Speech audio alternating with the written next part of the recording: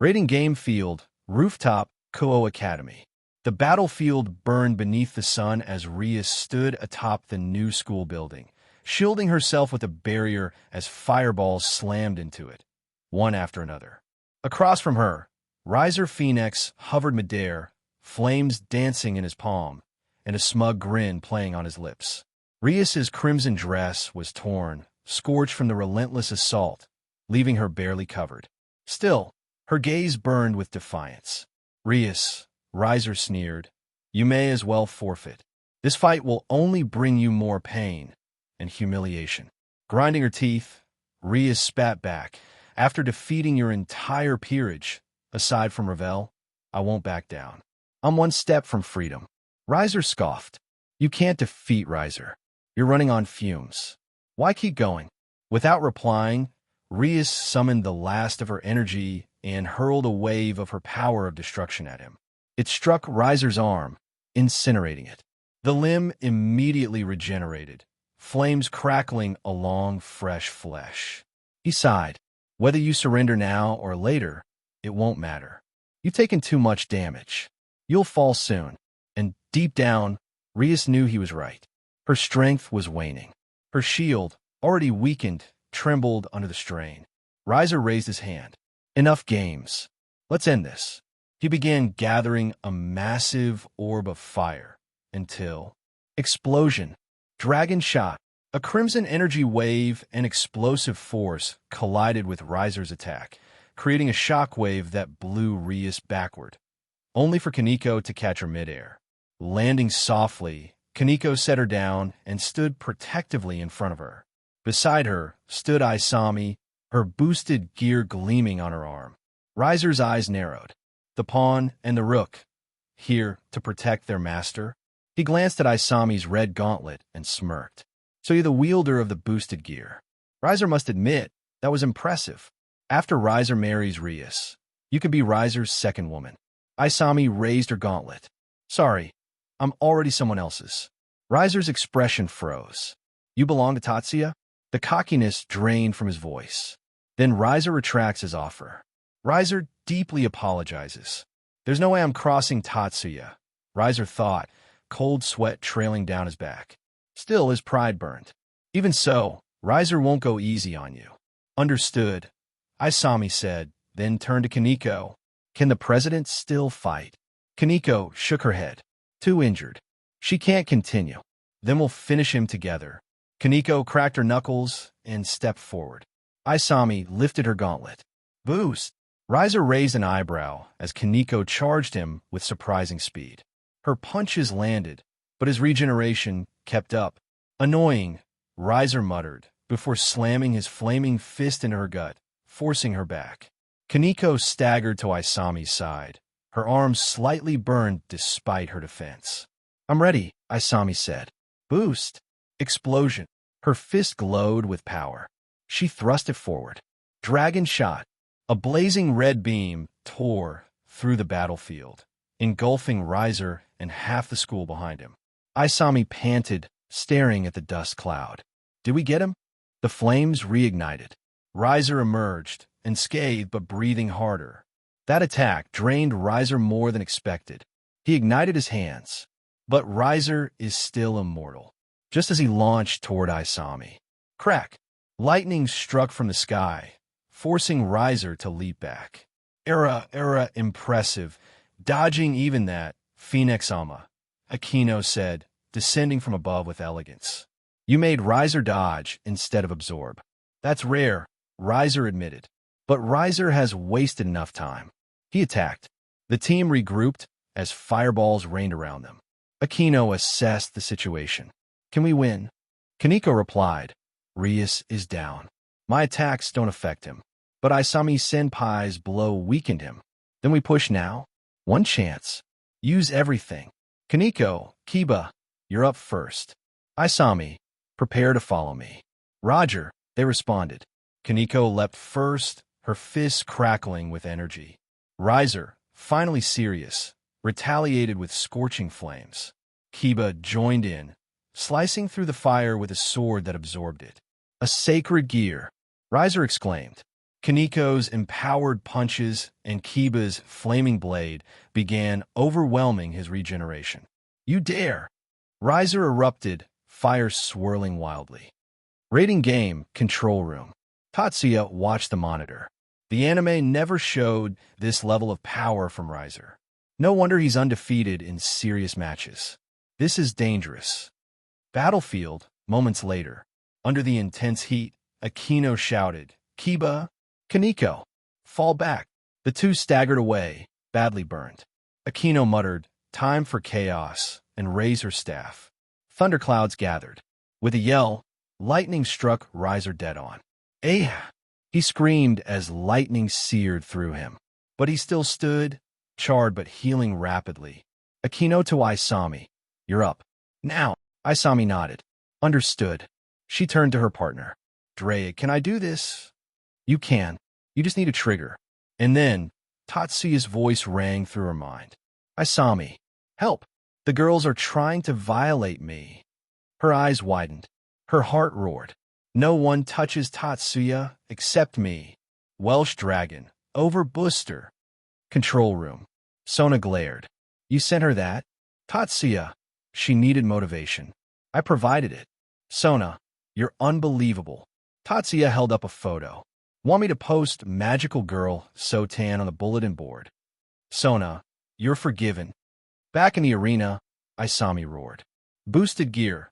Balance breaker. Scale mail. Her body gleamed red, dragon armor covering her from head to toe. Everyone gaped. I have to finish this. I can't let them have fun without me. She launched herself at Riser, unleashing strike after strike. He countered with flame-infused punches. They collided in midair, a battle of will and fire. Akino watched anxiously. Kiba, Kaniko, can you move? Only our arms, they said. Good enough. Kiba, can you slash from the air? Kiba nodded. Kaniko, throw him. I'll support with my final magic. We need to give Isami an opening. Kaniko gritted her teeth, lifted Kiba, spun, and hurled him into the air. Isami moved. Isami backflipped away. Kiba slashed. Riser took the blow, and then Akino unleashed all her remaining lightning. Riser screamed. I'm not done yet, he bellowed, rising from the smoke. Isami prepared the final move. Boost, boost, boost, boost. She gathered energy into a massive orb, nearly her size. This is it, full power dragon shot. A tidal wave of energy erupted. Half the building vanished in the blast. No. Riser screamed as light consumed him. Riser Phoenix has retired. Isami landed, panting, smiling. We did it. But then, Rias Gremory has retired. The Gremory team turned in horror. Rias's body dissolved into light. Since Riser retired first, the winner of the game is Rias Gremory. The team sighed, victorious, yet hollow. Control room. Sona blinked. That was anticlimactic. Everyone nodded. Tatsuya leaned back. Even with her freedom, was it worth it? Graphia tilted her head. Why do you say that? Tatsuya opened his eyes. Because Rias will go down as the only king in rating game history to win without defeating a single piece of the enemy. It was her team that carried her. That's not glory, it's pity. The room went quiet, stunned into silence. And with that, the curtain closed on a battle of pride, flames, and chaotic affection. The rating game had ended in a dramatic victory, and Tatsuya, along with his team, made his way to meet Isami and the others. The moment Isami spotted him, her eyes narrowed. Why the hell didn't you call me while you were violating him? Everyone stared at her blankly. With deadpan expressions, they explained what had actually happened. Isami sighed in disappointment, but eventually accepted it, and after exchanging congratulations, the group returned to Kuo Town. The next morning, dining room. Everyone had gathered around the breakfast table. Everyone except Kurumi. Moments later, she strode into the room dramatically, raising a hand and declaring with a smug grin, "Sup, virgins?" She drew out the last syllable with deliberate cruelty. Every girl at the table flinched as if struck by an invisible arrow. The air turned cold as they glared at Kurumi. Completely unfazed, Kurumi walked over to Tatsuya and wrapped her arms around him from behind. Last night was amazing, Tatsuya. You were intense. Just thinking about it gets me excited again. She smirked at the others. It was divine. Groans of fury echoed around the room. Then, without warning, Miyuki stood up, slamming her palms on the table. That's enough. Oni-sama, let's go to the bedroom and make love. Right now. Tatsuya blinked. It's still morning. Miyuki faltered but then smirked. Fine. Then we'll do it tonight. Every other girl at the table perked up, glaring daggers at one another. Himari frowned. The issue isn't when it'll happen. Karen finished. It's who gets to do it next. Kurumi, meanwhile, was silently grinning. Without anyone noticing, she slipped Tatsuya's phone from his pocket and tapped a few messages. Let's spice things up, she whispered. Moments later, 3 magic circles appeared in the room. Kuroka, Yasaka, and a regal-looking woman with black hair and golden eyes emerged from the light. Everyone froze. Which bitch took his first time? They all roared in unison. Chaos. How do they know? Someone shouted. Everyone turned to the source of laughter, Kurumi, giggling like a maniac. Tatsuya sighed. Kurumi, did you call them? Yup, she beamed. I thought it was time to announce my dominance. She stood proudly and proclaimed, Hear me, virgins. I, the great Kurumi, have claimed Tatsuya's virginity. You may now applaud me. The room erupted. Girls leapt from their chairs, ready to attack her.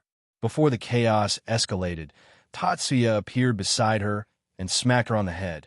Not too hard, but with enough force to stop her. First of all, he said flatly, Yasaka isn't a virgin. Secondly, cut this nonsense. He turned to the 3 newcomers. Yasaka, Kuroka, Amaterasu. What are you 3 even doing here? Don't you all have important responsibilities? They snorted. That fox sent us a message, Amaterasu said, crossing her arms. Tatsuya's second time is being decided. She even bolded it. Amaterasu glared at him. I was this close to taking your first time when you visited last time. You betrayed me. I didn't betray anyone. Tatsuya snapped. You dosed me with aphrodisiacs and tried to jump me. That's assault, not romance. Details, she said with a smirk. Make it up to me. Let's go to your room right now. The other girls growled in unison. Back off. They all began arguing again, while Kurumi happily watched the chaos unfold like a reality show. Later, Tatsuya finally managed to calm the situation down by promising each of them a turn in the future. He reinforced the promise with a controlled burst of aura, enough to remind them why he was not to be trifled with. Satisfied, the 3 visitors eventually left. Tatsuya slumped into a chair. Peace at last. Time skip. Evening. Tatsuya's phone rang. Azazel. Moshi Moshi? Tatsuya answered, puzzled. Azazel's voice came through. Yo, sorry to call you out of the blue. I need a favor. Go on. I told an acquaintance about the high-quality alcohol in your restaurant. He wants to try it. Can you prepare a meal for his group tonight? How many people? Probably 4 or 5. Troublesome guests? Maybe a bit perverted but not dangerous. If you're calling him a pervert, he must be extreme. Fine. Tell them to mention your name. I'll have it ready. Tatsuya hung up. Later that night, restaurant. Tatsuya waited. And waited. No one came. He sighed. Next time Azazel visits, I'm hitting him with a jinjutsu that makes everyone look like Miltan. After closing up, he returned home and collapsed in a bed, only to sense movement. He opened his eyes. Miyuki and Himari stood by his bed, eyes glowing with intent. What are you 2 doing here this late? He asked. Miyuki smiled sweetly. It's already past midnight, Oni-sama. A new day. Time for a new experience. Himari nodded. We want you. Tonight. Tatsuya groaned. You realize this is going to cause chaos tomorrow? We don't care, they said in unison. Once the others get their turn, they'll stop complaining. You 2 are shameless. We know, they whispered and pushed him down. Time skip. 2 hours later. Tatsuya lay between Miyuki and Himari, both unconscious and nude, snuggled against him. They're enemies at the table, but allies in bed, he mused. He covered them with a blanket, kissed their foreheads, and was about to drift off when he sensed multiple powerful presences descending into Kuo. He groaned. Why now, when the two responsible for this town are in the underworld? He dressed quickly and stepped outside, preparing to fly toward the disturbance, only to pause. Why are they all headed directly toward me? Tatsuya narrowed his eyes. Let's see what this is about. He sat calmly outside, watching. Suddenly, a barrier snapped into place around the area. He stood up alert.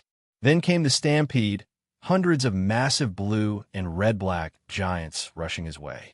A stampede? Great. Leading them, a group of 5 flew through the sky. An old man with a long beard and robe, a muscular warrior in Viking gear wielding a hammer, and 3 armored women, one with silver hair, one black, and one purplish, all bearing divine auras. Tatsuya raised an eyebrow. Looks important. He tuned into their argument mid-flight. Why are we running instead of fighting? The Viking bellowed. You fool. We're in a populated area. My assistant put everyone to sleep to avoid casualties, the old man snapped. You were told not to take this route, the black-haired woman added. The Viking grinned. But it was for the alcohol Azazel recommended. We had to taste it. Yeah, let's beat these giants and get that booze, the purple-haired woman cheered. Men, muttered the silver-haired woman. Hey, the Viking barked. If you're so against it, why did you all come? For the alcohol, they all admitted. But why did you take a path through Frost Giant and Surtur's territory? Enough. Let's fight. This place is big enough to minimize damage. The Viking floated forward. Bring it, you icy bastards. The black-haired woman sighed. You can't beat them all. But I can, a calm voice interrupted. Everyone froze. Even the giants. They turned to see a single man standing calmly outside his house. Tatsuya smiled faintly. I've had enough chaos for one day, but I'll make an exception. Hey, everyone. If you enjoy my quantum audiobooks, you can support me by becoming a Patreon member. Your support helps me keep creating, and you'll get exclusive perks. You can also access my audiobooks directly through Google Drive. Check out the link in the description. Now, let's get started.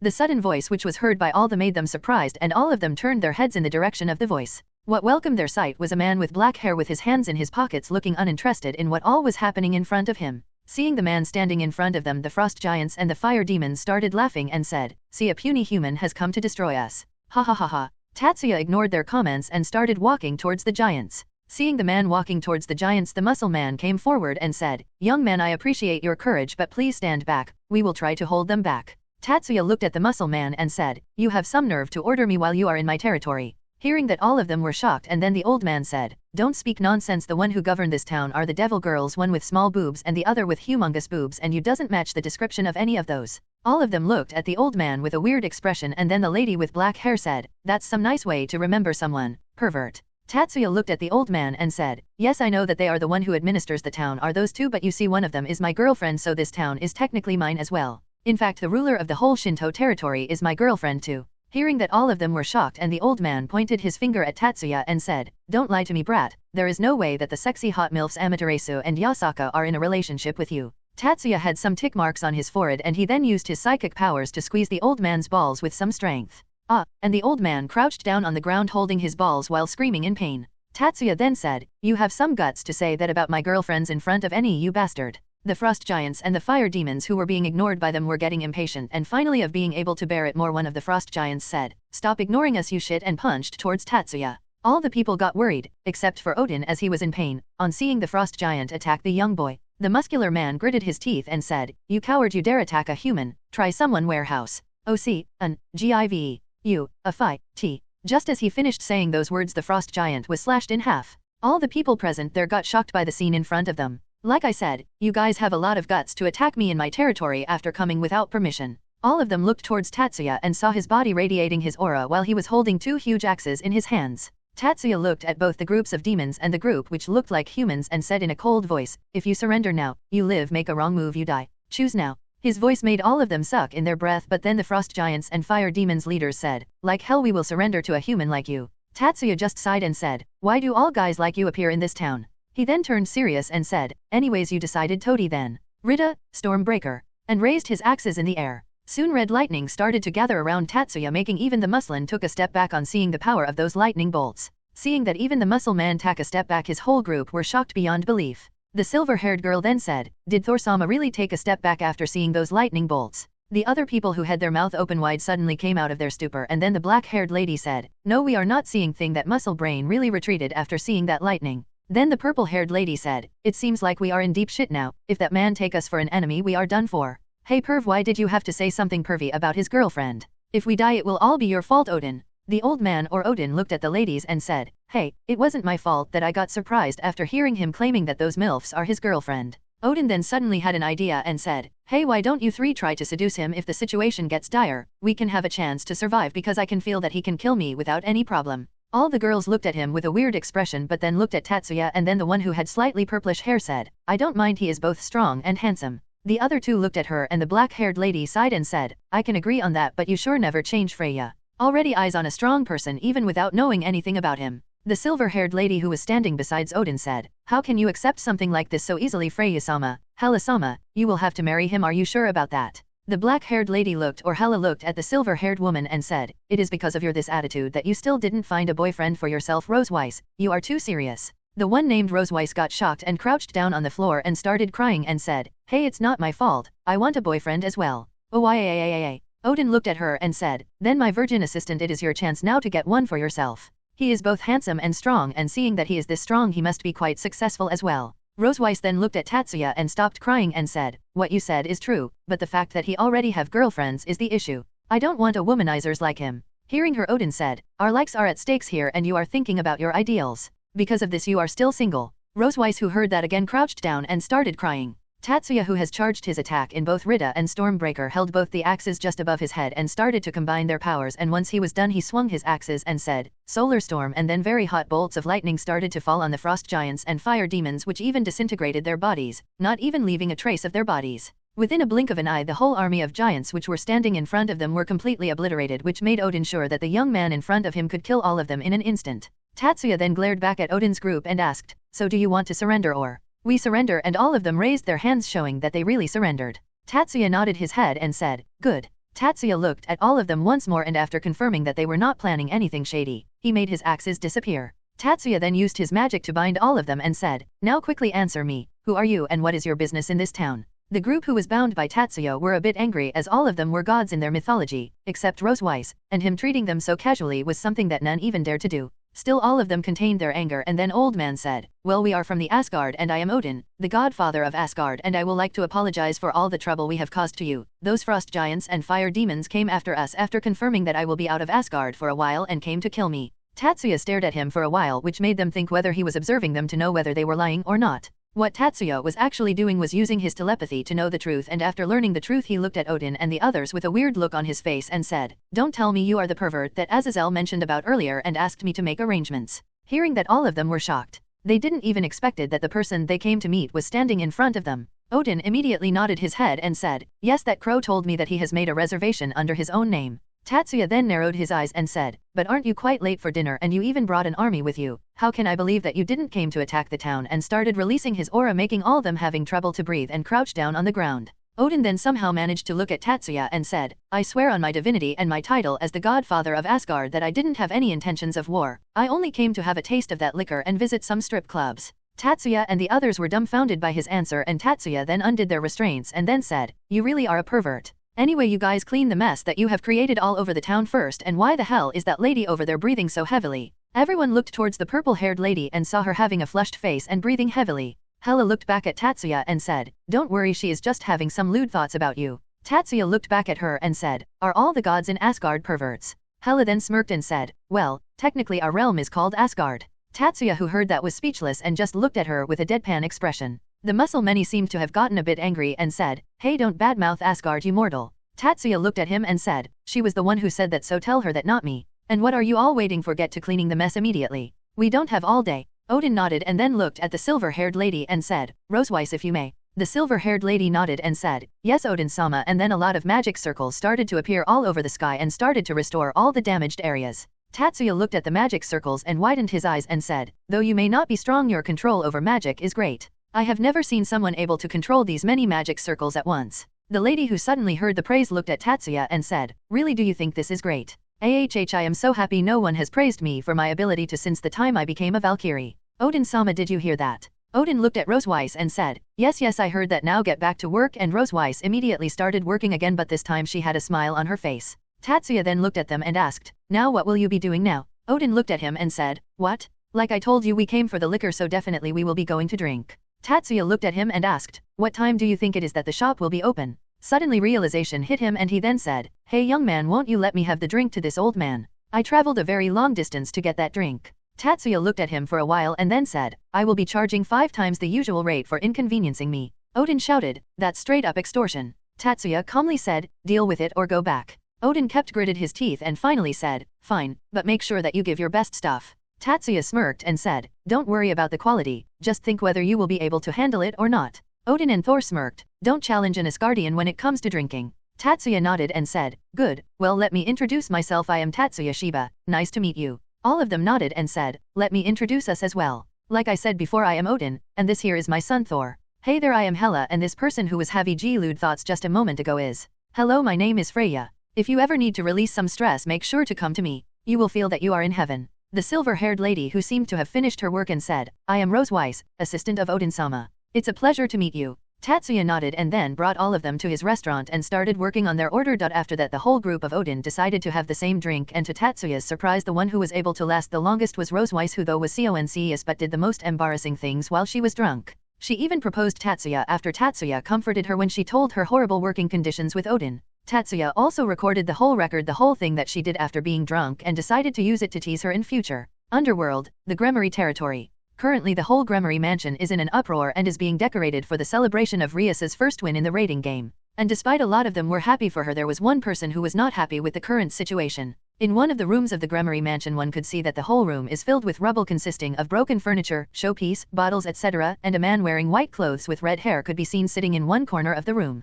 This person is none other than the current head of the Gremory family, Zetifak Zeticus Gremory. Zeticus who has kept his eyes closed massaged his temple and said, how the hell did all this happen? I did make sure that there were no problems with this marriage and then decided to let her participate in that rating game to only look like a good father. I thought that an amateur will not be able to defeat a seasoned player and a Fennex at that. I underestimated her I underestimated her peerage. I didn't knew that they were so strong and the Red Dragon Emperor is in her peerage all this were not in my equation. Now all my plans to make a direct connection with the Fennex is completely ruined. He then punched the wall beside him causing a crack in the wall. He then sighed and said, well what's done is done, that daughter of mine is now out of her marriage that she wanted from so long, let's congratulate her later as a good father. I should now make plans for what to do now. Well let's see many devil families will still be willing to marry her. Let's try to set her up with some high-class devil family as a reward for her performance in the rating game. I am sure many of the influential devil houses will like to be a part of the Gremory family. I just need to see which house will benefit us the most. He then showed a malicious smile but it immediately changed to a normal one and then he left the room.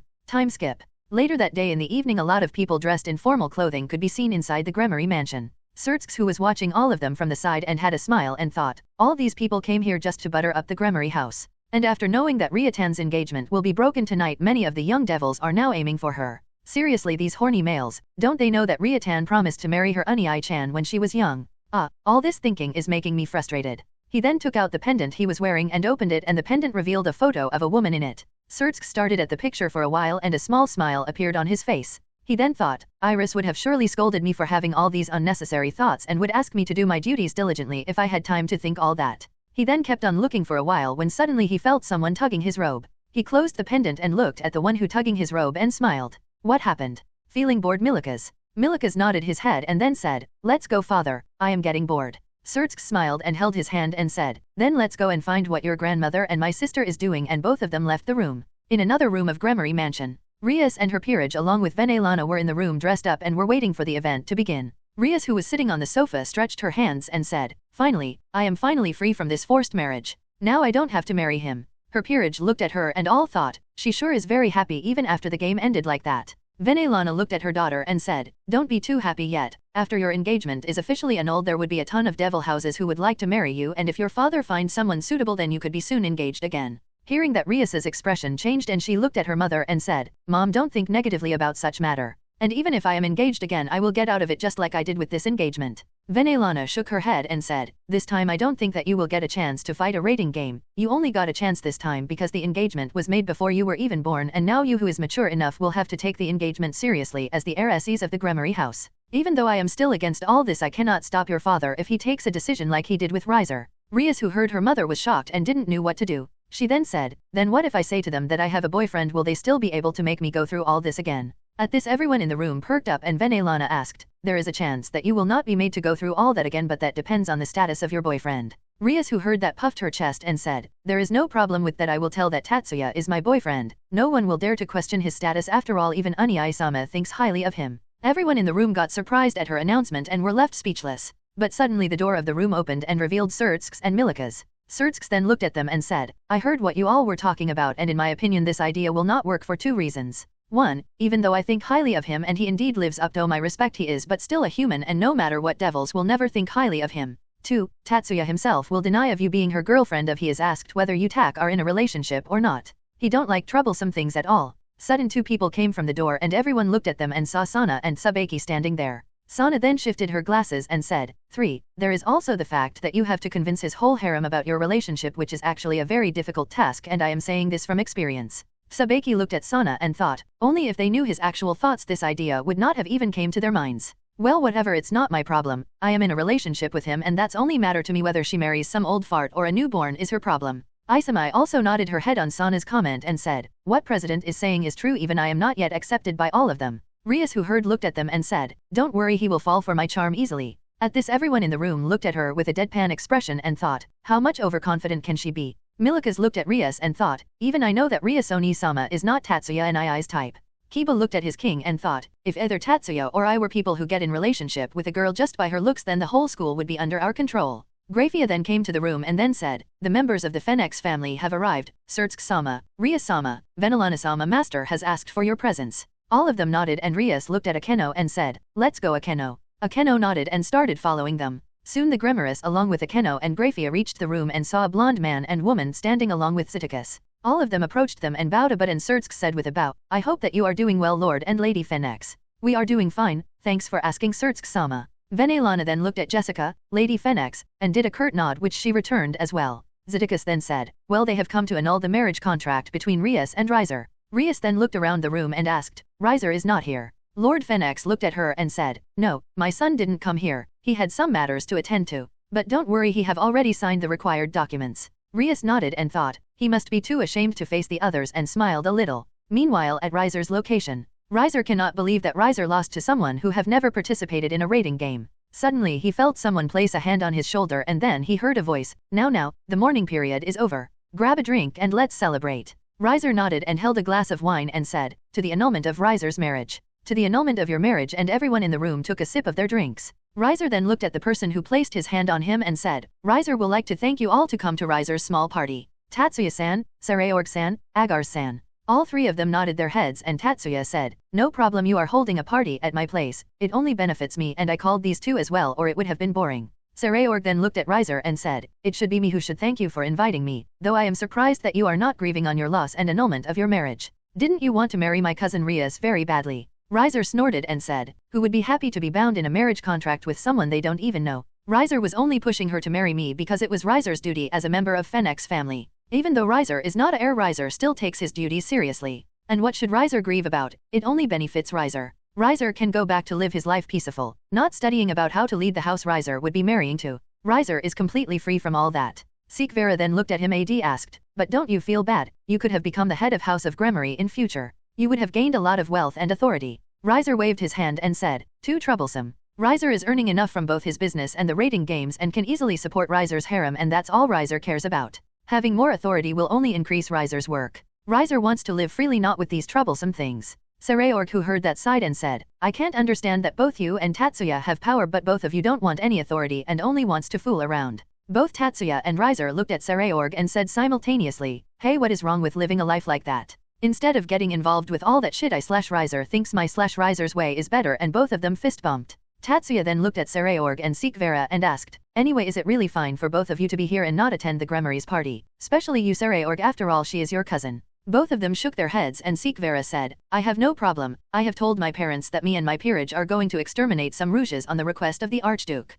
Saray then said, no problems with me either. I have told mother that me and my peerage have some work to do. Besides, didn't I promise earlier you have much more priority in my eyes than the devils? How could I refuse when you were the one who invited me? Tatsuya smiled and Saray's answer and said, then let's drink tonight till we are wasted on the celebration of annulment of Riser's engagement. Riser looked at Tatsuya and said, you took the words out of Riser's mouth, Tatsuya-san. Saray looked at Tatsuya and said, oi, are you even allowed to drink alcohol? Tatsuya looked at Saray and said, Saray, let's compete who can drink more. When Saray heard the word compete, he forgot all about age restrictions and started gulping down the bottle in front of him, and so did all the boys of his peerage. The girls looked at the boys and said, seriously, these boys and their antics, and rest of the girls nodded their heads in approval. Underworld, in Gremory's mansion. All the documents concerning Rias's marriage annulment were signed, and all of them were in the hall attending the party. Venelana, Misla, and Jessica were standing with each other and were talking when suddenly Venelana asked, hey, why I don't see your children and their peerages here? Now that I think about it, Seekvarachan is also not present.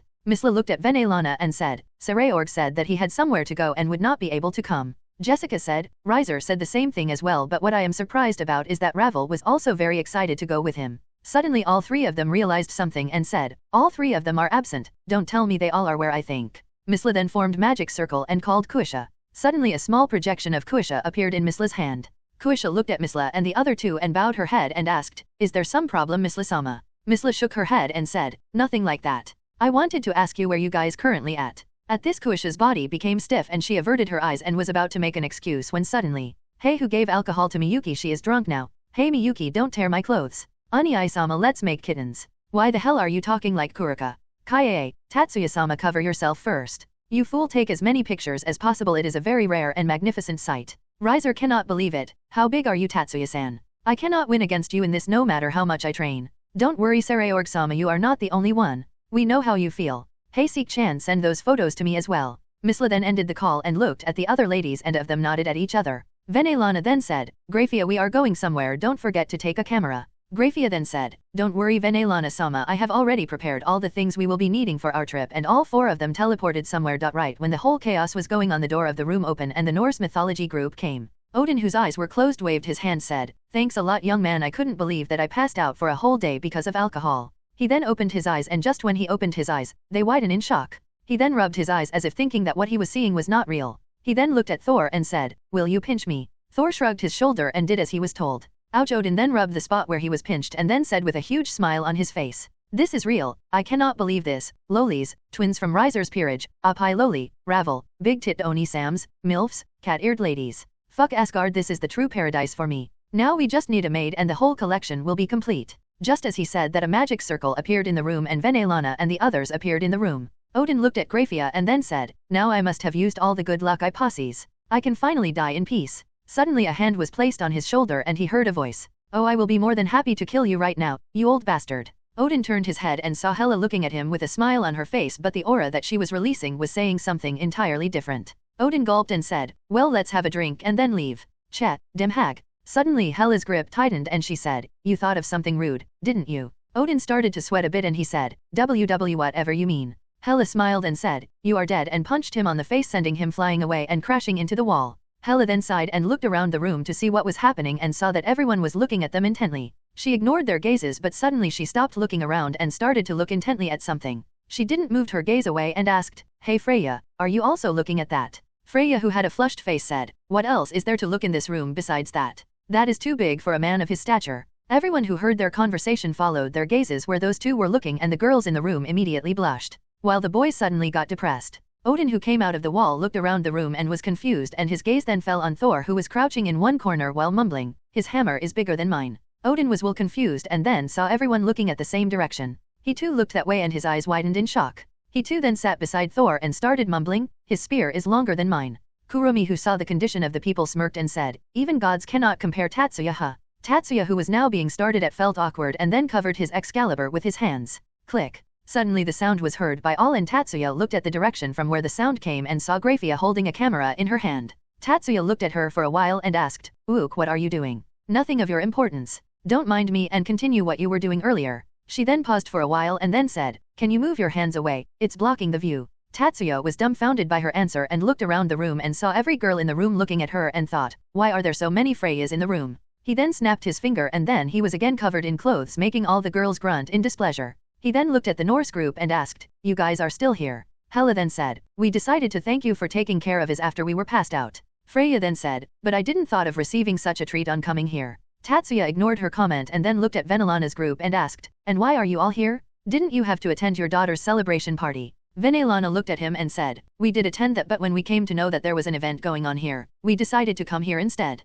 Tatsuya then asked, "What kind of event did you think was going on here?" Before any of them could answer, Kurumi said, "What else? They must have thought that an orgy is going on here." At this, all the girls in the room except for the older ones blushed. Freya then looked around the room and said, seeing the condition of the other males and in what situation Tatsuya was, it would be more appropriate to call reverse rape. At this, their blush intensified more, making them look like that they were about to faint. Kurumi then raised her hand and said, "Oh, to those of you who have not heard yet, there is an announcement that I have to make." At this, most of ladies who were present there looked at her intently, while some of them who knew what she was going to do sighed or glared at her. Kurumi then gave a fake cough and said, "I have already claimed the throne." Most of the girls were confused on what Kurumi said. Seeing their confused expression, Kurumi made a circle with her fingers in one hand and then started to use the middle finger of the other to make an action which looked like entering and leaving the circle, with a sly grin on her face. All the ladies now understood what she was saying and then began glaring at her as well. Tatsuya was sitting in one of the chairs without bothering about what they were talking about and was silent, drinking. After the declaration was made by Kurumi, Miyuki came forward with a proud expression on her face along with Himura and said, "Kurumi, you are not the only one, we did that with Uni-sama-sama as well." Kurumi then smirked and said, "Yeah, I know, I was watching the whole thing from inside him. I have to say, you two lost pretty easily. Tatsuya and I had a wilder night than yours." Hearing that, Miyuki and Himura scowled and glared at Kurumi and then all of them started bickering. Tatsuya then noticed someone approach him and looked at the person and asked, "What happened, Freya?" "Hela." Both of them sat beside him and Freya said, "If you want you can do it with us." Hela then said, "And if you agree now, you get a Roseweiss free." Roseweiss, who was standing behind them, said, "Hey, don't treat me like a freebie." Tatsuya then put his glass on the table and said, "Sorry, not interested." At his answer, all three of them were surprised as they could not believe to deny them even after Freya was using her seduction magic. Freya then said, "You know, not many people and a human at that would get a chance to have sex with a goddess, and two at that. You can still take up on the offer." Tatsuya just smiled and said, "Thanks for your concern, but my answer will not change. I am not a man who will do it someone that I don't love." At this, all three of them widened their eyes and said, "And what about that harem of yours?" Tatsuya then said, "Hey, I did say that not to those that I don't love. They all consist of people that I love, so they are fine." Roseweiss looked at him and thought, even though he is womanizer, he is not bad. Looks like I thought very wrongly of him. Both Hela and Freya then sighed and then said, "Whatever, but do tell whenever you need some company in the bed." Suddenly they heard a cold voice which said, "Uni-sama have much more people to accompany him than his bed can even handle." This creeped both of them and they jolted back in surprise. Tatsuya then looked at Miyuki and said, "Don't scare them like that," and patted her head. Miyuki, who was being patted, was in bliss and hummed in response. Tatsuya's hands were then grabbed by someone and he looked at the people holding them and found Asia and Ingvild holding one each. He raised an eyebrow and then asked, "What do you two want?" Ingvild and Asia looked at each other and then nodded their heads and then said, "Please, let us accompany you in the night, the next time." Tatsuya didn't took much time and said, "Okay." Ingvild then said, "Please wait, you already agreed." "How?" Tatsuya shrugged his shoulders and said, "Do you really believe that I think that any of you will stay silent after one of you did that? It only is a matter of time till you ask me yourself. So instead of postponing it, agreeing will be the correct way." Then as four after them said, Karen, while pointing at the other three Nikoshao around her, making them all blush. Tatsuya nodded and said, "Done." The other girls in the room also wanted to ask him but decided to stop as they don't have any intimate relationship with him. But then suddenly Grafia raised her hand and said in her usual cold tone, "Then I want a turn as well." All the girls looked at Grafia with a surprised expression, except the Norse girls, and Venelana and the other two looked at her as if she was a traitor. Tatsuya looked at her for a while and then said, "Well, that was a little unexpected, but you have to take the permission of the others first." Grafia then said, "Understood. Now then, the ladies who are in a relationship with Tatsuya, please gather in an empty room immediately. We have some things to discuss as soon as possible," and then opened the door. All the girls looked at her with a deadpan expression before following her out of the room. After all of them were gone, Kuisha came closer to Tatsuya and said shyly, "I want to do it as well." Tatsuya looked at her and said, "No problems, go and discuss with them." After Kuisha left the room as well, there was silence filled in the room and everyone was looking at Tatsuya. Tatsuya looked back at them and said, "What? If I don't agree with this, I am scared that I will become a rape victim." The people thought about what Tatsuya said for a while and then nodded their heads in understanding. They could imagine that it can happen in future. Underworld, Gremory Mansion. Sana, Sabeki, and Surfall were feeling a bit odd and thought, "Why do I feel like that I am missing something important?" In the morning, Tatsuya is standing in front of the opened door of his house with a redhead standing just in front of him. Tatsuya looked at her for a while and asked, "What happened, Rias? Why so early in the morning? Need something?" Rias shook her head and said, "Nope, just wanted to VO to school along with you." Tatsuya nodded and looked back inside and said, girls' grammar will be joining us on the way to school. Whatever, it doesn't matter, all of them said in unison. Tatsuya shrugged his shoulders and then said, wait for a bit and then we will leave. Soon all of them came and Tatsuya and the others left for the school. Along the way Sinon looked at Rias and asked, so how is your life after winning the game? We heard that you had a celebration on your win. Rias looked at her and smiled, it has been good. No more fussing over engagement or being forced by the family. And yeah, we did celebrate. But you know there have been a lot of people who trying to set up a marriage with me. Seriously, it's so annoying. I even told them that I am interested in somebody else but they are still not giving up. Rias said those words while glancing at Tatsuya who did what any sane man would do. Simply ignored her and kept on walking. All the girls looked at her and were trying to hold their laugh and all of them thought, does she really think that she could make him jealous? Seriously, redhead has too much overconfidence. Tatsuya who was simply walking and then suddenly someone jumped on his back. Tatsuya turned his head and said, good morning Isami. Looks like you are enthusiastic in the morning. Isami just smiled and gave him a peck on the lips. During these few days after the devils came back, Isami's and Tatsuya's got into relationship after Isami confessed to him. Though she thought that she would be rejected by others, but to her surprise even Miyuki allowed her to be with Tatsuya rather easily. Tatsuya himself didn't had any problem with that as he had taken a liking to Isami during the time she used to train under him. He was quite happy himself as he was going to confess to her himself after the rating game was over. Isami then got off from Tatsuya's back and then looked at others and said, good morning everyone. Her gaze then fell on Rias and she asked, what are you doing here Prez? Rias just smiled and said, oh just joining them on the way to school. Ingvild then came closer to Isami and said, trying to seduce Tatsuya. Isami who now heard the real reason nodded and then started to talk with the girls. Rias then walked closer to Tatsuya and asked, hey Tatsuya, can we have the orc meeting at your house today? Tatsuya didn't even look at her and said, why? This answer made her a bit surprised and she said, please, the clubhouse will be undergoing the annual cleaning. Tatsuya then thought for a while and then said, then it would be better to go to Isami's house. She can meet her parents as well like that. Rias who heard that wanted to retort but couldn't as Tatsuya's reasoning was right. Soon all of them reached the school and separated their ways. Later that day Tatsuya and his group went directly to their homes without bothering the Gremory group. On the way Ingvild looked asked, why didn't you let them come to the house? You are not that strict to let someone not even enter it. Tatsuya looked at her and then said, I don't have any problems if a person just wants to come and hang out. What I have a problem with is that if she found out about our training facilities she would be bothering us too much. Do you think that a time chamber is something easily available? The gravity and climate manipulators along with all the things present there to make you all train for different circumstances is not something that can be easily found. All of them nodded and then silently went back home. At night Tatsuya felt a familiar presence inside the town and decided to check. He then directly teleported to the location and found himself standing in a room with a lot of sofas and dim lighting. He then took a seat on the sofa and waited for a while and soon a door opened and came a man with black and blonde hair wearing a yukata. Tatsuya looked at the man and asked calmly, what are you doing here in the town Azazel? Azazel was surprised by the voice and looked at Tatsuya and asked, since when did you came here? A while ago. Azazel nodded and then took a seat on one of the sofas and said, well, this town is peaceful and I like the silence here. It's very relaxing. Tatsuya looked at him with a deadpan expression and said, and what is the real reason? Azazel smirked and asked, whatever you mean,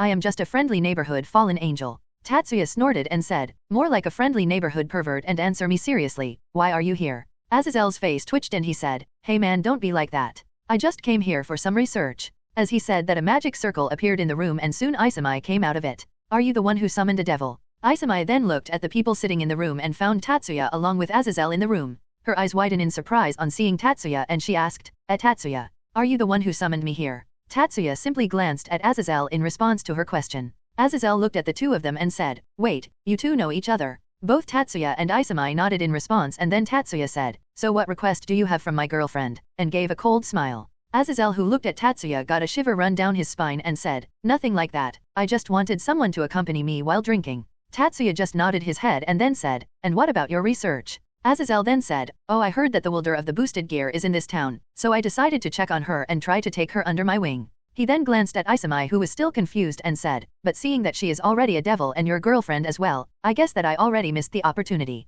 Tatsuya looked at Azazel and said, well, it was a fallen angel who killed her, so I guess you already lost the chance to even ask her. Azazel who heard that looked at Tatsuya and said, seriously, man, there has been a lot of rouges and traitors in the organization. This getting on my nerves. It is because of them that fallen angels have a bad name in the supernatural world. Tatsuya then sat back comfortably and them said, anyway, let's leave it at that. How far has your research progressed and how is the battle junkie? Azazel then summoned a bottle of whiskey and some glasses and poured him and Tatsuya some. He then looked at Isami and asked, do you drink? Isami who just being ignored till now got surprised and said, no I don't. Tatsuya then took out a can of cola and threw it at her and said, here. Isamai caught the kin and then looked at both of them and asked, is it fine for me being here? Tatsuya waved his hands and said, just sit there for a while and drink, after that your contract is complete and you can go. Isamai nodded and then opened the can. Tatsuya and Azazel then started their talk, and after talking for a while Azazel then asked, hey, what would you do about Volit? Because you must be knowing that there is no way that he will not fight that girl sitting there.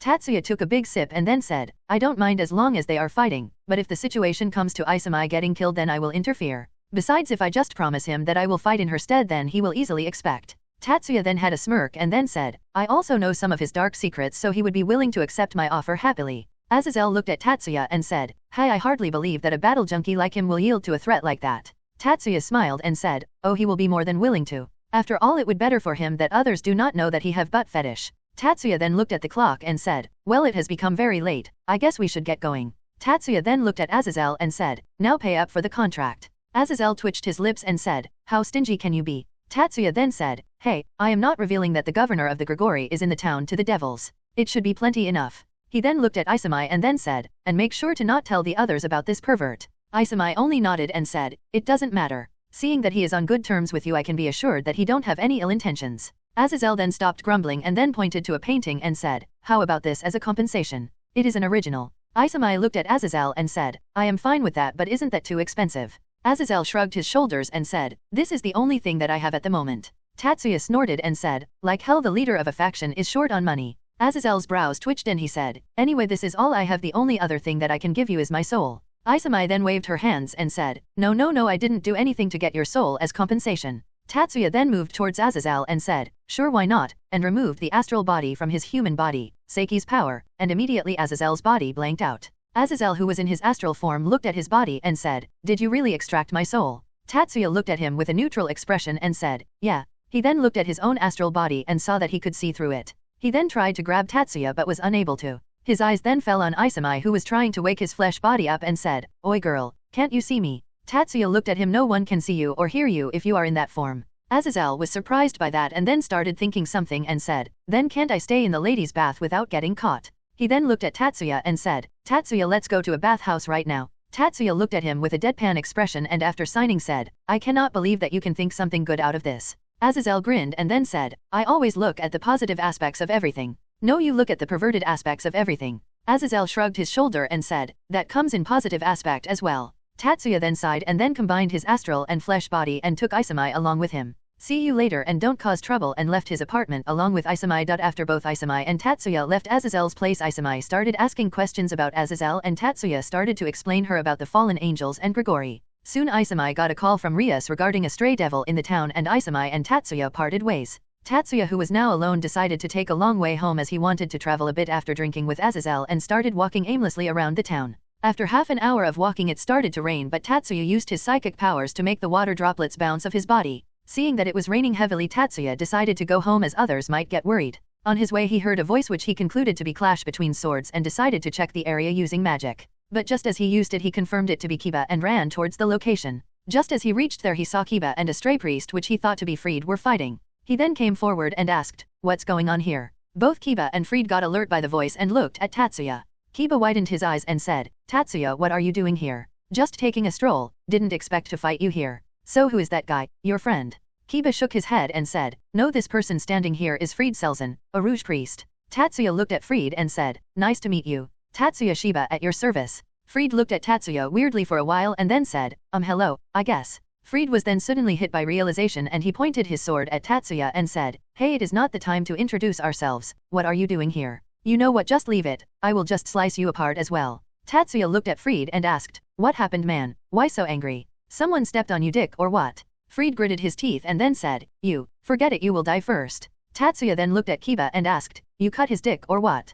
Kiba shrugged and said, no, he is just like that. Tatsuya nodded and then asked, want me to deal with him? Kiba then gripped his sword tightly and said, no, I request you to not interfere, there are some debts that I have to clear with that sword. Tatsuya then looked at the sword in Freed's hands and said, oh, it's one of those Excalibur pieces, huh? Well, go ahead, be my guest. Kiba nodded and said, thanks. Freed, who heard them, laughed maniacally and said, what happened, shithead? Got scared of my Excalibur-chan? Tatsuya then looked at Freed and said, I have an Excalibur down there as well, and you know, girls love it. Freed became a big pissed on seeing that Tatsuya wasn't the slightest bit scared and then said, let's stop talking and start slashing. Kiba became serious and said, yeah, let's go. Holy Eraser and black beams started to originate from Kiba's sword and attack Freed. Freed simply blocked the attack with his sword and then the sword started to emit holy aura. Freed then looked at Kiba and said, "That will not work on my Excalibur-chan, Devil-kun."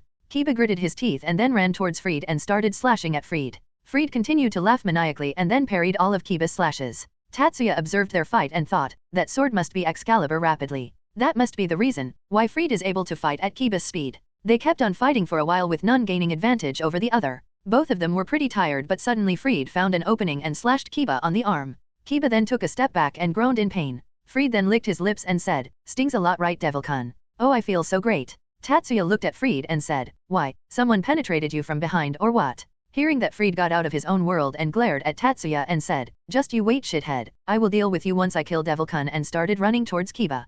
Kiba, who was injured, decided to block the attack, but noticed that he won't be on time because of his injury. Just as Freed was about to attack Kiba, Tatsuya said, "Oh man, you stepped on dog shit. Yuck."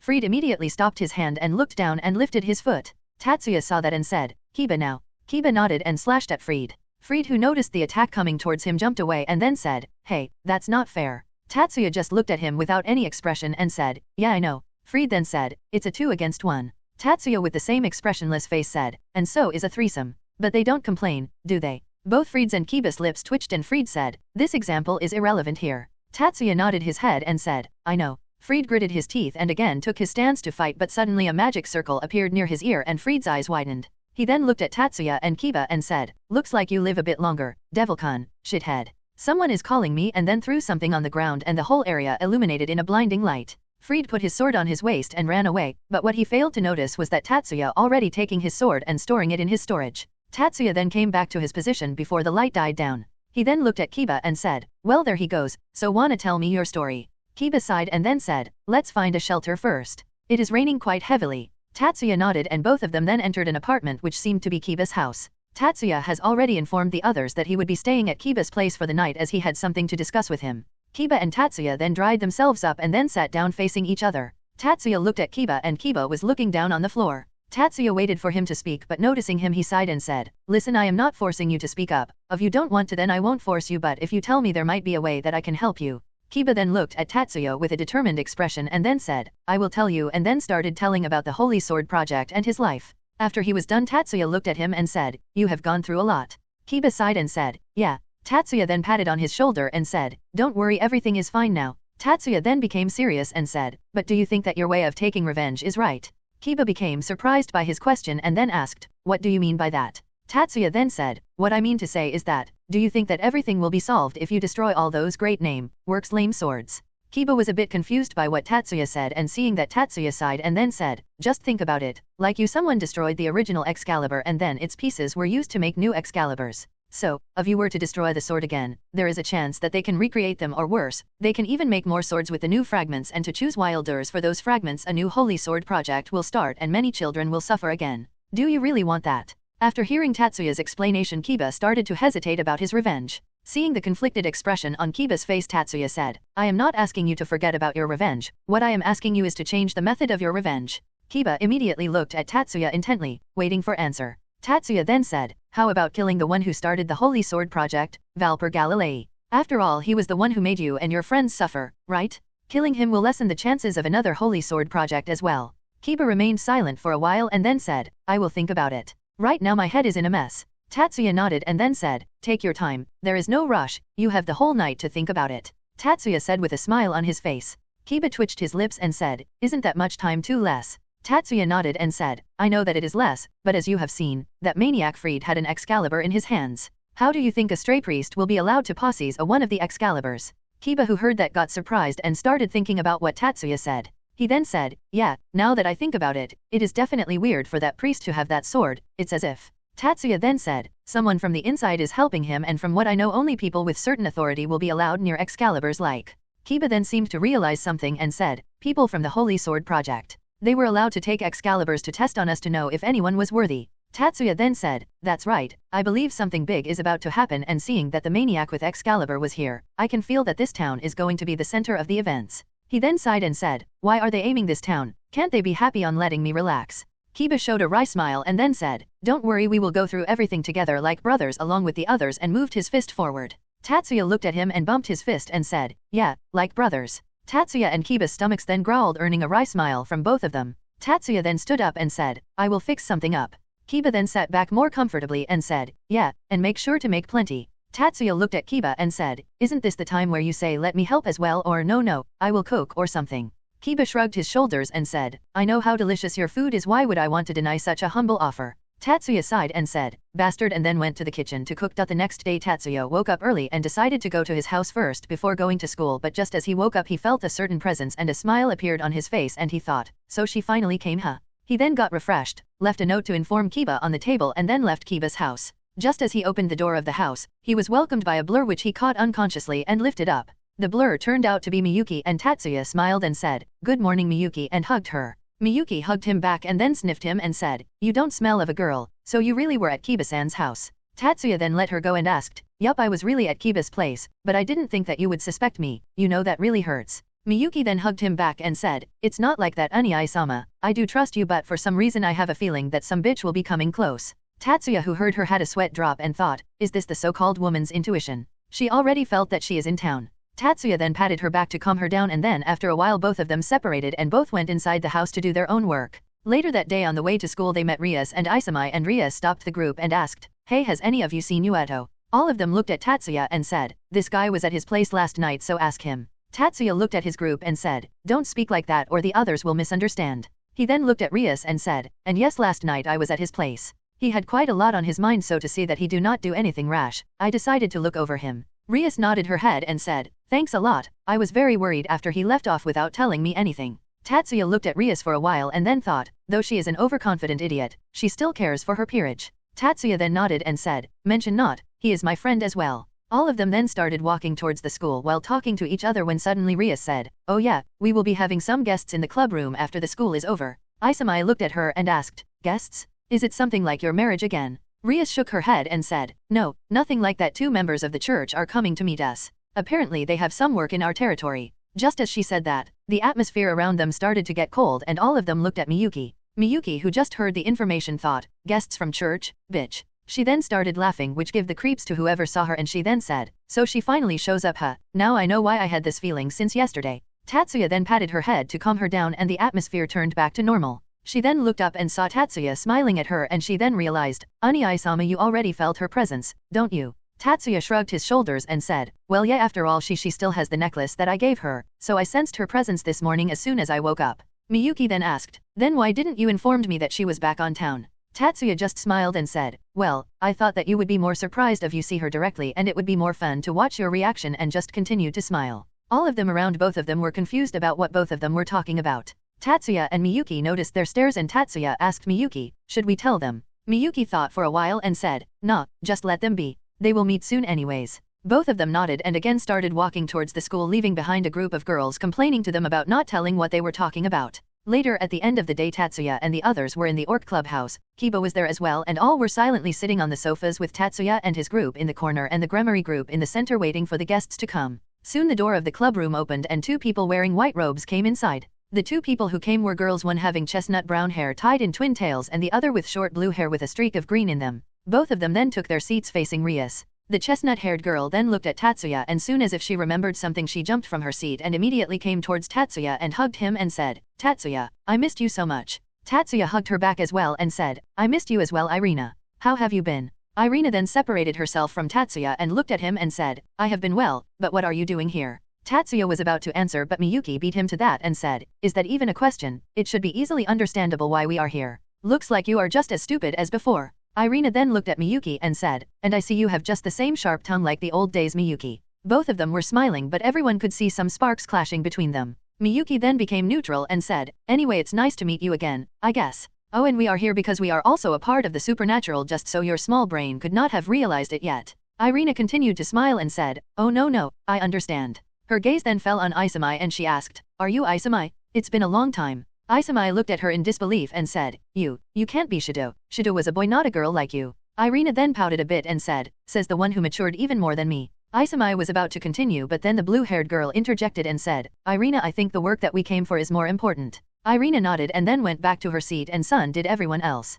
Seeing that everyone was sitting, Rias said, nice to meet you, I am Rias Gremory. The blue-haired girl nodded and said, Zenovia Corda, and this here is my partner Dash. Irina then waved both her hands and said, Hello, I am Irina Shido, but some of you must already be knowing me. As she said her full name, the other girls of Tatsuya's group suddenly realized something and said, Oh, you are the clingy bratty bitch. Miyuki has told us about you. It's nice to meet you. Irina's brows were twitching and she looked at Miyuki and said, Looks like you told them a lot about me. Miyuki smiled and said, Oh, not really. After all, there wasn't much to tell them about some trash. Irina's lips were twitching but she calmed herself down and said, Don't become restless, it must be a trial that God has set up. Miyuki then placed a hand on her cheek and said, Oh my, I didn't know that you regarded me as a god. Irina had veins popping out of her forehead and she thought, I really want to slice her apart. Miyuki just continued to smile in response. Seeing that they were not about to stop any moment soon, Tatsuya decided to intervene and said, Miyuki, stop that. Can't you see they are here for some important business? Look at Corda-san, she is itching to say something. At this, all of them looked at Zenovia, whose brows were twitching because of the commotion caused by the two girls.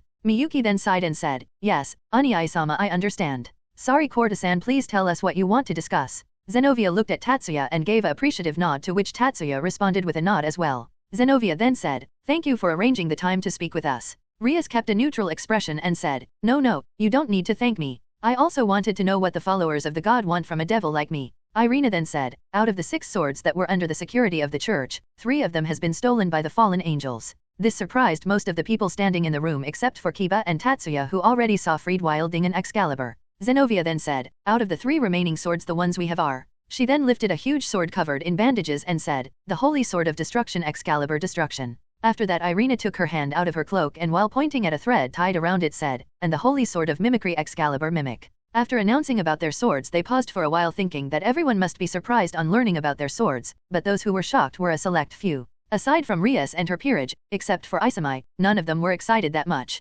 Isamai herself possessed a long Inus and knew that how strong her sacred gear could get, and the weapons that Tatsuya's team possessed could easily outclass those holy swords. While this was going on, Tatsuya looked at the holy sword with uninterested eyes and thought, this universe's Excalibur is not that much of a big deal. Sure, they may cause great damage to beings who are weak to holy element, but that's it. Nothing more than that. The specific ability that each holy sword gives the user is also not something of that importance. For instance, I can consider Excalibur Transparency and Excalibur Ruler to be a great sword, but those effects could be gained by other magical tools as well. If I were to compare, my dick is a lot better than these swords. I can change the shape and size of my it, just like the Excalibur Mimin, and if I were to thrust my dick once by removing half of the limeters on my body, I could at least level half of the town without any problem. I can even make it tougher than diamond using enhancement magic. Tatsuya then came out of his thoughts when Miyuki asked, Hey, is that thread your holy sword? Irina nodded her head and said, Yeah, this is my holy sword, it can turn into anything. Miyuki then said, Then couldn't it be stolen too easily? They just have to bump into you and loosen the knot and boom the sword is lost.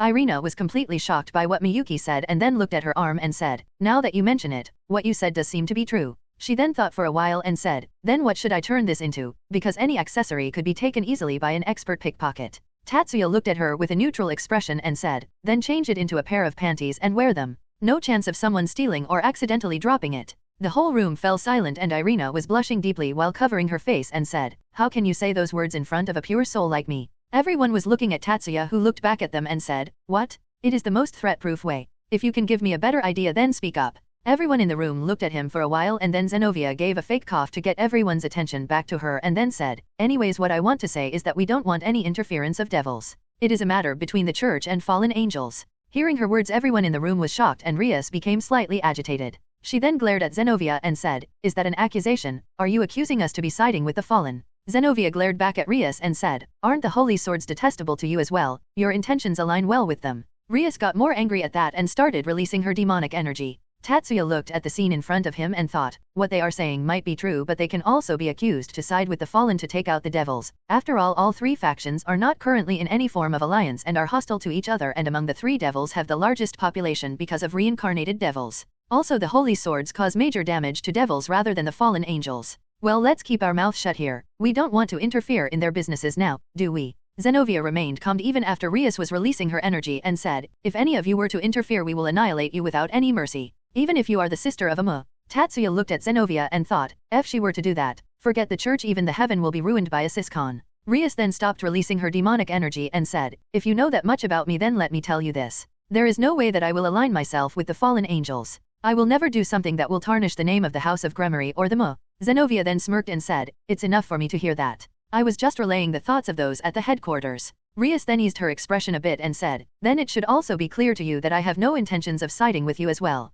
Zenobia nodded her head and said, of course, it is enough for us that you promise to not interfere in anything that happen in this town. Rias then thought for a while and then said, I understand. Zenobia and Irina then stood up and said, thank you for taking out time and listening to our request. Rias then said, won't you have some tea before you go? Zenobia shook her head and said, no thanks, we are not here to make friends with devils, and started to leave along with Irina but soon stopped on her tracks and looked in the direction of Tatsuya's group. She then said, I have been suspecting this since I entered the room, but aren't you Asia Argento? Asia was a bit surprised by this and said, yes. Zenobia then narrowed her gaze and said, I didn't think I would meet a witch at a place like this. Asia became a bit surprised but only a bit, and then she regained her expression. Irina, who now remembered who she was, looked at Asia and said, oh, you are the former saint who turned into a witch, right? Yes. Irina then continued and said, I heard that you were banished from the church because you could heal fallen angels and devils, but I didn't expect you to side with the devils. Yes. Zenobia then said, but for the former saint to side with devils, you sure have fallen to the lowest you can. Asia didn't said anything, but Tatsuya and his team could feel that Asia was a bit pissed now.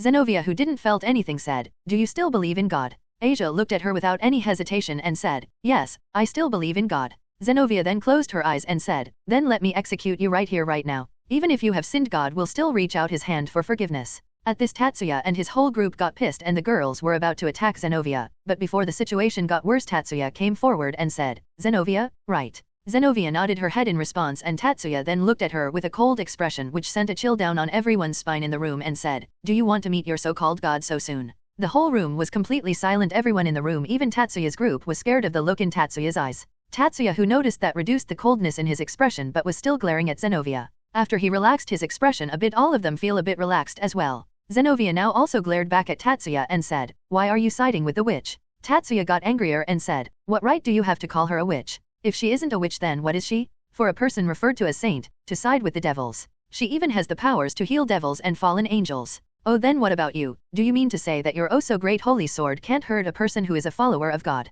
At this, Zenobia gritted her teeth and then said, that's not what I mean to say. What I meant was that she used her powers to heal a devil while she was a saint. It was not her fault that she healed an injured person that came in front of the church she was staying in. The higher-ups from your church has never taught her about how to differentiate between races. And just tell me, how can a devil enter the headquarters of the church and you exorcists just let them roam freely? In my opinion, all the fault lies with you exorcists who allowed a devil to get away, and instead of accepting your faults you all just banished her from the church. Not even a single one from your pathetic bunch came forward to help her. Zenobia got agitated when she was called pathetic and said, she was a saint, she don't need help from anyone, she don't need any friends. She can just live on her faith in God. If she just wanted friends, then she should have never become a saint in the first place. Tatsuya's glare intensified and he said, oh, so now you are saying that she don't need help because she was a saint. Looks like you are misunderstanding something here. Asia never asked to become a saint, she was made a saint, and do you know why? Because the higher UPS of your pathetic bunch didn't want to let go of her after seeing their ability. They gave her the title of the saint not because they thought that she was blessed by God.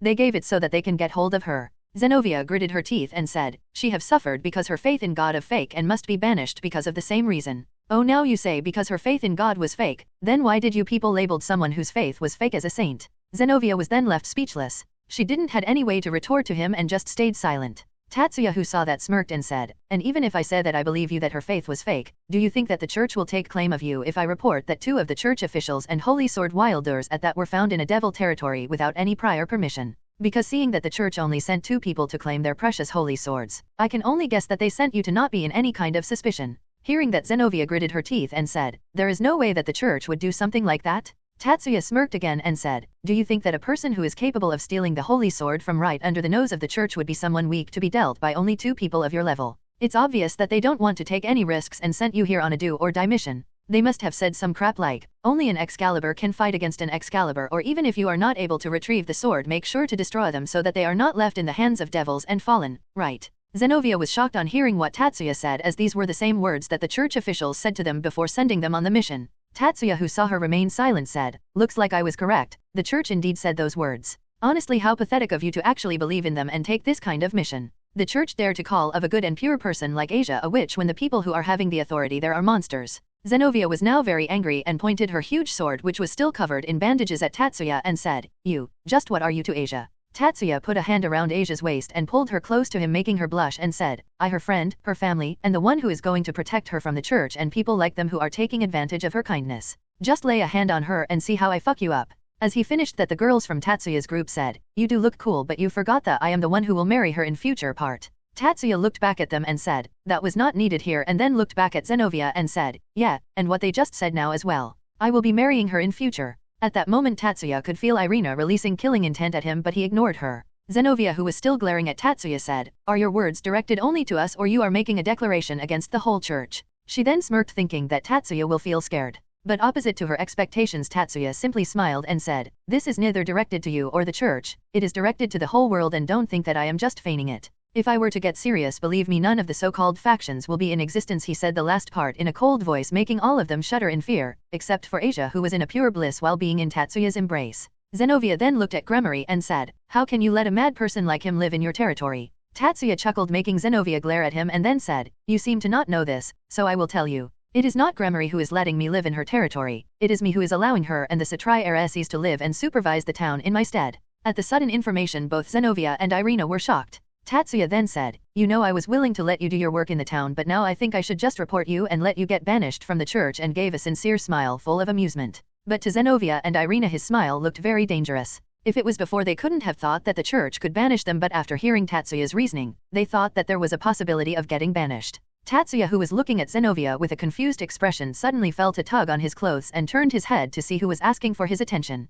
When he turned his head, he saw Asia, who was still in his embrace, looking up at him. Tatsuya forgot all about the argument that he was having with the exorcists and hugged her tightly and said, "Oh, Asia, you look so cute." Just when Tatsuya hugged her, Asia's blush deepened and then fumes started to run out of her when he called her cute. Asia then composed herself and said, "Don't report them and get them banished, it will hurt someone who have faith in God a lot. I know this from experience, it feels very bad to be asked to stay away from the only thing that you have been taught for your whole life." Miyuki then came closer to him and said, "And even though I don't like her, she is still a friend, I guess," while pointing at Irina. "You won't want her to go through trouble, right?" Hearing both of them, Tatsuya sighed and then said, "Just go and do what you want, but remember this, you even try to harm someone close to me, you will live a life that will make dying look pale in comparison." Hearing that, both Irina and Zenovia looked at Tatsuya and said, "Thanks a lot." Zenovia then looked up and said, "But the conditions are still the same, don't interfere or we will kill you." Tatsuya and his group snorted at her and said at the said time, "Like you ever could." Hearing them, Zenovia gritted her teeth but controlled herself and said, "We should be taking our leave then."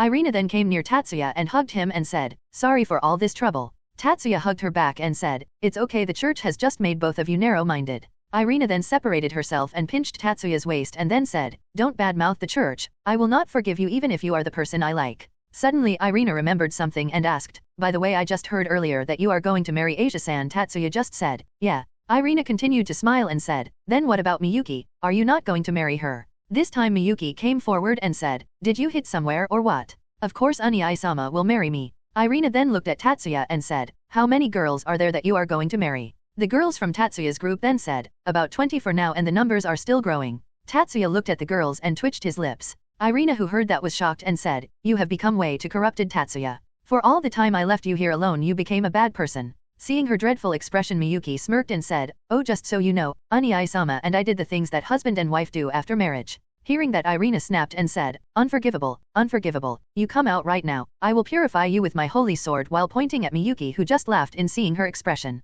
Seeing them, Zenovia said, "Irina, just leave them, we have more important things to do." Irina glared at Zenovia and said, "Zenovia, right now this is the task of utmost priority." Zenovia sighed and said, "Seriously, you want to fight them?" Kiba, who saw that there was a chance to fight against the Excaliburs, came forward and said, "Why not I take you up on the challenge?" with his killing intent fully set into the Excaliburs. Zenovia looked at Kiba and said, "Who are you?" Kiba just smirked and said, "Your senpai." Right now all the people who were inside the Orc Club were outside in between a forest for the unofficial duel against the two exorcists. On one side were Irina and Zenovia with their cloaks still on, and on the other were Miyuki and Kiba, with Miyuki smiling and Kiba radiating his killing intent. Rias and Akeno looked at the situation in front of them with a worried look on their faces and asked, "Is it alright to have a duel against the church exorcists? Won't there be any serious circumstances later?" Tatsuya looked at them and said, "Don't worry, there would be no problems. As I said earlier, the church is ready to get rid of them the moment they are caught by the higher-ups. The ones who are in a bind are them, not us." Hearing him, both of them relaxed a bit and then looked back on the four standing in the middle.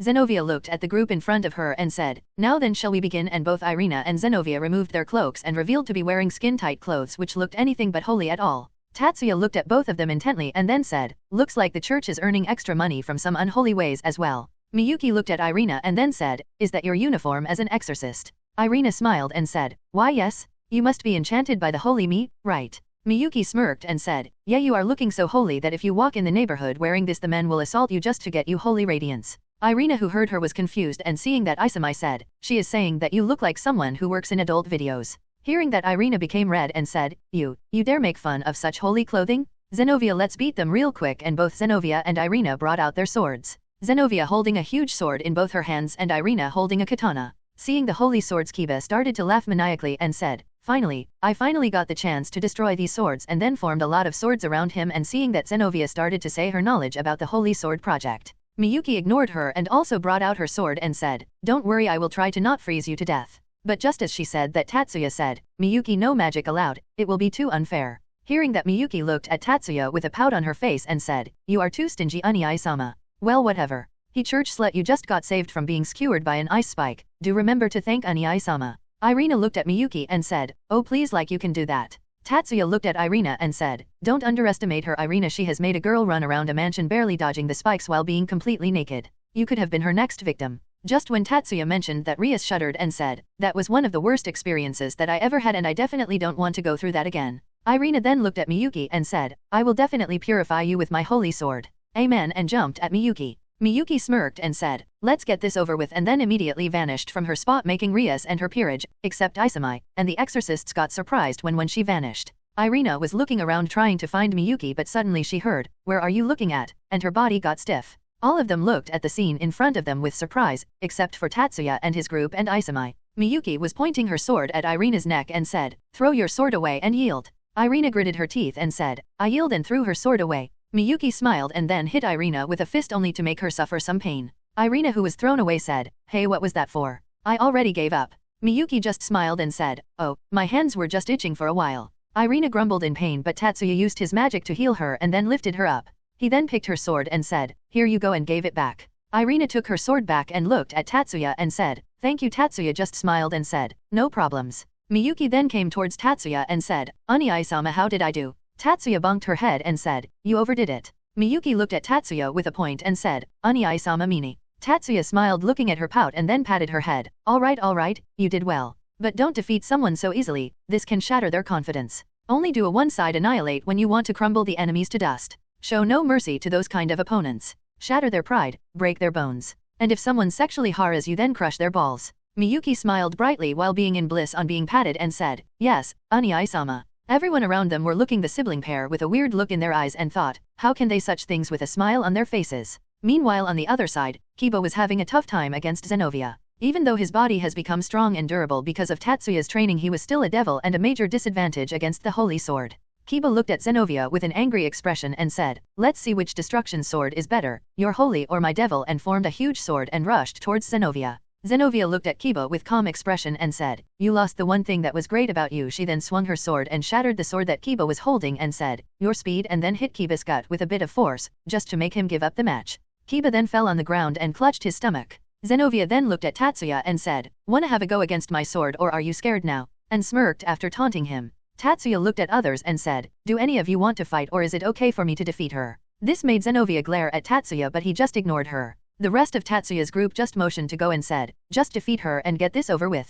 It's already getting late. Tatsuya nodded and then went towards the field and stood in front of Zenovia. Zenovia glared at him and said, I will show you the power of my Excalibur destruction. Tatsuya looked at her seriously and then said, okay, then I will show you the power of my personal dash. He then paused, making all of them look at him intently. Tatsuya, noticing their gazes, smirked and then said, spoon, and took out a spoon from his storage, making all of the people fall down dramatically. Zenovia then stood up and said, are you here to joke with me? Tatsuya just smiled and said, no, I am not joking at all. Look here, my name is also carved on this spoon. This really is mine. Zenovia became more pissed and said, don't look down on me, and then jumped at Tatsuya. Tatsuya just sighed and said, starting the match with such a huge blunder. Sigh, I am very disappointed. He then took a casual stance and said, well, whatever, here goes nothing. Zenovia, who was reaching close to Tatsuya, said, are you giving up already? Sorry, but it's too late now, you will not get away from my sword. Tatsuya looked at her with a deadpan expression and thought, bitch, please, I can make you blow away with my sneeze. Tatsuya then moved his hand to the side. Zenovia, whose attack was about to hit him, smirked, but just when the sword was a hand's length away from Tatsuya, he swung his spoon, making contact with the sword, and said, full counter, lazily.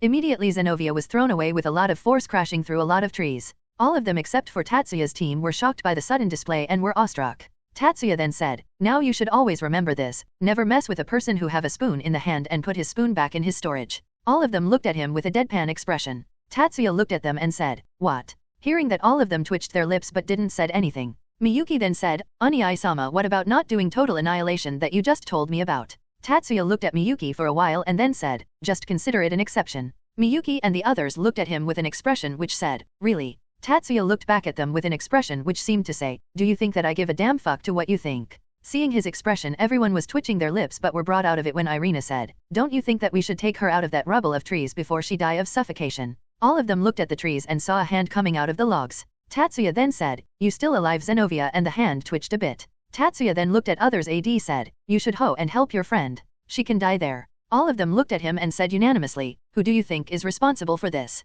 After Zenovia was taken out of the rubble, Tatsuya used his magic to heal her, and after a bit she stood up and lifted her Excalibur and wrapped it in the bandages. She then looked at others and said, thank you for taking your time and help us. She then looked at Tatsuya and said, and I will beat you the next time. Tatsuya just smiled and said, sure, next time I will use a fork. Zenovia gritted her teeth but remained silent. She then put on her cloak and then looked at Irina and said, let's get going, Irina. Irina nodded her head and looked at others and said, well then, see you again, amen. As they were leaving, Tatsuya looked at them with a serious expression and said, I guess that you both have already been told this, but you do know that you are up against a cutter, right? Making all of them shocked. Both of them stopped in their tracks and looked at Tatsuya and asked, how do you know that? Tatsuya just shrugged his shoulders and said, don't forget that it is my territory. I at least know that if there are some major events going on in the town or not. Hearing his answer, Zenovia thought that it was justifiable, and Zenovia nodded and said, yes, we are already mentally prepared for what we are going to face. So don't interfere. Rias, who was listening to their conversation, curiously asked, that means both of you do know who was the one who stole the swords, right? Zenovia looked at Rias and said, it was one of the leaders of Grigori, Cockabiel. Hearing his name, all of them except Tatsuya were shocked. Rias now understood why Tatsuya asked that question and said, are you really prepared to fight a cutter? We can cooperate if we want to deal with him. Tatsuya looked at her and thought, even if all the supernaturals of the school except for me and my team group together, then too Cockabiel can defeat them easily. Zenovia shook her head and said, no, we can handle our problems on our own. Miyuki looked at Irina and said, I already knew that you were stupid, but do really have to prove that by taking on this death mission. Irina looked at Miyuki and just showed a helpless smile and said, don't worry, I came here only after being prepared to deal with what we are going to. Miyuki, who was not satisfied with her answer, asked, does Toji-san and Grace-san know that you have taken this mission? At this question, Irina became silent and looked away. Both Tatsuya and Miyuki looked at Irina, and Tatsuya said, do you not really feel anything on taking this mission without even telling them? Irina just became more depressed on hearing that. She then looked at both of them and said, it doesn't matter, they would be happy if I completed this mission and come a step closer to God. Tatsuya narrowed his eyes and said, and what about if you are unable to fulfill this mission? What will happen then? What if you die on this mission? Irina, who was looking away, said, then I will die while doing something that the god wishes. Tatsuya got angry by her answer and was about to say something. But before he was able to, Miyuki walked towards Irina and slapped her and said, did this open your eyes a bit? Miyuki then grabbed her shoulders and said, do you really believe that both of them will be happy on hearing about your death, even if it was for your god? Irina teared up a bit and then freed herself from Miyuki's hold and looked at Zenovia and said, let's go, and both of them walked away. All of them looked at both of them go, and then Kiba also stood and was about to follow them. But Tatsuya stopped him and said, are you really set on your path, or are you going to follow the way we talked about yesterday? Kiba looked at him with a conflicted expression and said, I don't know, I cannot decide right now. At one time I think that what you were saying is the correct way, but whenever I think of those swords, I think that what I am doing is correct. He said, and then left the group behind. Seeing that Kiba was leaving without telling them, Rias was about to stop him, but Tatsuya held her off by raising his hand and said, let him cool off a bit. His mind is in a mess right now. Rias then sighed and complied with what Tatsuya told her and then left with her peerage. Tatsuya then looked at his group and said, you all go back first, there is something that I need to discuss with Sana. All of them nodded their heads silently, and started walking back except for Miyuki, who remained standing. Tatsuya went towards her and hugged her and said, don't worry, everything will be fine. I won't let anything happen to her, even if I don't like to meddle this much. Miyuki slowly nodded her head and then snuggled closer to him while he just silently caressed her back. Soon she separated herself from Tatsuya and said, if you really want to help her then do it, but just so you know, I don't care about her. Tatsuya just sighed and said, you know it's bad to not tell your real feelings, Miyuki. Miyuki looked away and said, I don't know what you are talking about, and then started walking back home. Tatsuya looked at their direction for a while and then looked at the setting sun and said, looks like I am getting my hands dirty in this case, and stretched Hua body. He then took out his phone and called Sana. Sana, it's me, Tatsuya. You see, there are some important matters that I need to discuss with you, so, are you free right now? Great, we'll meet you in the student council room in a bit. Tatsuya then put his phone back and then started walking towards the student council room. After walking for a while he reached the student council room and knocked on the door and entered before the people inside could have replied. Once inside, Tatsuya saw Sana and Sabeki in the room, and Sabeki came towards Tatsuya and gave him a peck on the lips and said, "Liked it." Tatsuya just smiled and gave her a peck as well and said, "Very." Sana looked at both of them with annoyed gaze and said, "Tatsuya, don't you have manners, to not enter a room till someone says you to? What would you have done if either of us were changing their clothes?" Tatsuya looked at her with a serious expression and said, "Then I would have taken responsibility for you and would have married you in future." At this, Sana blushed and looked away and said, "How can you say that with a straight face?" Tatsuya just walked towards her and whispered in her ear, "Because I am serious about it." Hearing her whisper, Sana shuddered and looked at him, but just as she turned, Tatsuya kissed her on the lips, making her blush deeper. Tatsuya looked at the blushing Sana and said, "You look very cute when you feel embarrassed, Sotan." Sana, who heard the nickname, was red to her ears and covered her face with her hands. Seeing that, both Tatsuya and Sabeki laughed, but after a while Tatsuya said, "Well, keeping that aside, I have something to discuss with you, and this matter is quite serious." Hearing him, both Sabeki and Sana became serious, and Sana looked at Tatsuya and shifted her glasses and said, "Is it related to those church people that came to the town recently?" Tatsuya nodded and said, "Yeah," and then started explaining them about why those two came to the town. After Tatsuya was done telling them about the purpose of the exorcists, Sana started to think and said, "This can turn into a major problem." Tatsuya nodded his head and said, "It has already become. Just think about this. The fallen stole church's holy swords and are now in a territory which belongs to the two devil heiresses, who are also sisters of Amu. What do you think will happen if the situation takes turn for worse?" Sana and Sabeki's expression turned grim, and Sana said, "It might lead to a new war among the three factions." Tatsuya nodded and said, "Yeah, it most likely will, and I think that's what the fallen are aiming for." Sana nodded her head and said, "But if their plan is to start a war from the beginning, then it would be correct to say that they have already gathered an army of sorts to initiate their plan." Tatsuya looked at her and gave a small smile and said, "Not having one will be nothing but plain stupid, or the person we are going to face must be quite a powerhouse." Sana then began thinking and asked, "What do you think that we should do about this?" Tatsuya looked at her and said, "We should start by informing the leaders of the three factions first to prevent any major dispute in future. But we have a problem there as well. Most likely this mission is carried out by the church without the instructions of the heaven, so we cannot contact heaven." Sana became slightly worried but soon calmed herself down. She then massaged her temples and said, "Let's leave it for now. How are we going to inform the other two? I can inform my sister, even though I don't want to, but I understand the importance of this mission. Now how are we going to contact the leader of the fallen angels?" Tatsuya patted his chest and said, "Leave that to me." He then took out his phone and called Azazel. Soon his phone was picked up and, "Hello, Azazel here. What happened? Yeah, hard air. Do it harfer, for you two. Yeah, fuck me. Call me." Tatsuya, who could hear the noise, clearly have guessed what Azazel was doing. "Well, are you free in the evening? There is something that I want to discuss with you." "Sure.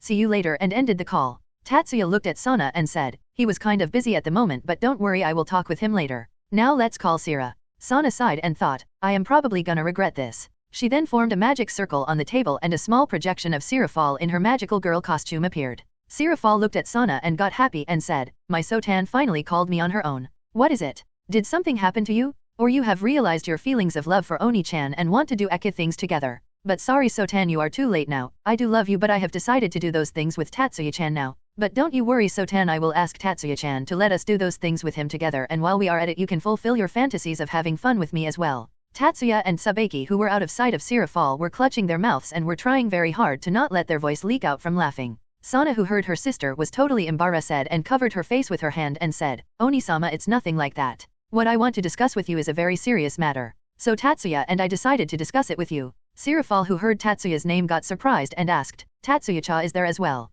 Tatsuya then came in her sight and said, "Hey Sira, how are you doing? I hope that you are fine." Sirafal smiled brightly and said, "Hello Tatsuya-chan, I am totally fine. I am a magical girl after all. How have you been?" Tatsuya smiled and said, "I am fine as well, thanks for asking." Sirafal nodded and said, "So what is it that Sotan said that you want to discuss with me?" Hearing that, Tatsuya became serious, and so did Sana. Tatsuya then said, "How should I put this?" Hearing his tone, Sana looked at him and thought, "The matter is very serious." Even Tatsuya is finding it difficult to explain the situation to them, as they have entered a devil territory without any permission. Tatsuya then looked directly into Seraphal's eyes and said, "Sira, I think that this information will be too surprising, but try not to freak out too much." Sana nodded and thought, "Yeah, it might be too much for her, as it involves a possibility of leading to another great war." Tatsuya then sighed and said, "Apparently Sana is pregnant with my child." Sana nodded and said, "Yeah, Oni-sama, what the hell did you just say?" While she looked at Tatsuya with a deep red blush on her face. Sirafal blanked out for a while when she heard what Tatsuya said. Sana looked at the projection in front of her and saw lifeless Sirafal there.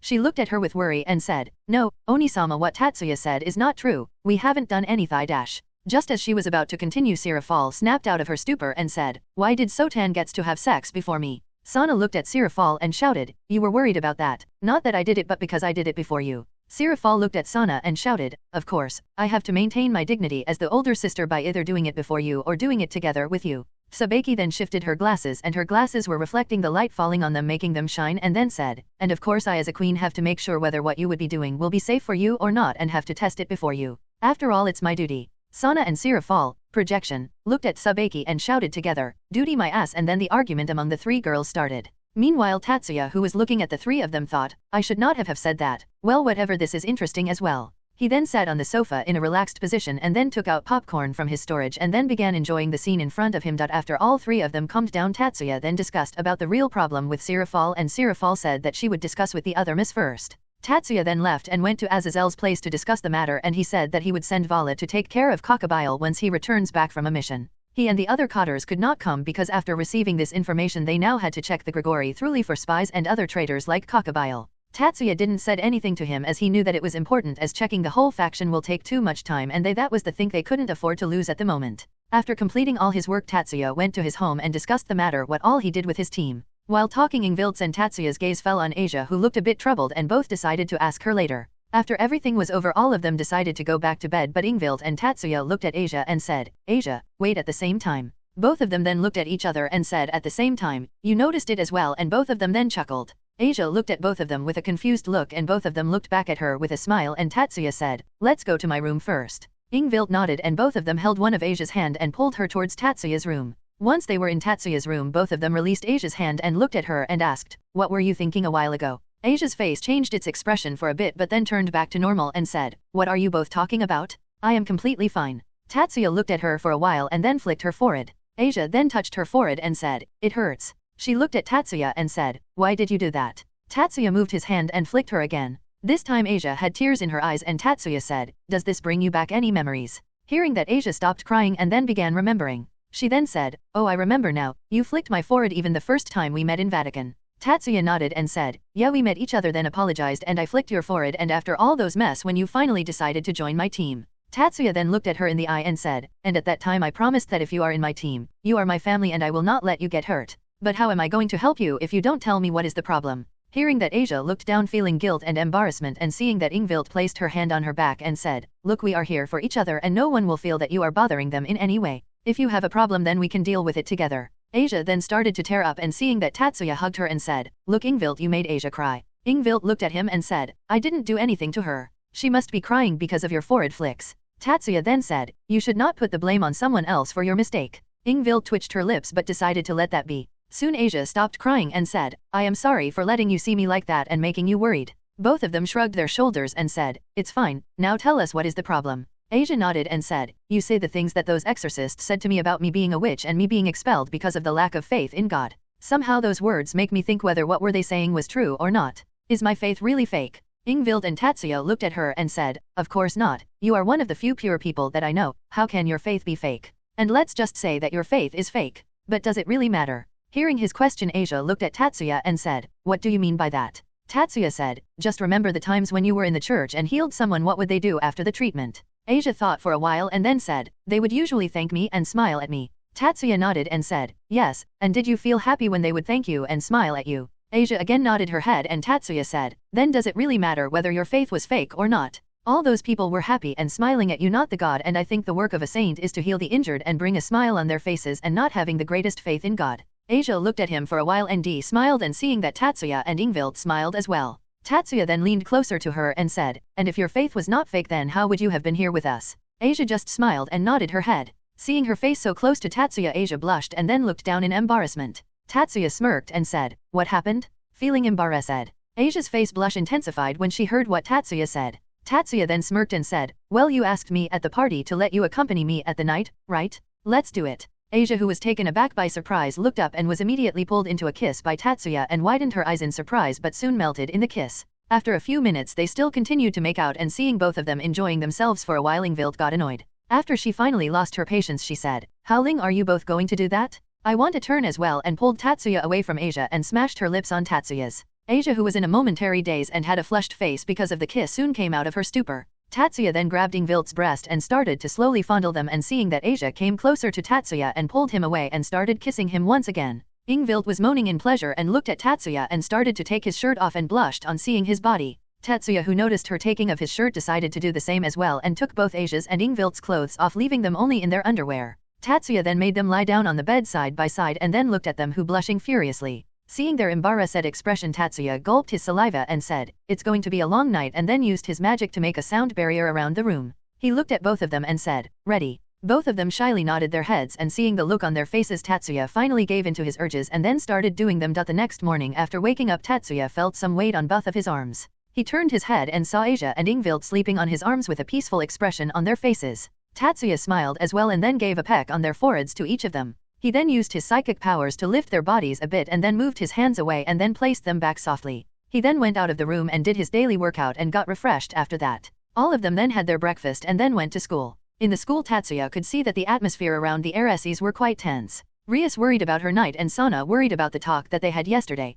Tatsuya then sighed and said, "Things are pretty tense for all of us, I guess." Sigh, which bastard decided to entrust the Excaliburs to the church. They could have simply kept them in heaven. This would have saved them from being stolen, and all of this would not have happened. During the break, Tatsuya and his group along with Isamai were talking to each other, and Isamai then said, "Hey, do you guys have any information about Kiba? I am starting to get worried a bit now." Tatsuya shook his head and said, "I have not seen him since then. But I am planning something to do about both Kiba and the situation somehow." Tatsuya then noticed Saji walking by and then said, "Saji, come here for a bit." Saji, who heard Tatsuya's voice, looked at him and immediately started running towards him with a trail of dust cloud rising behind him. He then stopped in front of Tatsuya and then gave a salute and said, "You asked for me, Tatsuya Aniki." All of them looked at him with a weird expression, and then Tatsuya said, "There is something that I want your help with. Are you free after school?" Saji nodded his head and said, "Yes Aniki, I am free after the school is over today, just tell me the location where I have to come." Tatsuya nodded and then said, "Don't worry about that, I will send it via a text." Saji nodded and said, "Yes Aniki," and then went back.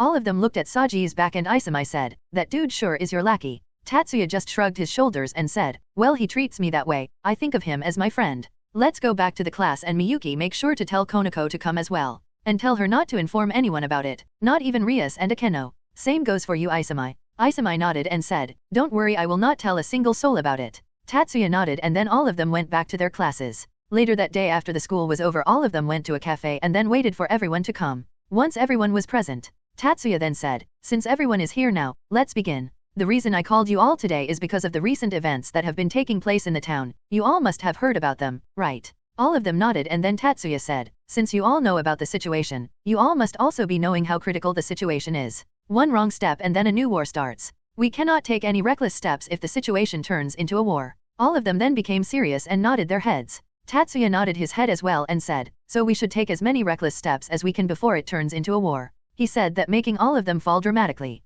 Tatsuya then said, "Because without those reckless steps the war is inevitable." All of them turned serious again and then Tatsuya said, "What I am planning is to cooperate with the church and help them collect the Excaliburs before Cockabiel could do anything." All of them were shocked, but the ones who were shocked the most were the devils. Tatsuya nodded his head and said, "I know that some of you are unwilling to cooperate with them, but it is the most efficient way for us to deal with the situation." Kagura, who was confused by that, asked, "What do you mean by efficient? We have already enough people to search for those swords." Tatsuya shook his head and said, "No, we don't, because the ones who are going to search for them would be the devils, those exorcists, and Kiba. You along with the others will be working on protecting the town. There may be an army of stray fallen and start exorcists in the town, and we need to deal with them, or there will be a lot of people who would be in danger because of them." All of them then nodded and then Saji raised his hand and said, "Tatsuya Aniki, not being rude, but why am I involved in this as well?" Tatsuya looked at Saji and said, "You were the only reliable person left in the school who can work with us, and didn't you listen? The only thing that we are lacking is numbers to search and deal with the enemies." Saji was a bit sad by his answer and slumped his shoulders.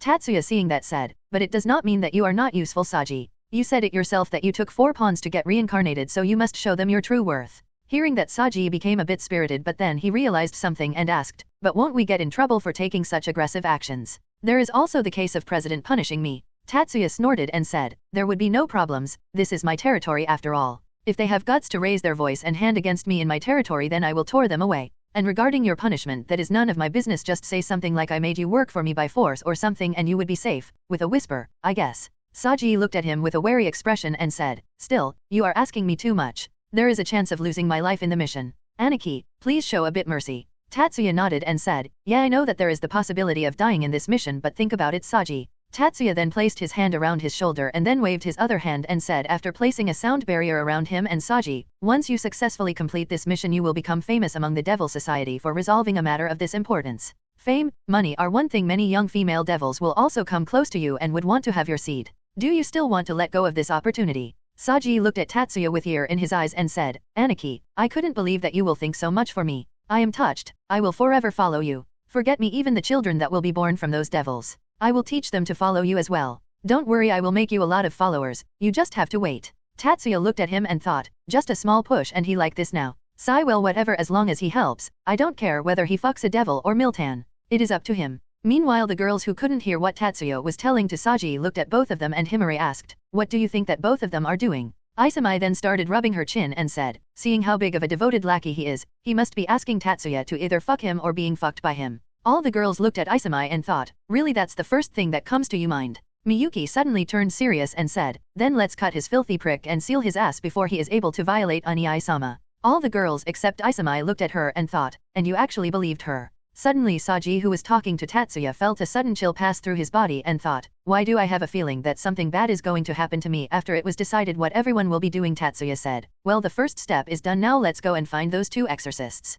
Tatsuya then looked at his group and said, all of you return back and start your preparations, we all have to start the operation tonight. All of them nodded, leaving behind the devils and Tatsuya. Tatsuya then looked at the other three and said, well, let's start searching for those two. All three of them nodded and the search for the exorcists started. They all started searching, and while walking Isamai asked, isn't it going to be difficult to find those two in the whole town? I mean, even though they do stand out because of the robes that they wear, but still dash. Isamai was about to continue but Tatsuya interrupted her and said, found them, and pointed his finger towards a direction. All of them looked where he was pointing and saw two white robe-cladded people asking for money from others while saying things like, blessings on the lost lamb and we are pitiful compared to you, oh Lord, please have mercy on us. Tatsuya looked at Isamai and said, you were saying something. Isamai sighed and said, just forget it. Tatsuya and the others then walked towards the two of them and then Tatsuya said, are you both even trying to find the swords? Both of them then looked at Tatsuya and were surprised to see him there. Zenovia then said, it's none of your business how we do our mission. Now if you are done just leave already. Tatsuya smirked and said, oh, and here I thought that both of you were hungry and didn't have any money on you and thought to give you a treat, but it seems like you both are trying to find the swords. You both are very diligent, I see. When they heard Tatsuya speaking about not having money, both of them felt a jolt pass through their bodies. They were happy when they heard that he was going to give them food, but when his sentence proceeded both of them became stiff and not had the will to ask for the food. Tatsuya looked at them and said, hey both of you, if you have time then stop your lost lamb business for a bit. I need to discuss something with you. Hearing that Zenovia was about to agree but Irina butted in and said, hey, how dare you talk about our lost lamb like that? It is considered a holy thing among us. Apologize to the lost lamb. Tatsuya just shrugged and said, see, I don't have that much time. Like I said, there is something that I need to discuss with you too. I am even willing to offer you food. Hearing that both of them were tempted but before Zenovia could agree, Irina said, there is no way now that I can take the food from you after you have badmouthed the lost lamb. Tatsuya was a bit annoyed and said, come on, just forget it. Irina shook her head and said, no, we are not going. Tatsuya twitched his lips and said, looks like you haven't changed a lot since the last time we met. Still the stubborn personally, I see. Then how about we make a bet? Tatsuya said that and smirked and looked at the two of them. Irina and Zenovia looked at him with a confused expression and said, what type of bet? Tatsuya just smiled and said, just like you are asking money in the name of lost lamb, I will do something like that as well, and let's see who can get more money out of the two of us. If you earn more, I will apologize. If I earn more, then both of you are coming with me to talk. Hearing the deal, Irina smirked and said, deal. Tatsuya just smiled and said, I hope that you do not cry later. Tatsuya then took Konako with him and started discussing something with her. Soon both of them came back and Tatsuya said, we have 1 hour to see who wins. Both of them nodded and then Tatsuya said, the time starts now. Irina and Zenovia started their lost lamb stuff and still people paid them no attention. Both of them started to get a bit depressed, but suddenly they saw everyone looking at them and were running towards them. Seeing that, both of them got excited and Irina said, looks like they finally came to realize how great the lost lamb is. They kept looking at the crowd approaching them, but then something unexpected happened and the crowd went past them and started gathering around Tatsuya. Both of them got surprised and decided to see what was happening and somehow managed to cut through the crowd, and what they witnessed left their mouth open in shock. Tatsuya was standing along with Konako and held a banner which said, help the lost cat, and then Konako, who was standing with her usual cold expression, put a pair of cat ears on her hand and smiled a bit and said while tilting her head to the side, please Onii non. All the men who saw that held their chests tightly and shouted, don't worry, we will help you, and started putting money in the basket placed in the front. Seeing the money pile up, Tatsuya smirked and said, never underestimate the power of cats. They are very dangerous, very very dangerous. He then looked at the church duo, showed them a mocking smile. Both of them gritted their teeth, but now they knew that they lost their bet. Both of them sighed and looked at Konako, who was now imitating a cat and was showing to use her hands as paws. Tatsuya looked at the money which keep on piling up and thought, I should ask her to act as a mascot sometimes in the restaurant. After the hour was over, Konako stopped acting and turned back to her cold expression. She then looked at Tatsuya and said, that was really tiring. Tatsuya looked at her, who was still wearing cat ears, and immediately hugged her and started rubbing her cheeks with his. Konako, who saw that, immediately blushed but didn't said anything. Tatsuya, who was enjoying the moment, was suddenly pulled out of it when he heard, if you are done with that, I guess you have to discuss something with us. Tatsuya stopped rubbing the cheeks but was still holding Konako in his arms, making her blush, and said, yeah, let's go somewhere else and talk there. This is no place to discuss something important. He then lifted Konako up and started walking back. Seeing that all of them looked at him with a sweat drop but still followed them. Konako, who was embarrassed by all the states that both her and Tatsuya were receiving, asked, Senpai, can you put me down? Tatsuya didn't even wait for a second and answered immediately, no. Konako turned her head and looked at him and asked, and when will you put me down? Tatsuya looked at her with a determined expression and said, till I am satisfied. Konako blushed a bit and then asked, and how much time will it take for you to get satisfied while holding me? Tatsuya smiled and said, Konako-chan, if it were up to me then I can hold you like this for my whole life. You are too cute for me to leave you. Konako's blush intensified and then said, TT, then you have to take responsibility for this nya. Hearing that, Tatsuya felt that an arrow pierced his heart and thought, and hugged her even tighter and started patting her head and said, don't worry, I am ready to take any responsibility you want. Suddenly he heard a voice and stooped, hey you there, stop for a bit and put the little lady down. We want to discuss something with you, mister, so let's go to the police station for a bit. Tatsuya looked at the policemen who were looking at him and were pointing to the car they were in. Tatsuya looked at Konako and Konako looked back at him. Both of them then looked at the police who were staring at him. After Tatsuya was done persuading, using mind control, on policemen that he was not doing anything shady, both him and Konako immediately ran away. After confirming that no one was nearby, Tatsuya put Konako back on the ground and both sighed in relief. He then looked at Konako and said, that was really unexpected. Konako looked back at him and said, yep, agreed. Both of them then reached his restaurant and soon the other devils came along with the exorcists. All four of them glared at Tatsuya and Isamai said, how could you leave us behind? Tatsuya looked at her and said, hey, it's not my fault, we got in some trouble. Isamai looked at him with a confused expression and asked, what trouble? Konako looked at her and said, Senpai got stopped by the police who were thinking he was a Lilicon. Hearing that, all four of them looked at Tatsuya with a weird expression. Tatsuya looked back at them and said, what? I am telling you this beforehand, I do not regret it a single bit. Konako-chan was very cute. He said that in a very determined expression, making all of them sweat drop and Konako blush. Tatsuya then said, anyway, first of all sit down and have something to eat, then we will talk. At this, all of them sat down and then ordered their food. Irina then looked outside the window and after observing for a while said, this place looks kinda familiar. Tatsuya looked at her and said, of course it does, it was your home earlier after all. At this, Irina became shocked and then started to look around through the window, and after confirming that what Tatsuya said was true, she sighed and looked at Tatsuya and said, so someone bought this place, huh?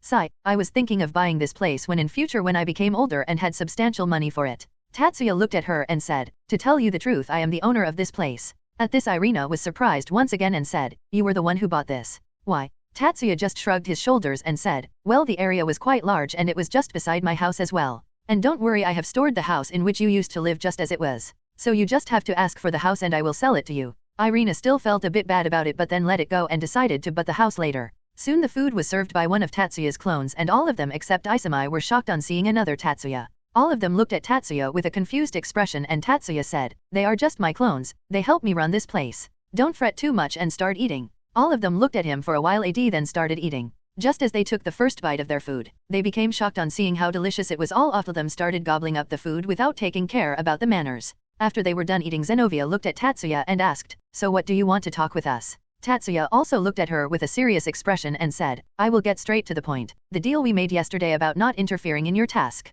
I take it back. We are joining as well and we might also destroy the Excaliburs in the process. At this, the atmosphere turned tense and Zenovia then glared at him and said, and do you think that we will let you interfere in our mission? Tatsuya glared back at her and said, it seems like that you are forgetting that you are in my territory. I can simply execute you and no questions will be raised about it. I have already told you before, your church have already prepared themselves to get rid of you if you both get exposed. They do not care whether you are Excalibur users or not. At this, Zenovia fell silent and began thinking what to do and after a while sighed and said, fine, I agree to the deal, but if we are able to secure an Excalibur then dash. She was about to continue but Tatsuya interrupted and said, I cannot promise that. That decision lies with Kiba, after all he is the only one who want to destroy those swords among us. Zenovia glared back at him and gritted her teeth but still nodded her head. Seeing Zenovia nodding her head, Irina became shocked and said, "Hey, what are you doing? How can you let these non-believers and devils cooperate in our mission?" Zenovia looked at Irina and said, "I know that, but remember that our chances of returning back are very less and the higher UPS sent us fully prepared to sacrifice ourselves for this cause." Irina nodded and said, "I know that, but isn't that the only thing that we the believers yearn for?" Zenovia shook her head and said, "My faith is not that deep. I agree that I do believe in God, but before that I am a swordsman and I definitely don't want to die before I can take my revenge from him," and pointed at Tatsuya. Tatsuya was surprised by that and said, "Ho, I am impressed that you still have the motivation to fight against me after that defeat." Zenovia gritted her teeth and said, "Just you wait, I will defeat you soon." Tatsuya just waved his hand and said, Sure, whatever." He then looked at both of them and said, "Now then, since we have agreed, then let's start the operation." He then took out his phone and called Kiba to confirm his location, and at once all of them went to him. They all met in a park, and after everything was discussed all of them started the operation with Tatsuya's team responsible for guarding the town and the devils and exorcists along with Tatsuya as the tracking team. Later that night the exorcists separated from the group, and so did Tatsuya, who went his own way to find the Excaliburs. While searching he came across many stray exorcists and fallen angels who only fell into the hands of total annihilation. Tatsuya didn't showed any mercy to them and killed them without second thought. He had enough of these kind of trashes invading his territory, and if the devils are not sufficient for the cleaning he decided to do this on his own. He was very angry to see that most of them had made permanent hideouts in the town, which only showed how inefficiently his territory was managed. He was very enraged by this, but what angered him more was that these hideouts were also being used to do many shady businesses, quite oftenly making it sure that the devils were not doing their work properly. Tatsuya, who saw the records that he gathered from these hideouts, decided to give both of them a chance, and if the results were to be the same then he would reclaim the rights that he had over his territory. He did not care whether Surtsk would be pissed by this act or if Sana will start hating him. He had enough of them playing ruler, and now he was not going to keep enduring all these things in his territory no matter what. Soon he received a message from Konako that they had found an Excalibur. Hearing that, Tatsuya stopped his extermination and teleported to Konako's location. Seeing him teleport there, all of them stopped and looked at him, and once his figure was clearly visible, Fried pointed his sword at him and said, "Ah, it's the distracting dogshit human con." Tatsuya looked at him and said, "Nice to meet you again, you priest of shit." Hearing his mockery, Fried laughed maniacally and said, "Ah, you are still the same. Annoying as hell. I will kill you first with my new baby," and showed his new sword to him. Tatsuya looked at him and said, "What happened to the old one? You dropped it somewhere." Fried looked at Tatsuya and said, "Most probably someone took it. We are not able to find its exact location." Suddenly he realized something and said, "Hey, don't ask such questions to me. I am not allowed to give you such answers." Tatsuya looked at him with a smirk and said, "And who gave you those orders?" Fried showed an evil smile and said, "Master Cockabiel," and suddenly many Frieds appeared around him, making all of them surprised. Tatsuya immediately activated his Sharinon and saw that all the Frieds disappeared, only leaving behind one of them. Tatsuya then thought, that must be Excalibur Nightmare, able to create illusions and nightmares to people. Fried smirked on seeing that all of them were shocked, on seeing that all of them were surprised on seeing the illusions. He then saw Kiba slashing through the illusions and smirked and jumped towards him to attack. But just as he was about to slash him, Tatsuya said, "Kiba, the one behind you is the real one," and Kiba immediately slashed behind him, making Fried block the attack. Fried gritted his teeth and jumped back and looked at Tatsuya and said, "You really piss me off." Tatsuya just smiled and said, "I know that. Ain't that fun?" Fried then glared at Tatsuya and then raised his sword and said, "I have decided now you will be the first person this sword will fuck up."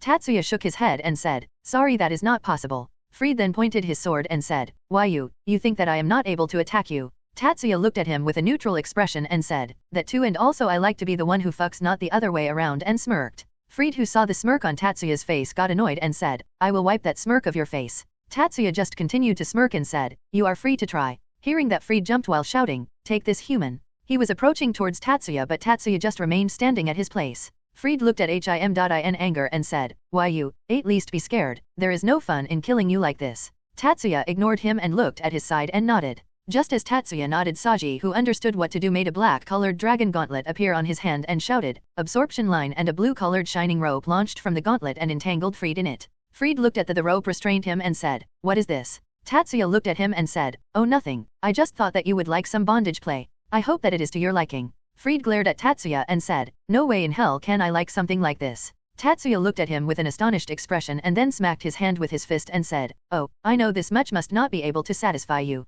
He then looked at Isamai and Kiba and said, "Hey Isamai, give a boost to Kiba," and Kiba used that energy to help our friend here to relieve himself. "Slash him, cut him, pierce him with your swords. Do that till he is satisfied. I don't care whether you stick your swords in his ass, just make sure that he is completely relieved." Hearing that, all the devils looked at him with a weird expression, and Fried looked at him and said, "Hey, what the hell do you think you are doing? I am not into that." Tatsuya just smiled and said, "But don't you always say things like that to others, so why not try it for yourself? You never know what can make you feel relieved. Just try it, who knows that you find a new path to your life." Fried, who saw his expression on his face, knew that Tatsuya wasn't kidding. He was seriously planning to do what he just said. Fried then got panicked and started attack the rope with his sword, but all that effort was in vain. Seeing that Fried has started attacking the rope, Kiba and Izumi got serious and did what Tatsuya told them. Kiba don't want to lose the opportunity that Tatsuya and Saji has created for him and was now ready to attack. Izumi finished boosting up and transferred energy to Kiba. Transfer. After that, Kiba felt a surge of energy in him and smiled and said, "Thanks, I will use this energy to the fullest." He then pushed the sword in the ground and shouted, "Sword birth," and a number of swords started to appear from the ground around him and slowly started emerging in Fried's direction. Fried, who saw that, got panicked and stopped attacking the tongue tied on his hand and started to destroying the swords around him. While he was busy in destroying the swords around him, Tatsuya felt someone nearby and said, "Won't you come out and join us?" As he said that, all of them got attentive and started looking around to see who was there. After waiting for a while, when the man did not came out, Tatsuya glared in his direction and said, "Come out while I am still being nice." Seeing the glare, the man shuddered and immediately came out of hiding. Tatsuya then stopped glaring and became neutral, making the man sigh in relief. Everyone then looked at the man wondering who he was, and then Fried said, "Valpurgigi." Hearing that, all of them were shocked except for Tatsuya, who now looked at the scene in front of him. Kiba glared at Valpur and said, "Valpur Galilei," with venom in his voice. Valpur looked at him and said, "The one and only at your service, and I see that you are one of my test subjects from that time. Sword birth, a truly great sacred gear indeed, but nonetheless you were still unable to wield Excalibur." Kiba gritted his teeth and looked at Valpur with an angry expression. Valpur then looked at Fried and said, "And why are you suffering against a bunch of kids?" Fried, who kept on destroying the swords, pointed at his tied hand and was about to say something, but Tatsuya interrupted him and said, "Oh, we were just going to do something kinky, don't mind him. By the way, I have a question for you, shaved Santa-san." Valpur then looked at Tatsuya and said, "And you are still a human, yet your aura is still more refined than most of the supernatural beings. You will be a very good test subject. Oh, I can't wait to dissect you. Hey, tell me, what ability do you have? Do you have some sort of sacred gear?" Tatsuya just laughed lightly and said, "Sorry, I am not interested in my body getting touched, much less dissected by an old man like you." He was about to say something, but Izumi interrupted him and asked, "Where is Coco Balls?" All of them looked at her with a confused expression, and Valpur asked, "Sorry, but who is Coco Balls?" Tatsuya then said, "I will do you one better. Why is Coco Balls? And yes, where is Cockabiel?" Valpur just started laughing and said, "Do you really believe that I will tell you where Master Cockabiel is? Do you think that I am an idiot?" Tatsuya didn't even wait for a second and said, "Yup," making Valpur sweat drop at that. Valpur then coughed and said, "Anyway, leaving that aside, Fried, pass your aura through the sword and then try cutting." Fried nodded and then passed his aura through the sword, making it glow, which made all the devils around him feel a bit nervous because of the holy aura. Fried then smiled and said, "Oh, shiny," and then he slashed the rope, cutting it without any problem. He then looked at the sword and said, "Oh, yeah, I like it." He then looked at the others and said, "Shitty devils and annoying human, let's continue the cutting," and then launched at Kiba and slashed at him, only to be blocked by another sword. All of them were surprised by the new sword that blocked at attack and looked at the person who blocked the attack and saw Zenovia standing there. She then glared at Fried and said, "Fried Selzen, the heretic priest who even killed his allies, truly a despicable person." Fried then showed an embarrassed expression and said, "Oh, don't say that, it's making me blush." Zenovia then gritted her teeth and pushed him away, making him fall back. "Hi, you called for us." All of them turned around to see Irina in her peaskin tight uniform. Izumi looked at her with surprise and said, "How did you know that we were here?" Konako then said, "I called them, it was the plan after all." Izumi looked at Konako and said, "Good job, Konako-chan." Valpur, who now saw two more holy sword users, got worried and said, Fried then looked at Valpur and said, "What now, Gigi?" Valpur then said, "Your job was to take care of the spies of the church, but now that more Excalibur users are here, let's get away." Fried looked at him with a disappointed expression and said, "So soon, but I wanted to slice some of them apart." Valpur then narrowed his eyes, making Fried sigh and said, "Fine, Gigi, let's go." He then looked at the others and said, "See you later, shitheads," and then threw a flashbang on the ground, eloping both him and Valpur in a blinding light. But before they were able to get away, Tatsuya again took his sword and stored it in his storage. Once the light died down, Kiba and the exorcists gritted their teeth and ran away, searching for them. After Kiba and the exorcists were gone, Izumi and the others were about to follow them, but suddenly two magic circles appeared and the kings and queens of both the peerages appeared there. All the devils who saw them got surprised and were a bit scared by them.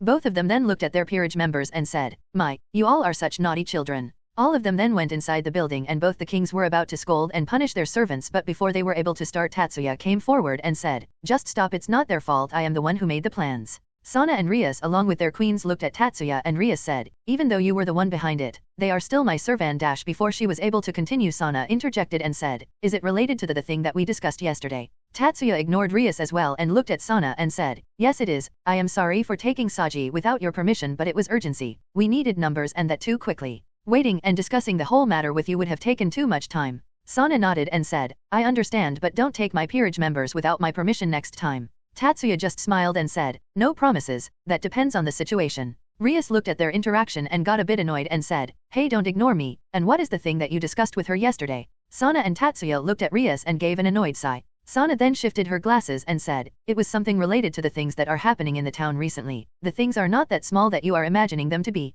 Rias who saw both of them sighing got angry which only increased after Sana finished talking. She looked at both of them and narrowed her eyes and said, if the situation was too dangerous then it seems to be then why wasn't I included in the discussion you two had yesterday? This is my territory as well. At this Sana got a bit panicked and didn't know how to explain the situation to her. She then looked at Tatsuya and saw him look at Rias intently and thought, no, Tatsuya don't do what I think that you are going to do. Tatsuya who heard her thoughts through telepathy looked at her with an expression which said, I don't give a fuck about that. He then looked at Rias and said, even if we have invited and explained the situation to you, what would have you done about that? Rias looked at Tatsuya and said, I would have solved the problem in my own way. Ha ha ha ha. Tatsuya started to laugh making Sana and the others more worried but Rias only got angrier by that. After laughing for a while Tatsuya calmed himself down and said, solved the problem in your own way, huh? He then glared at Rias making her flinch and said, just like you solved the problems with the fallen angels by allowing them to do whatever they wanted to do in the town. At this the entire atmosphere of the room got tense. All of them were shocked to see Tatsuya say that to Rias but they couldn't do anything after all what he was saying was true.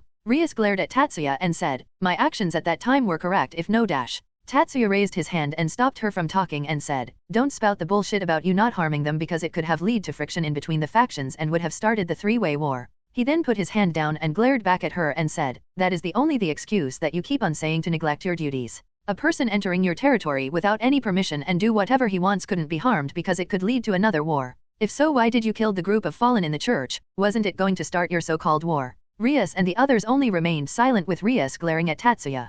Tatsuya then snorted and said, some devil you are to say that you are also the governing this territory. When it comes to duties you are the least involved and when it comes to taking advantages you are the first person to come up. Those fallen angels were destroyed by Isami because I was the one who ordered her as a part of her training to let her gain real combat experience and yet all the credit for it was taken by you. Rias only gritted her teeth but couldn't utter a word.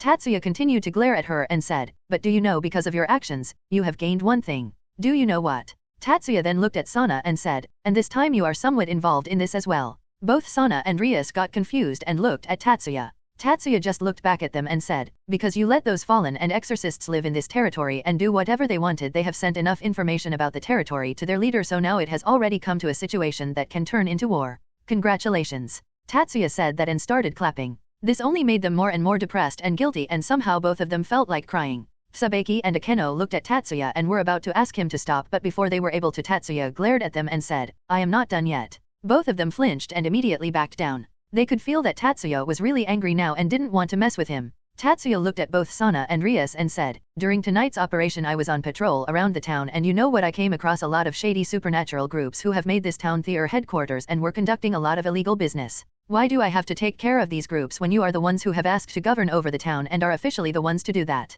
Weren't you the ones who wanted to live in this territory while governing it, so why is it that there are so many unauthorized people here in my territory? He said the last part with a clawed voice. All of them flinched at the coldness in Tatsuya's voice and immediately Sana bowed her head and said, I am sorry about that it will not happen again. All of them were surprised to see Sana bow her head and Tatsuya looked at her and said, I expect the same as well, don't expect that I will show leniency towards you if you are in a relationship with me. If you have taken this duty then make sure to fulfill it. Sana looked up and nodded her head. This was the first time that she had seen Tatsuya become angry and knew that the matter is quite serious to make him angry. She knew that it was mostly Rias's fault but she didn't want to take any chances to make Tatsuya angrier. Tatsuya then looked at Rias and said, do you have to say anything in your defense? Rias looked at him and said, I didn't even knew that there were those types of groups in the town. How do you expect me to take care of them? Hearing what Rias just said Tatsuya snapped and have her the coldest glare he possibly could and unconsciously released a bit of his aura which made all of them feel suffocated. Tatsuya who noticed that soon controlled himself and said, I am sorry. He then looked back at Rias and said, so you didn't knew that there were such shady groups in the town?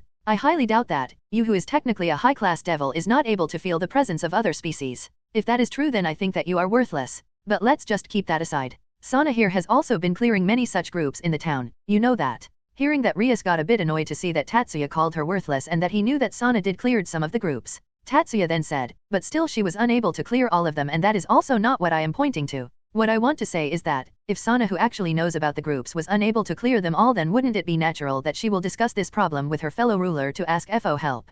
At this, Rias fell silent and didn't said anything. Tatsuya then said, let's even keep that aside too. Tell me, what could you have done even if you knew about these groups? Doesn't the result would have been same? Rias looked at him and said, what do you mean to say? Tatsuya continued to look at her with an expressionless face and said, I mean, didn't you did the same with the situation you knew about years ago but still didn't do anything about it? Rias narrowed her eyes and said, which situation are you talking about specifically? Tatsuya just smirking and said, your marriage contract with Riser, of course. You knew about that since a long time, but what did you do that to come out of it other than ranting about your situation? Rias glared at Tatsuya and gritted her teeth. Tatsuya, who saw that, said, what, the truth hit you hard? Rias continued to glare, and then Tatsuya said, in the whole rating game you couldn't even defeat a single opponent. Not only that, you even hindered the others by acting recklessly and put them in danger. Do you seriously think that if Isamai was not able to achieve her balance breaker, any of you would have survived? Riser could have easily injured you pretty badly, if not burn you to ashes of your peerage would not have saved you. Rias continued to grit her teeth and glare at Tatsuya, but he completely ignored her and said, you didn't even train when you were finally given the opportunity before the rating game. Do you seriously think that you are that strong? Tell me, can you hold yourself against Fried while he is wielding a holy sword? No, you can't, but you know Kiba held out against him, and twice too at that. I will say it bluntly, Rias, you are the weakest person in your group, and if you continue to be the same you will hold back the others. He said that and then sighed. He then looked at her and said, stop being a spoiled princess, the world is not that peaceful and kind that you have experienced till now. You can die anytime if you are not strong enough. It is also not only about you but also the people who are under you and following you. He then released his aura and to make them feel pressurized and said, take example from the situation we are currently in. If you were to die in the current scenario of events, it will directly lead to the war. What would you do then? Rias was about to say something, but Tatsuya stopped her and said, and don't say that you can hold yourself on your own. Do you have confidence to hold against a Cotter when you were unable to hold against even Riser? This made her silent and she looked down in guilt. Tatsuya then calmed down and said, I will be helping you this time because this involves the town, which is my territory, but how long do you expect someone to save your ass? Grow up, Rias, or you will die in this world. Also, I am taking back the ownership of the town from Rias Gremory. She and her peerage are allowed to stay and attend the school, but all the powers that you had about the decision-making of the town and authority have been taken from you. This made all of them shocked, and Rias said, you cannot do this. Tatsuya looked at her with a glare and said, I most certainly can. You are still not worthy of taking care of a town. You have put the lives of not only the supernaturals but also the normal humans as well. The enemy is aiming for war. He most certainly would be having an army, and if the war actually occurs, then many more innocents will die. He then gave her a final glare and said, I am done with you playing ruler in my territory. He said that and then teleported back to his home, leaving behind a group of speechless devils. After Tatsuya teleported home, all the girls came out to greet him but were immediately stopped by Kurumi, who noticed the chaotic feelings welling inside him. Tatsuya just looked at the girls and said, please don't disturb me, for a while, with the calmest tone that he was able to use at that time, and then went to his room. Once he was gone, Kurumi looked at the others and said, let's just do as he said. He is currently very angry about something. The girls looked at each other and then all of them said at the same time, let's ask Isamai or Sana about this, and immediately contacted both of them, and a small projection of the girls appeared in front of them. The girls, when saw the pale faces of the girls, now knew that something definitely happened and asked both of them about it. Sana and Isamai also didn't hide anything from them, because even though they were shocked by how Tatsuya acted today, they knew that Tatsuya's reasons for acting like that were correct as well. They also wanted to know how Tatsuya was feeling as well, because they were worried for him. After they were done explaining, the room went silent, and then Kurumi said with a sigh, so he finally endured all of his limits. Well, I was expecting this to happen sooner or later. Even if it looks like he doesn't care too much, he still cares for his territory. The territory certainly has worsened after he stopped maintaining it, but to think that it has turned this worse. Sana, along with Tsubaki, projections, felt guilty and once again bowed and said, we are sorry about that.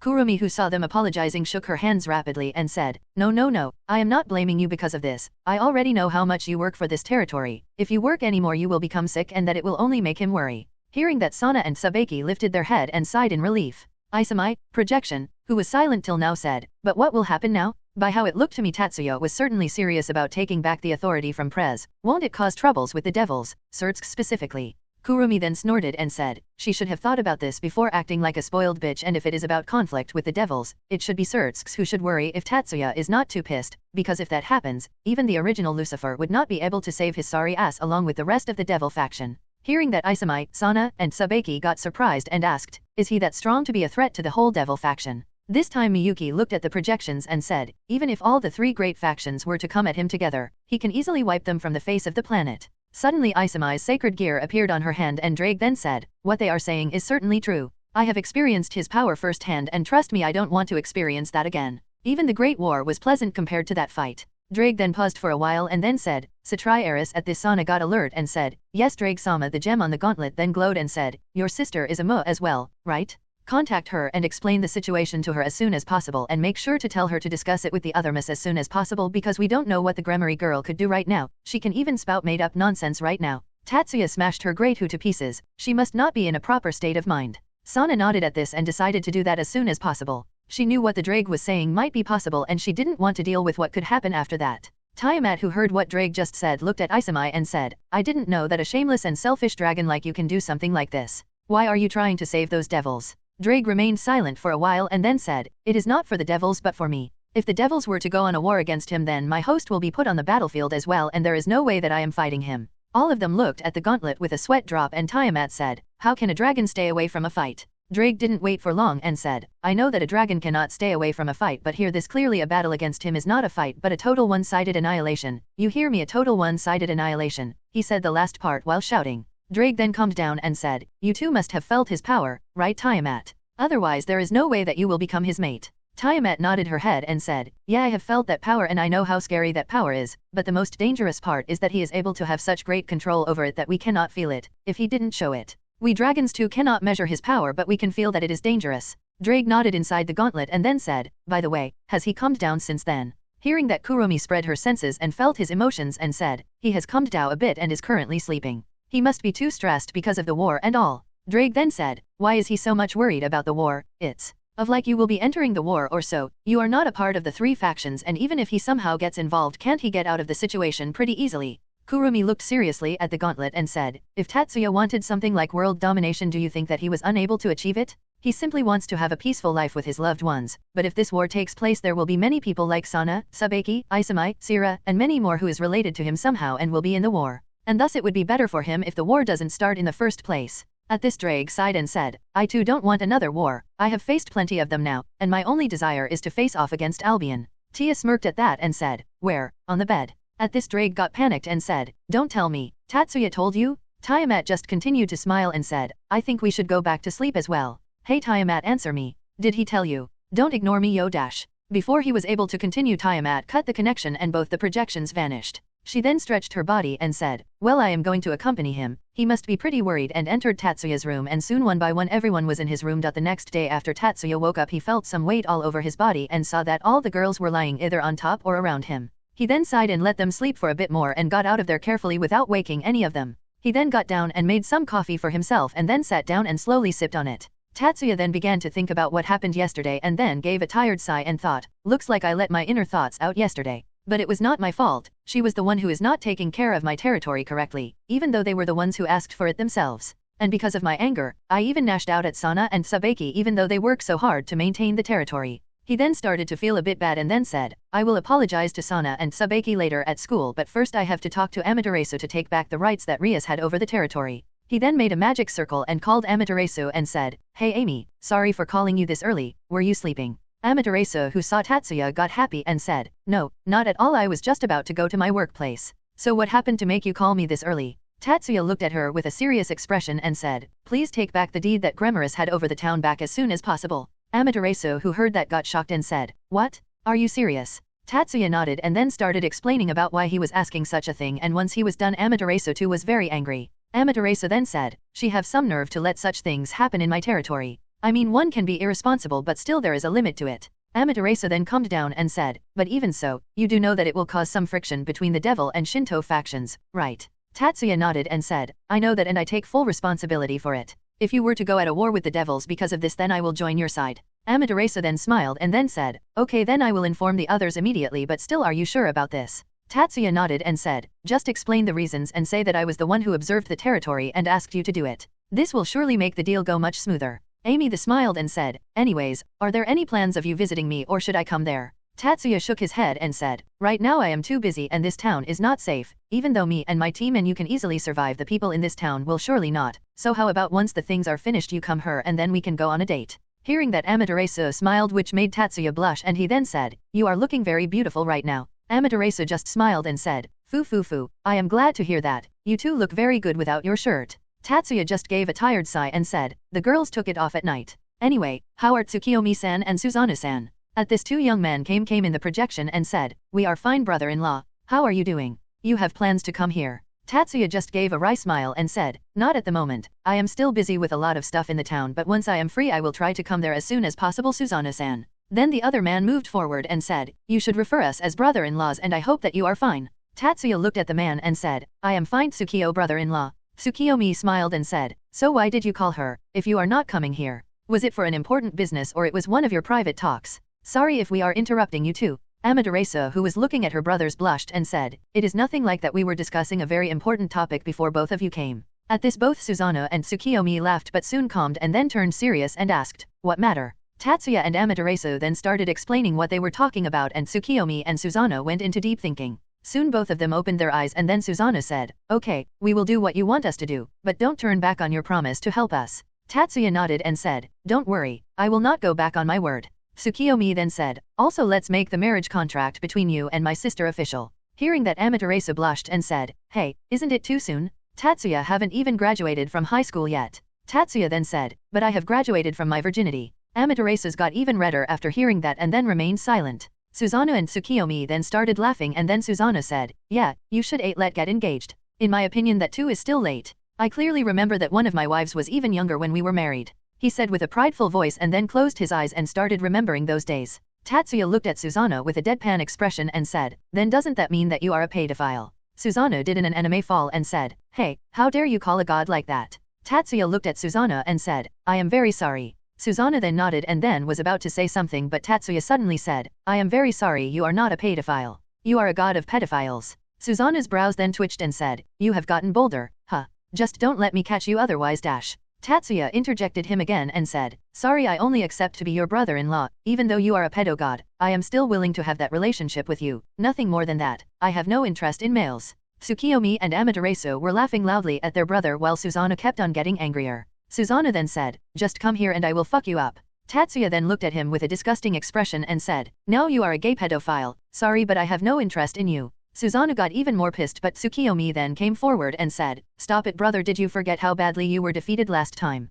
Susanoo grabbed his butt and said, "How can I forget that embarrassment? I still have problems when I try to sit. Why the hell did you use 1,000 years of death or whatever?" Tatsuya just shrugged and said, "You were being an asshole so I just attacked there." All the three gods looked at him with a deadpan look and thought, that's reasoning make no sense. After talking a bit longer with the Shinto gods, Tatsuya ended the call and soon the other members of the house woke up and came down, and once they saw Tatsuya all of them went towards him and hugged him. Tatsuya was surprised by that but soon sighed and said, "Sorry for making you all worried." They didn't reply but still kept on hugging him. Tatsuya looked at their antics but let them do what they wanted. Soon the girls let him go and then Tatsuya looked at them and said, "Once again I apologize for worrying you all." The girls looked at him and then Kurumi said, "Don't worry about it. We came to know what happened out there. You must have been pissed off too much to even scare your cute little Sotan a bit. She and Sabeki along with Isamai and Konako probably are a bit gloomy after your outburst yesterday. Make sure to apologize to them." Tatsuya sighed and said, "I already know what I have to do, you need not to remind me." Kurumi just chuckled and then said, "So, have you decided to take away the authority from the redhead?"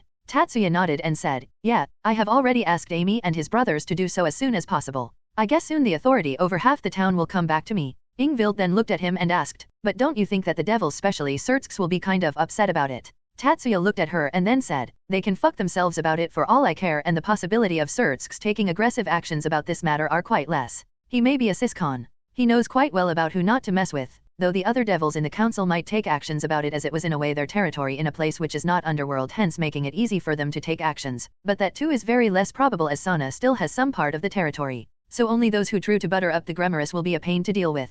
Himura then asked, "And what will you do to those who try this?" Tatsuya looked at her with a smile and said, "The first time I might leave them with a simple warning, but if they keep on pestering me then his expression then turned dark and he then said, "I will drown them in holy water and then electrocute them to death with holy lightning. If they still remain alive then I will again drown them in holy water, electrocute them with holy lightning and then burn them with Amaterasu, and if still they remain alive Sanan then put her hand on his mouth and said, Fine, I understand, you will kill them. Honestly, just throw them in the dimensional gap and they will die without any trace." Tatsuya then looked at her with a weird expression and then said, "Where's the fun in that?" All of them looked at him with a deadpan look, making him twitch his lips. Miyuki then came forward and held Tatsuya's hands and then said, "Don't listen to them, Unii-sama. I will support you and will help you skewer those who come seeking trouble. We can marinate them in the holy water first, and then I will skewer them and you can electrocute them with holy lightning as seasoning and then we roast them in your flames." Tatsuya looked at her and then said, nice idea. And both of them smiled looking at each other. Meanwhile all the others looked at the Shiba siblings and thought, I don't want to imagine what will happen to Thode who will become the ingredients for their dish.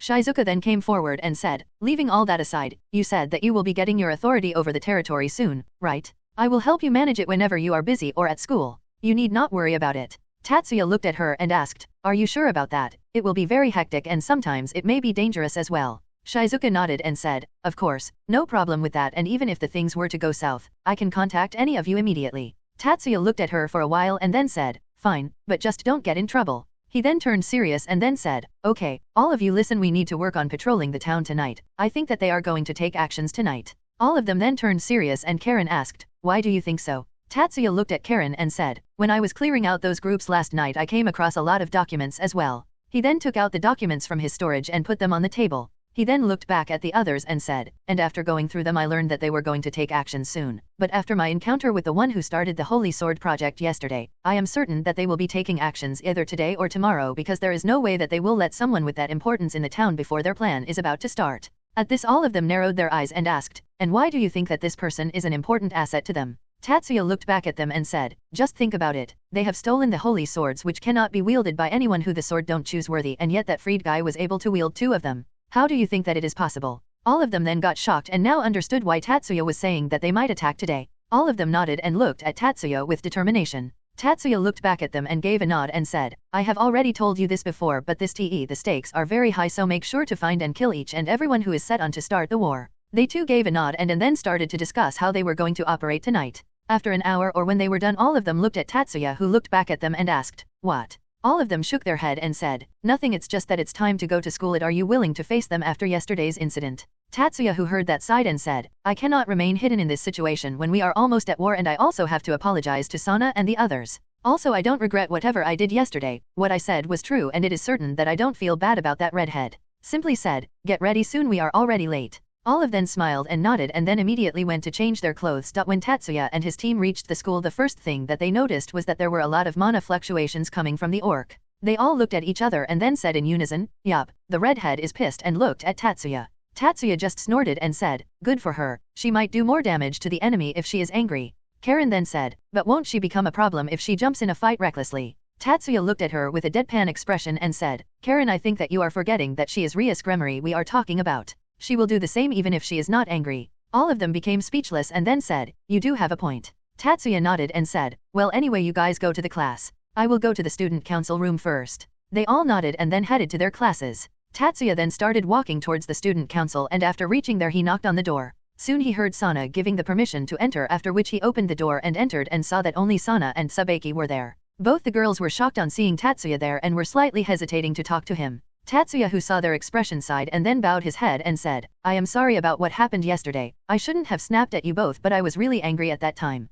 You were not to blame and I still did that. I am very sorry. Both the girls looked at the Tatsuya for a while and then sighed and said, just raise your head up. Tatsuya raised his head and looked at the girls who were looking at him as well. All of them kept staring at each other for a while and then Tatsuya said, so, am I forgiven? Both the girls looked at each other and then Sana said, what should we do, Tsubeki? Should we forgive him or not? And smirked. Sabeki, who saw the smirk on Sana's face, smirked as well and then said, I don't know, Sana, what should we do? He scolded his girlfriends so much when it was not even their fault. Isn't he too cruel? Sana nodded and said, indeed he is. She then looked at Tatsuya and said, so what should we do now? Tatsuya, who now knew that he was being teased, twitched his lips and then said, what can I do to make up for snapping at you two, my lovely girlfriends? Both Sana and Sabeki looked at Tatsuya with an amused expression on their faces. Tatsuya, who saw their express, was somewhat regretting to come there. Sana then said, you want to do something to make up for your mistake, huh? But what should I make you do? Make you my butler for a day? Or make you carry my things on shopping? Just when Tatsuya heard the second option, his body trembled. Seeing his reaction, Sana chuckled and then said, you don't need to do anything, it was somewhat my fault as well, so I apologize once again for that.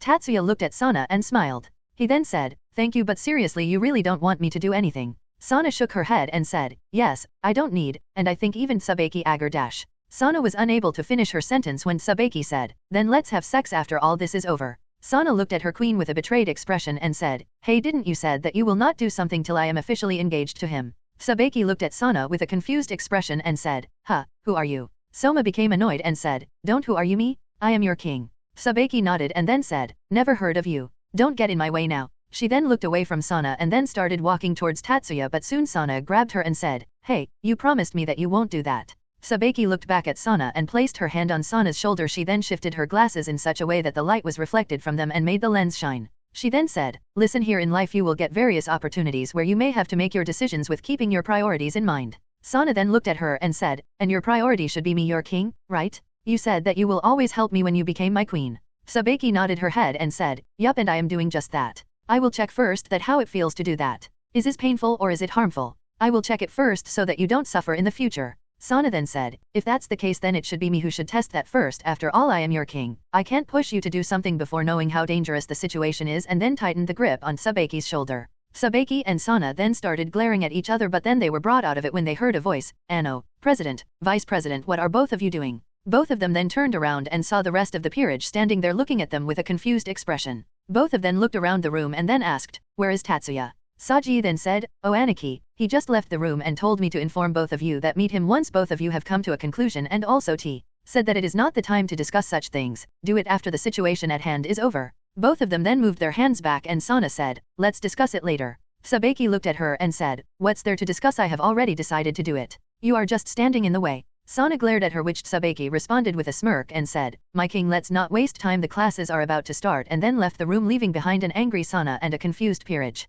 Soon Sana calmed down and said, "Okay, everyone go back to your classes, but be alert at all times. The situation of the town is very dangerous, we cannot be reckless or death is for certain." All of them became scared but still looked at Sana with seriousness and nodded their heads and left for their classes along with Sana. After the school was over, all the supernaturals of the school went to their respective groups and started their duties. Tatsuya looked at his group and said, "You know what to do. Now let's split up," and then all of them nodded and then started moving in different directions. All of them started to search for any stray exorcists and fallen angels in the town and killing them, in process slowly decreasing the number of enemy forces. They kept on doing that when suddenly all of them felt a strong presence in the town. All of them contacted each other through their telepathic links to discuss what to do about the situation. "You guys felt that too, right?" "Yep, this certainly must be their leader, he seems to be a Cotter class. So what should we do now? Gang up on him and kill him?" "No, this will make him alert and he might order the rest of the subordinates to cause ruckus in the town. So what shall we do? Wait for him to set everything up and then when he is about to execute his plan, kill him?" "Nah, waiting that long isn't worth it. You all keep on doing what you are doing and increase the pace a bit. Most of the town is clear, just a few groups are left. Kill them and come to the location. I will go to make sure that no one tries to bite more than they can chew." "Roger, we will come soon. Don't get scared out there alone." "Ha ha ha, very funny. Now continue what you were doing." And all of TH then cut the connection and Tatsuya teleported to the location where he sensed the presence from, while the rest of his team kept on doing the extermination. Soon Tatsuya appeared in a barrier enclosed area and felt multiple presences around him. He then started walking towards the direction he felt the presences from and soon reached an area where he found the Gremory group, minus Kiba, along with Sana and Sabeki. He then looked up and saw a fallen angel with 5 pair of wings with black hair and pointed ears, which he thought should be Cockabiel. He then started walking towards the group, alerting the people there. "AHH. Shitty human-kun is finally here. Now get ready to get sliced apart." Tatsuya then looked at the person who called him and saw Fried standing there smiling maniacally at him and was shocked. Not because he didn't saw him earlier, he had already sensed Fried was present there by his magic. What surprised him was that Fried was holding 2 swords in his hands, and from their aura he guessed the sword to be Excalibur mimic. Tatsuya then looked around to see an injured Irina lying in Sabeki's lap with most of her clothes shredded apart. He then immediately rushed towards her and started to check her condition and found that she was still alive. He then healed most of her wounds and covered her with a blanket which he took out from his storage. His expression then turned cold and he started releasing his aura, making the people around him feel suffocated. He then looked at the group present there and asked, "Which one of you bastards were responsible for her condition?" All of them who looked at his gaze shivered in fear. All of them then gulped their saliva, but still no one answered him because they were scared by the aura he was releasing. Tatsuya got annoyed by that and gritted his teeth and said, "Did you all not hear me? Who the hell among you was the one responsible for her injuries?" Cockabiel, who was looking at Tatsuya, was drenched in cold sweat and thought, Shit. I didn't know that there was such a powerhouse in this town. I do heard Azazel talking to Vale about someone strong present in the town, but to think that someone of this power is in this town. If I go against him then I will definitely die. What should I do? Should I run away? No, all the preparations that I have done will go down wasted. I cannot turn around now, not without starting the war in the least. I should kill one of the sisters of the Mu and that will be enough to ignite the flames of war." Tatsuya then glared at Cockabiel after hearing his thoughts and said, "Don't even think about it." Cockabiel, who heard him, got shocked and was now completely scared of Tatsuya. Tatsuya, who noticed that, asked, "Are you the one who is responsible for her injuries?" Cockabiel gulped his saliva and was cursing himself to not get the detailed information about the town. He then decided to maintain the brave front and said, "And what if I Before he was able to finish the sentence, half of his wings disappeared and were seen falling down the sky. My wings. Tatsuya, who was now behind Cockabiel, said in a cold voice, then you can count on this that your suffering will be worse than hers. Cockabiel, who was now panting heavily, glared at Tatsuya and said, you filthy human, how dare you do that to me, and fired several light spears at Tatsuya. Tatsuya, who saw the spears coming towards, didn't even move and used his psychic powers to crush the spears themselves, making Cockabiel shocked. Tatsuya then looked at Cockabiel with a cold expression and said, finished already? Cockabiel glared at him and gritted his teeth. He himself knew that he cannot beat Tatsuya, but his ambition to start the new war made him unable to run away. He then started a lot of light spears and swords around him and started firing them at without even aiming. Tatsuya looked at Cockabiel and thought, so he finally lost the ability to think rationally and started to dodge the spears and swords while also sending some of his attacks in Cockabiel's direction. Cockabiel also started to dodge the attacks but was not able to dodge all of them and was heavily injured and severely bleeding. He then looked at Tatsuya with a glare, but suddenly his glare turned into a smile. Seeing his smile, Tatsuya got confused but immediately understood what happened and frowned. He then turned around and saw a lot of attack heading towards the devils. He was not that much worried about the devils as they were able to dodge the attacks or run away, but the thing that worried him was Irina, who was still unconscious. He immediately teleported in front of the group, destroyed a light spear heading towards Akeno and formed a barrier in front of him blocking the attacks. He looked at Akeno and asked, are you fine? Akeno, whose eyes were shut with fear, slowly opened her eyes and blinked in surprise. She then looked at Tatsuya, who was looking at her, and blushed and immediately said, yes, I am fine, thank you for saving me. Tatsuya nodded his head in response and then looked at the devils and said, what the hell are you all still doing here? Just run away. Sana was about to answer but Rias beat her to that and said, we are not going, we will fight him as well. If he succeeds then the whole town will be destroyed. Tatsuya looked at her and said, just run away, you will only get in the way. He then walked towards the unconscious Irina and then held her in her arms and then moved towards Konako and said, take her and make sure that she remains safe. Konako nodded and took Irina from Tatsuya's hands. Isamai then came forward and said, is there anything that we can do? Tatsuya looked at her and said, just run away for now and if possible clear any stray fallen angels and exorcists in the way. All of them nodded and Tatsuya looked back at Cockabiel and immediately his eyes widened in shock only to turn into a glare, that idiot. All of them who saw that got confused and looked in the direction and saw Rias flying in the sky attacking Cockabiel with her power of destruction. Cockabiel, who saw that, smirked and thought, I just need to kill her and my work is finished, and fired a huge light spear towards Rias which pierced through the power of destruction she fired easily and started heading towards Rias. Rias, who saw that the spear coming towards her, got shocked and thought, my pride still came in the way, and closed her eyes waiting for the spear and her life. The spear was getting closer and closer to Rias and Cockabiel was getting excited by each second. But just when the spear was a meter away from Rias, Tatsuya came in front of the spear and slapped it away. Rias, who didn't feel the pain she was expecting, opened her eyes and saw Tatsuya's back. She was about to say something but Tatsuya turned around and slapped her, making all the people who were watching the scene surprised. Rias, who was holding her cheek which was now red, was surprised as well and then slowly turned her head to look at Tatsuya. Tatsuya looked at her with an expressionless face and said, you do know why I slapped you, right? But Rias didn't said anything and just remained silent. Tatsuya's expression didn't change at all and he then said, if not then let me tell you. That guy is here to start a war and the only way that he would be able to will be killing one of the sisters of Amo. Rias still silent and didn't said anything. Tatsuya looked at her for a while and then said, stop being a bother and just get away from here. The war is the last thing that I want to happen. Think about your faults later. He then cast a genjutsu on her and made her unconscious. Tatsuya then took her and gave her to the others and said, get her out of here as well. They all nodded and then took Rias away and stood somewhere in the back. Tatsuya then heard some noise and saw Kiba and Zenovia fighting with Fried, who was holding a sword which he thought to be the combination of the two holy swords. He also noticed that Kiba had awakened his balance breaker and was holding the holy demonic sword while Zenovia was holding the dirndl. Tatsuya looked at Kiba and said, so you finally made the decision.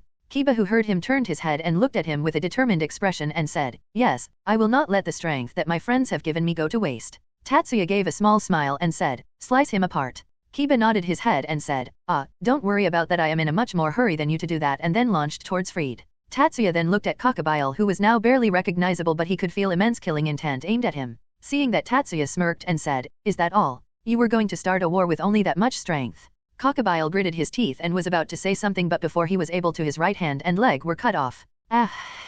Tatsuya, who was now in the air, was holding his missing hand and leg, then said, now all your left side is blank. No wings on the left, no hand on the left, no leg on the left. You are now a completely right person, and showed an innocent smile to him.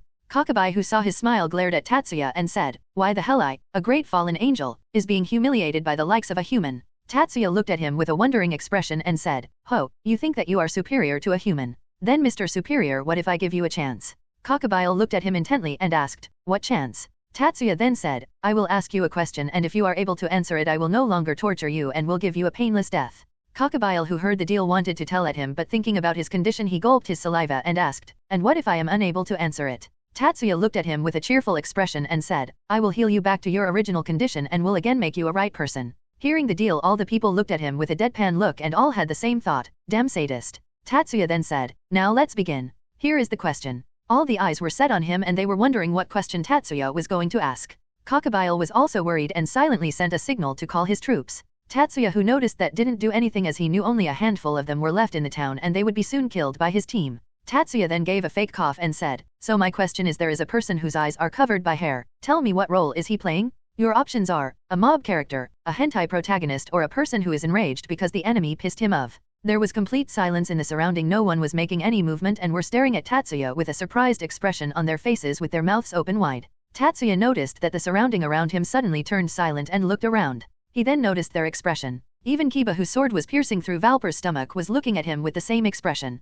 Tatsuya then looked at Cockabiel and said, "Hurry up and answer. I don't have all day." Cockabiel was twitching his lips when he heard that and was looking at Tatsuya with a hateful expression. The devils who were looking at him also twitched their lips and thought, "He is very shameless." After Tatsuya said that, all the eyes were at Cockabiel and noticing all the gazes at him, Cockabiel started sweating and got nervous. Cockabiel then lowered his head, said hesitatingly, it's one of those PP protagonists in those animated videos who do that," and covered his face with his only hand with a blush on his face. Seeing him acting like that, all the people who saw him were grossed out and had an unpleasant look on their faces. Tatsuya somehow regained his calm and said, "What is the answer? Say it clearly, and stop acting like a maiden." Cockabiel, who heard that, became even redder and started shivering and said, Like I said, it's one of those animated videos in which the guy does SSSEA? No, don't make me say such vulgar words." All of them got creeped out and then took a step back. Tatsuya placed a hand on his chest and started taking deep breaths and started muttering, "Calm down, Tatsuya, just think that you never saw that. Just imagine yourself surrounded by your girls wearing cat ears. Yeah, just cares them and pat them. Yes, just do that." Tatsuya them again got calm somehow and said, "Listen, if you are going to answer vaguely, then I will give you the punishment right now and you will die." Hearing that, Cockabiel got scared and looked at Tatsuya and said, "Hey, I answered you. I said that it is the protagonist of those animated videos." Tatsuya then said, "Animated videos as the ones called anime?" Cockabiel immediately refuted and said, No, the protagonist of anime don't have such eyes. Their eyes are clearly visible and they become strong by poking on breasts." Hearing that, Tatsuya's eyes widened and he became silent. He got shocked by the thing that Cockabiel just said and didn't know how to respond to it. Seeing that Tatsuya was silent, Isami came forward and said, "That's no anime, that must be some sort of hentai. There are no protagonists in anime who become strong by doing that." This time Tatsuya looked at Isami with a weird look on his face and then thought, "If only you knew, Isami, if only you knew." He then gave a tired sigh and said, "Well, Ellie dash." Before he was able to finish speaking, Zenovia interrupted him and said, "Quit wasting time and just kill him," and jumped at Cockabiel with her dirndl in her hand and slashed at Cockabiel. Tatsuya, who saw that, looked at her with a deadpan expression and said, "And here goes the muscle head." Cockabiel, who saw the girl coming at him, got alert and caught her sword with his hand and glared at her and said, "Do you think that I am at that level that you can defeat me?" Suddenly an evil grin formed on his face and said, "Well, anyway, thanks for buying time for me. You were somewhat helpful." He then took out a vial filled with some green liquid inside it and thought, "I don't want to use it, but this is my only choice," and then opened the lid and then drank the contents in it. Tatsuya, who saw him bring out the vial, was somewhat curious to know what the thing was and didn't stop him. Once Cockabiel drank that, veins started popping out on his body and his muscles started enlarging.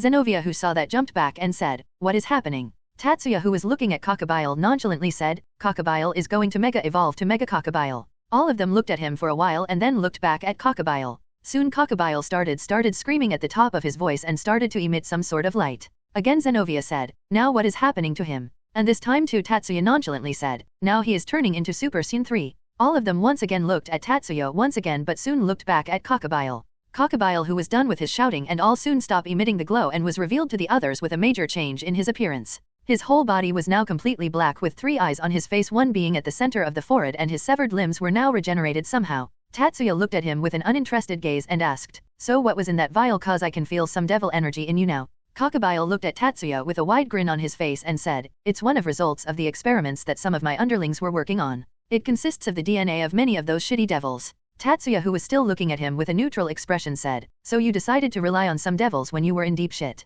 Well, pretty low for someone who wants to start the war with the 3 factions." Cockabiel snorted and said, "Don't spout nonsense. I am the one who is grossed out the most. To think that I, Cockabiel, who fought the Great War, would have to rely on the devils. This is very humiliating for me." He then looked at Tatsuya and said, "But given the circumstances that I am in, this is the only way by which I can survive to start the war." Tatsuya looked at him normally for a while when suddenly a grin appeared on his face and he said, "Do you think that you can defeat me with that? Well, you are free to try on Bluky Cocoa Balls." Cockabiel's grin widened and he said, "Oh, I will kill you," but before that he suddenly blocked Zenobia again, who tried to slash him with her dirndl and said, "You should not interrupt men when they are talking to each other." Tatsuya snickered and said, "Says the one who was acting like a maiden just a second ago." But Cockabiel ignored him and said to Zenobia, "You truly are brave. To fight me even after your master is dead. Truly admirable." All of them who heard then got surprised and Zenobia said, "What do you mean by that?"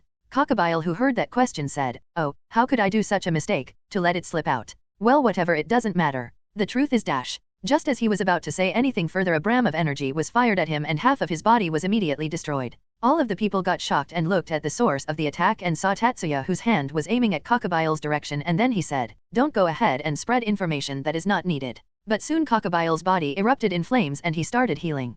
Cockabiel that grinned maniacally and said, "The power of the Phoenix clan is really great." He then looked at Tatsuya and said, "So you already know her? Well, don't you think that it is unfair to not let the others know about the things that we do?" He looked at Tatsuya with the same grin and started laughing, "Ha ha ha ha ha ha ha ha ha ha ha ha ha ha ha ha." All the people then looked at Tatsuya and then asked, "What the hell is he talking about, Tatsuya?" Before Tatsuya was able to answer, Cockabiel said, "What I am talking about is, during the Great War it was not only the Satans who died but the god of the Bible died as well," and again started laughing. All the people there except for Tatsuya, Miyuki, Kurumi, and Isami got shocked. They were not able to believe what Cockabiel said and were completely speechless. Suddenly all of them heard a voice and turned their head only to find Asia on her knees, who was being supported by Miyuki. Seeing the shock on their faces and Asia's condition, Cockabiel started to laugh even louder but suddenly stopped when he felt a huge amount of pressure on his body, and so was the case with the others. All of them then turned towards Tatsuya and saw him looking coldly at Cockabiel while he was unconsciously releasing his power. He then looked at Cockabiel and said with a cold voice, "I guess you don't understand it the easy way - and suddenly Cockabiel was blown away by some invisible force. Tatsuya then suddenly appeared behind Cockabiel and grabbed his head and said with the same cold voice, "Be prepared to learn it the hard way, and I promise it will make you feel that death would be a boon," and crushed his neck with his bare hand. Just when Tatsuya started to unconsciously release his energy, a lot of distortions started to take place in the nearby areas. Suddenly the barrier surrounding them broke and a person clad in white draconic armor with giant blue wings appeared. But none of them cared about the person, as all of them, including the person himself, were focused on Tatsuya. The person then landed beside Tatsuya's team and was then noticed by the others. The people who didn't know him got shocked and immediately went to their battle stance, but the person didn't even look at them and asked Tatsuya's team, "What happened here to make him go this serious?" The girls in Tatsuya's team looked at the person in the armor and said, "Avala-kun, nothing special, he just got on his bad side after hurting one of us." Vala then looked at Tatsuya and Cockabiel for a while and said, "He is a goner." Tatsuya's team nodded their heads and looked back at him and saw Cockabiel screaming while his body was covered in black flames. His team had a sweat drop and said, "From the looks of it he is determined to torture him instead of killing him." Hearing them, the others had a sweat drop as well. Suddenly Isami's gauntlet materialized and said, "Are you forgetting about me, White One?" making Isami surprised. The wings on Vala's back suddenly glowed and a voice was heard which said, "Oh, so you have been awakened, Drake. It has been a long time." The gem on Isami's gauntlet glowed as well and the voice said, "Yes, it has been a long time. So are you here to fight?" Hearing his question, all of them looked at Vala, as it was getting a bit nastier to look at Tatsuya's battle, as it had turned into a bit gruesome. Vala, who was still covered in the armor, shook his head and said, "No, I came here to neutralize a Cockabiel, but I don't think that will be needed anymore." All of them nodded and then suddenly a magic circle appeared near them and Tiamat came out of it. She had a serious expression on her face, but once she saw that the others were alright, she sighed and became normal. She then looked towards Tatsuya's direction and saw him beating Cockabiel ruthlessly and then healing him to beat him again, and while doing that he had an amused smile on his face. She then turned towards the others and pointed at Tatsuya and said, "What happened?" The others then told her what happened and she looked back at Tatsuya for a while and said, "He is a goner." All of them again nodded their heads and then Tiamat looked at Vala and said, "Oh, the white jerk is here." The wings on the back of Vala again glowed and Albion said, "And I see that the brute hag is here as well. So how old are you, no dash?" Before he was able to continue, Albion felt a sudden killing intent which was coming from Tiamat. Tiamat still had a smile on her face, looked at the wings and said, "What happened, go on," and raised her hand before turning it into a claw. Albion immediately got silent and said, "I was saying that you are looking young as ever." Tiamat continued to smile and turned her hand back to normal and kept it down and said, "Oh, thanks for the compliment." All the others sweat drop at that and Drake muttered, "Aggressive hag," but immediately regretted that when he felt some killing intent aimed at him. Soon Tiamat calmed down and a smile came on her face. She looked at Albion and said, "You know, Albion, recently Drake is having dreams about dominating dash," and paused for a bit. Hearing that some of them who were there understood what Tiamat was going to talk about and Drake felt that GE started sweating. The gem on the gauntlet immediately glowed and said, "Hag, stay silent, I beg you." Tiamat looked at Drake with an amused smile on her face and said, "Drake kun, why don't you calm down for a bit?" Don't you see that I am talking to Albion? Vala's wings then began to glow and Albion then said, what is wrong with that? Since he represents dominance it is right for him to dash. Before he was able to finish, Tiamat interrupted him and said, let me finish first. What I am saying is that Drake is having dreams about dash. Drake again interrupted her and said, I beg you don't say that dash, but Tiamat ignored him and said, dominating you? Albion was again about to say that it was no problem as both of them were rivals and have been fighting for years, but Tiamat didn't allow him to say anything and said, in bed that is. The surroundings turned completely silent and everyone who didn't knew about it before looked at the gauntlet with a weird expression, except for Rias and Irina, who were still unconscious and sent back along with Tsubaki respectively. Drake, who felt the gazes aimed at him, started to feel a bit awkward and said, Albion, who came out of shock after hearing the voice, remained silent for a while and said, sorry Drake, but I don't swing that way. Drake, who heard that, got a bit pissed and was about to say something, but Isamai interrupted him and said, don't worry Drake, this might be the first time that you have been rejected. It must have hurt a lot. Don't worry, we will find a new male dragon for you, and started caressing her gauntlet. Drake, who now had enough of all that, got agitated and the gem on the gauntlet started to glow and the voice shouted, I told you that I am not interested in males. The only wish I have is to fight with Albion. So don't misunderstand and get in between us. Hearing that, Tiamat came forward and said, what he means to say is that he is not interested in other males and only wants to fight Albion, in bed that is. And he is a Yandere, so if you come between his love he will tear you apart. Hearing that, all of them sweat dropped and looked at her with a weird expression. But Isamai nodded her head and said, Jis feelings were so deep, somehow I feel a bit sorry for him. Drake was about to refute but suddenly felt another hand on the gauntlet and stopped. He then looked at the person who touched the gauntlet and found it to be Miyuki, who was looking at the gauntlet with a helpless smile and said, I know how you feel Drake. The feeling of wanting to destroy anything and killing anyone who gets close to the person you love, I really understand you. Don't listen to them, kill all of them who come in between you and your beloved person. Now all of them, including Tiamat, were looking at the two girls with a dumbfounded expression, and Tiamat said, they actually bought that nonsense. All, except Isamai and Miyuki, looked at her and thought, so, you knew what you were saying was nonsense. Suddenly another magic circle appears near them and a twin-tailed magical girl came out with a cheerful expression on her face and asked, hey everyone, what is happening here? All of them looked at her and before they could say something the gem on the gauntlet glowed and all of them heard, they all are bullying me? You all are big meanies. At this all of them sweat dropped and the only thought that they had was, why the hell are you talking like Sirafal? While everyone was bullying the magical girl dragon of domination, Tatsuya was fighting the mega evolved fallen angel. Cockabiel, whose neck was snapped by Tatsuya, suddenly got covered in flames and his neck was regenerated. A wide grin appeared on his face and he said, ha ha ha, not even such lethal attacks can affect me now. I am starting to like this power. He then glared at Tatsuya and said, now let's see how long will you survive. Tatsuya, who was looking at him coldly, then said, do you seriously think that I can't kill you because you have some chicken's power? Cockabiel smirked, of course you can't, because unlike those disgusting devils I am not weak against holy element. And it is not like I have a mindset to get overwhelmed by this kind of situation. I survived the Great War, do you really have any chance of beating me? Tatsuya looked at him coldly for a while and then an evil grin appeared on his face and he said, then it only means that I have to test till what extent your mind can bear, and immediately activated his Sharingan and said, Amaterasu, and immediately Cockabiel's body was covered in black flames which started burning his body. Cockabiel, who saw the flames first, snorted, thinking that the flames will not affect him because he had the Phoenix bloodline in him, but soon he noticed that his regeneration was not able to keep up with him and he started panicking. He then looked at Tatsuya and said, what have you done? Tatsuya, who saw the look on his face, only smiled and said, don't worry, it is just the beginning, and then formed a lot of lightning spears around him and covered them with the Amaterasu and fired them at Cockabiel. Cockabiel, who saw the spears flying towards him, got panicked and immediately formed a sort of portal in front of him and the spears entered the portal without harming him. Tatsuya, who saw the spears getting sucked in the portal, looked at him and said, Abdin's power of the whole. Suddenly an idea came to his mind and a bright smile appeared on his face and he asked, hey, do you like to do it from the back? Cockabiel, who was still being burned by the flames, looked at Tatsuya with a weird expression on his face and said, what does it have to do it with this situation? Tatsuya continued to smile and said, nothing. I am now also going to use the power of the whole and cast a genjutsu on the fallen angel. Suddenly a something penetrated Cockabiel from the behind.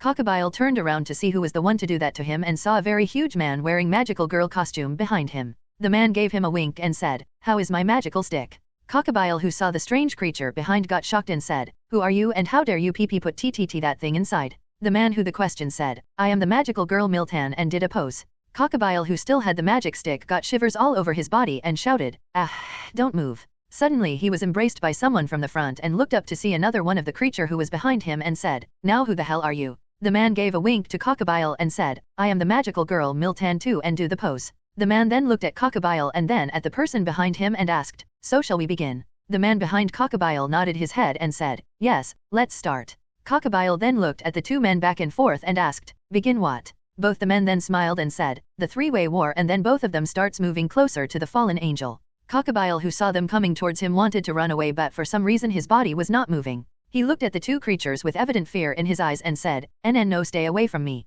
No, stay away from me. Stay away from me. But the men did not stop and kept on getting closer to Cockabiel, and once their bodies were touching, both the men came closer to his ears and said, shhhh. Let's start the war, and who knows, we can do the four-way war after this. Cockabiel, who heard them, got scared and shouted, no. Tatsuya, who was watching his body burning with the black flames, kept on healing him when he was at the point of near death to let him fight the war for a long time, and while he was doing that he also kept on piercing his body with lot of spears covered in magic which corrupted his body from the inside. Soon he noticed a lot of people looking at him, and he turned around and saw the others looking at him and asked, what? Sirafal came near him and then pointed at Cockabiel and asked, what happened to him? Tatsuya looked at her for a while and turned towards Cockabiel and said, he is fighting the three-way war. Hearing that, all of them got confused and looked at Tatsuya for answers. Tatsuya looked at them for a while and then said, do you really want to know? I am warning beforehand, the answer may make you unable to sleep for nights and even make you puke. So do it at your own risk. Hearing that, all of their thoughts wavered, but still two brave dragons, Tiamat and Vale, along with the magical girl Sirafal, nodded their heads and came forward.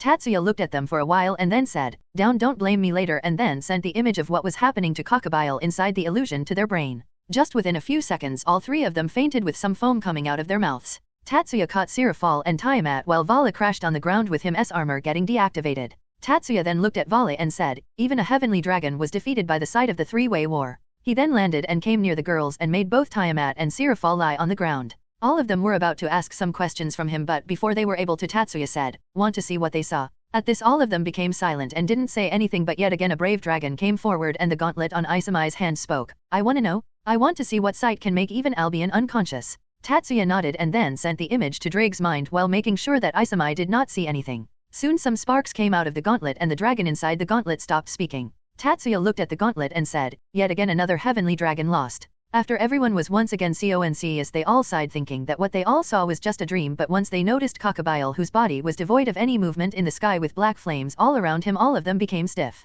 Sirafal then looked around and then immediately latched onto Sana and started sniffing and touching her all over. She then looked at Tatsuya and said, there is no way a magical girl can be like that. Tatsuya, who currently being hugged by Tiamat and was patting her head, said, oh, you have yet to see a whole lot in the world, Sira. That person is one of the regulars in my restaurant. Vala, who was looking at the motionless body of the fallen angel, thought, how can someone be so cruel? Albion, how long was I passed out for? The heavenly dragon sighed and said, I was unconscious as well, partner. The scene shocked me as well, and since I heard Drake dreaming doing those things with me, the effect was much more worse. Both of them kept looking at the dragon for a while and then thought at the same time, let's look at some butts once we go back home. He will be looking at some butts once he goes back. Tatsuya then looked at Vale and asked, so what are the orders? Kill him or take him back alive? Vala came out of his thoughts and looked at Tatsuya while thinking, how can he talk normally after making someone suffer like that? He then sighed and said, Azazel told me to take him back alive for interrogation. He then looked back at the fallen angel and said, but I don't think that he will be able to answer anything after that. All of them looked at Tatsuya, who averted his gaze and said, well, let's bring him back to his senses. He then went towards Cockabiel and make him snap out of the genjutsu and made his body back to normal as it was before he mega evolved. The magic he used to corrupt his body destroyed the contents of the vial, making him turn back to normal. Once Cockabiel came back to reality, he didn't move a muscle for complete 10 minutes. Seeing that he has no intentions of moving, Tatsuya used some lightning and electrocuted his body. When the electricity passed through his body, his eyes widened and he said, ow, that hurts. Who the hell did that? Tatsuya looked at H with a smile and then said, so how was the three-way war? When Tatsuya mentioned the war, Cockabiel grabbed his butt and then hugged Jis' own body and started shivering and said, don't talk about that. There is no way that a war can be that brutal. Even the old war was much better than that. Tatsuya then looked at Vale and said, here is your lil old Cockabiels. Make sure to lock him up real tight. Vala then sighed and made a transport circle and was about to teleport Cockabiel away, but before he was able to, Tatsuya immediately cut all of his wings, making blood splatter out of his back. But Cockabiel, who was now completely used to the pain, didn't felt anything and kept on shivering while hugging himself. Tatsuya, who saw that, clicked his tongue and said, he is already broken, huh? Well, send him away.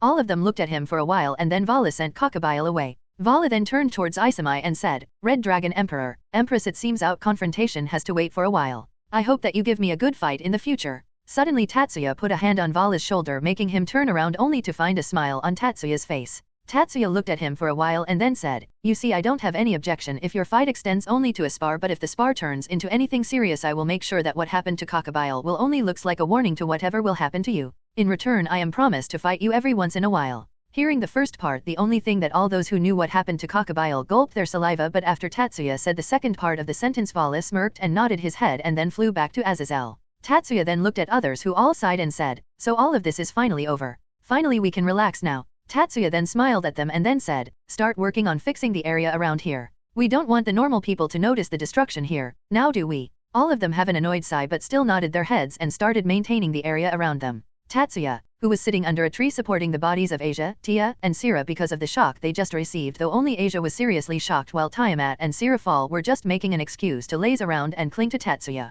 Seeing them, the other girls were sort of jealous of them but let them do as they pleased. They were worried about Asia, who learned about God's death, and they also didn't know what the other two saw about the three-way war, but one thing was for sure, that they were not willing to know about it. Tatsuya then turned his head and saw an unconscious red-headed girl lying beside her. He looked at Rias for a while and then said, I forgot to release her out of the genjutsu, and then did so, and a few minutes later Rias started to wake up. Tatsuya then turned his head and started caressing the heads of the girls who were using him as a support while sleeping, which made all of them smile unconsciously. Soon Rias got back to her senses and started looking around and then noticed the others working on maintaining the area. Tatsuya then, without even looking at her, said, if you are awake then go and help the others. Hearing the voice, Rias got surprised and turned her head only to find Tatsuya and the three girls lying near him. She looked at him for a while and then, without saying anything, stood up and started helping the others. Tatsuya, who saw her walking away from him, nodded and thought, so, the princess can be understanding and obedient as well. Hopefully she will start taking things a little bit more seriously from now on, and closed his eyes. Once they were all done, all of them gathered near Tatsuya, who after checking that everything was done dispelled the barrier around the area and said, well, let's go back and rest.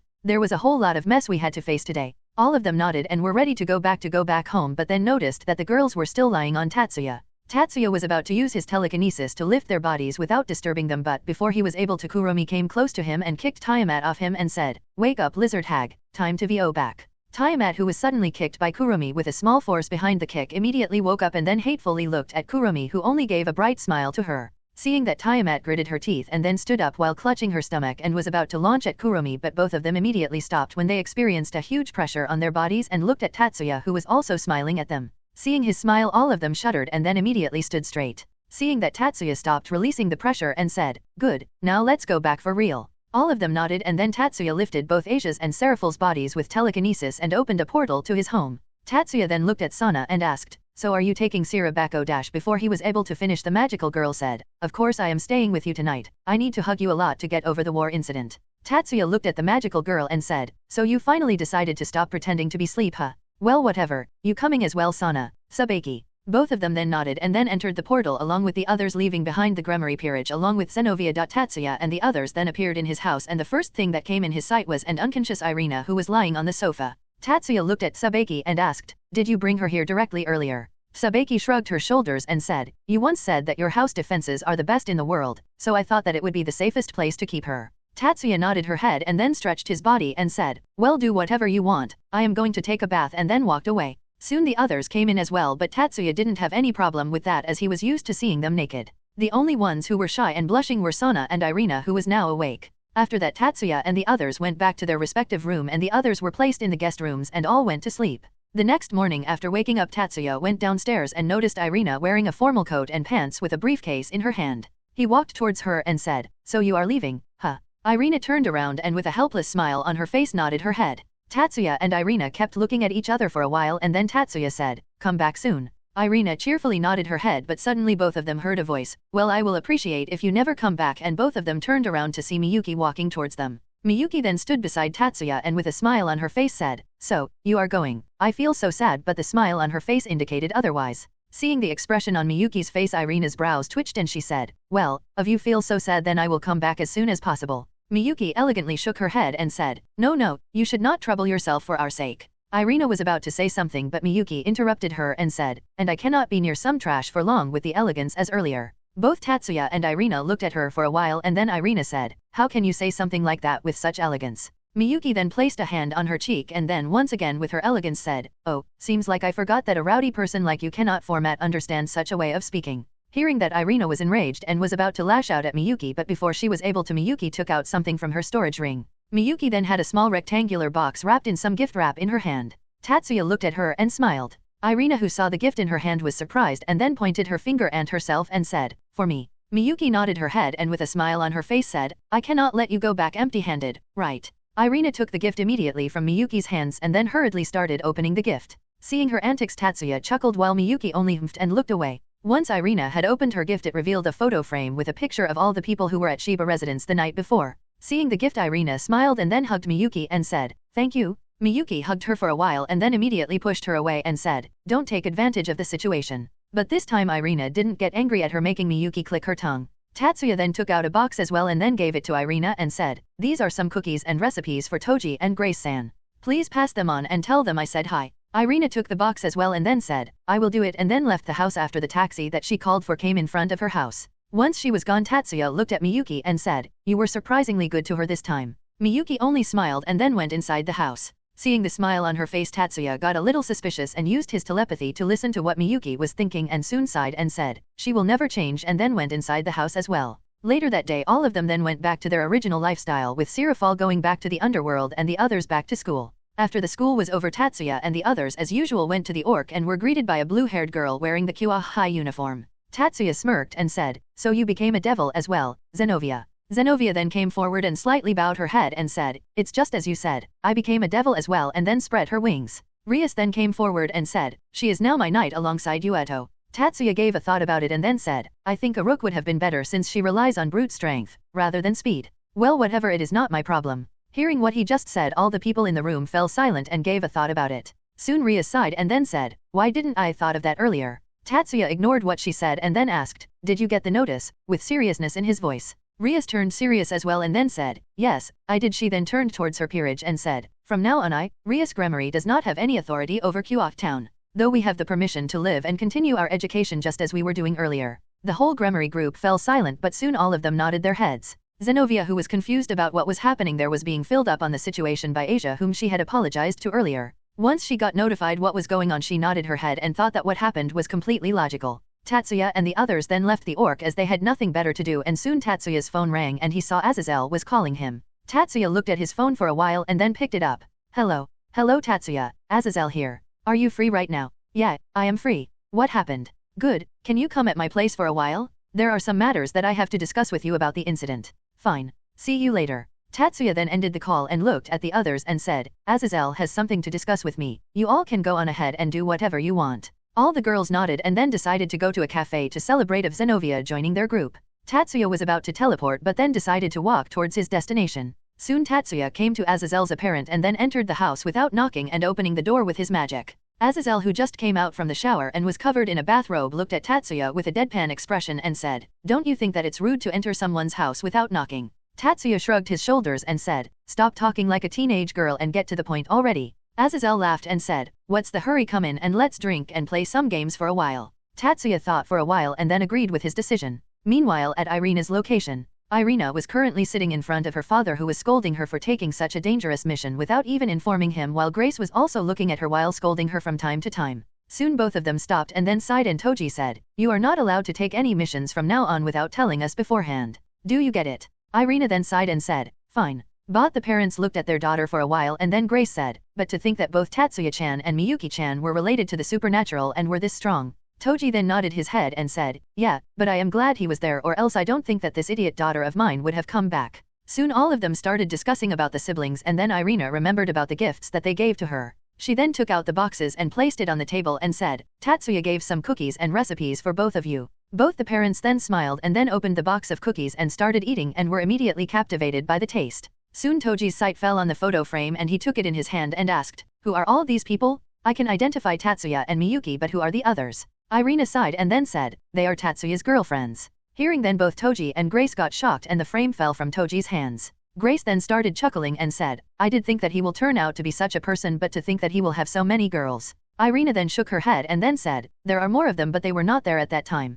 Hearing that, Grace again started chuckling. Toji, who saw the number of girls that Tatsuya had, thought, why is life so cruel? Why he have so many beautiful girls and I get this brute? Suddenly Toji felt a shiver run down his spine and he turned his head, saw Grace looking at him with a smile on her face. Seeing the smile on Grace's face, Toji gulped his saliva and said, honey, is something wrong? Grace continued to smile and then said, I will see you later. At that moment the only thought that Toji had was, I am done for. He then cursed the sofa he was sitting on and then thought, we will spending the night together, partner. Irina, who saw her parents' antics, sighed and then picked up the photo frame, but immediately some tick marks appeared on her face. On the back of the frame was a message written by Miyuki which said, "My dear Miss Trash, there is something that I want to tell you. Ha ha ha, you are still not in a relationship with Onii-sama, you single, virgin loser." Irina immediately punched the table and then shouted, "That damn bitch." Back in Kuoh town. At the Shiba residence, Miyuki suddenly sneezed and then said, "Looks like she really liked my gift." While Tatsuya and Azazel were having a gaming night with some drinks and snacks, the girls were having a party of their own along with Isamai, Konako, Sana, and her peerage, except Saji.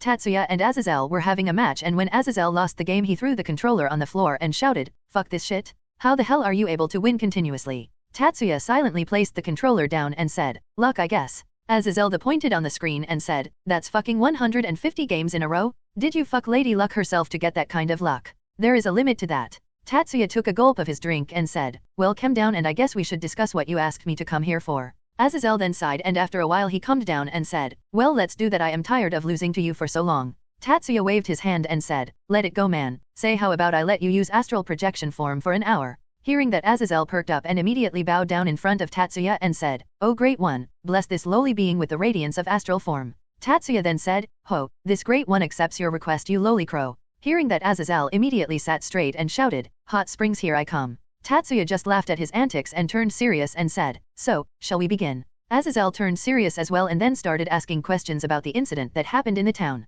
After talking for a while, Azazel was massaging his temples and said, "So you mean to say that there were a total of about 700 fallen angels involved with him, and not only that, nearly 1,000 of stray exorcists as well?" Tatsuya, who had a glass in his head, took a sip and said, "Well, nearly about that. I am not going to count each and every person that I will kill, right? These numbers are the ones written in the documents I got from various hideouts around the town," and then took out those documents from his storage and placed it in front of Azazel. Azazel then took the documents in his hands and then started to go through them, and after going through them for a while he sighed and said, "I guess I have to match up this list with the one we have at the headquarters to check if there are some traitors left or not." He then looked at Tatsuya and asked, "Can I get a copy of them?" Tatsuya then snapped his fingers and then immediately a similar bundle of documents appeared on the table. Azazel checked the new bundle for a while and after confirming that there were no mistakes nodded and then stored them. He then turned towards Tatsuya and said, "Thanks a lot. You don't know how much these documents are going to help me in the upcoming meeting to prove that Grigori was innocent in this matter." Hearing that, Tatsuya looked at Azazel intently and asked, "What meeting?" Even though he knew that it must be the peace meeting, he still pretended to not know about it.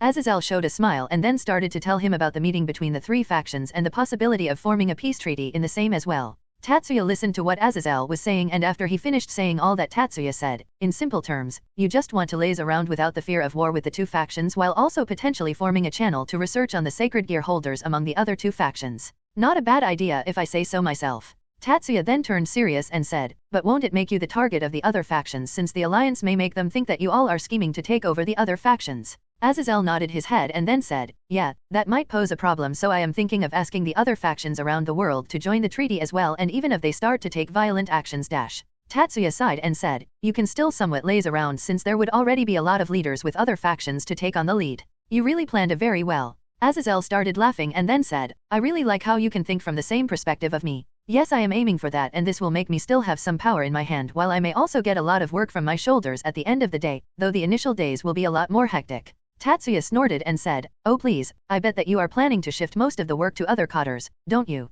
Azazel smiled and said, "See, you understand me. Maybe we are connected by the string of fate," and immediately a glass went flying and hit Azazel on the forehead. Azazel then rubbed the place where he got hit and he said, "Hey, what was that for?" Tatsuya only looked at him with a deadpan expression and said, "You were sounding very creepy there, so I brought you back to your senses." Azazel glared at him for a while but soon calmed down and said, "Well, that is what I am thinking, but it depends on the others, whether they are willing to form the alliance or not. After all, we have been at stalemate for a long time, so there are chances that it may not go as I plan." Tatsuya nodded and said, "Even if the leaders agree to this, the people of the factions may not like to work with the others, as all of you, for who knows why, have a superiority complex." Azazel nodded and said, "Well, we will think about it later." He then looked at Tatsuya and asked, "So how about you?" Tatsuya looked back at Azazel and asked, "What?" Azazel then said, "What are you up for, peace or war?" Tatsuya smiled and said, "I am not in favor of either. It does not matter to me whether the whole world perishes in a war or not, as long as the ones I care about are not involved. I do not care whatever happens, but cross the line even slightly," and Tatsuya just stopped at that and smiled at Azazel.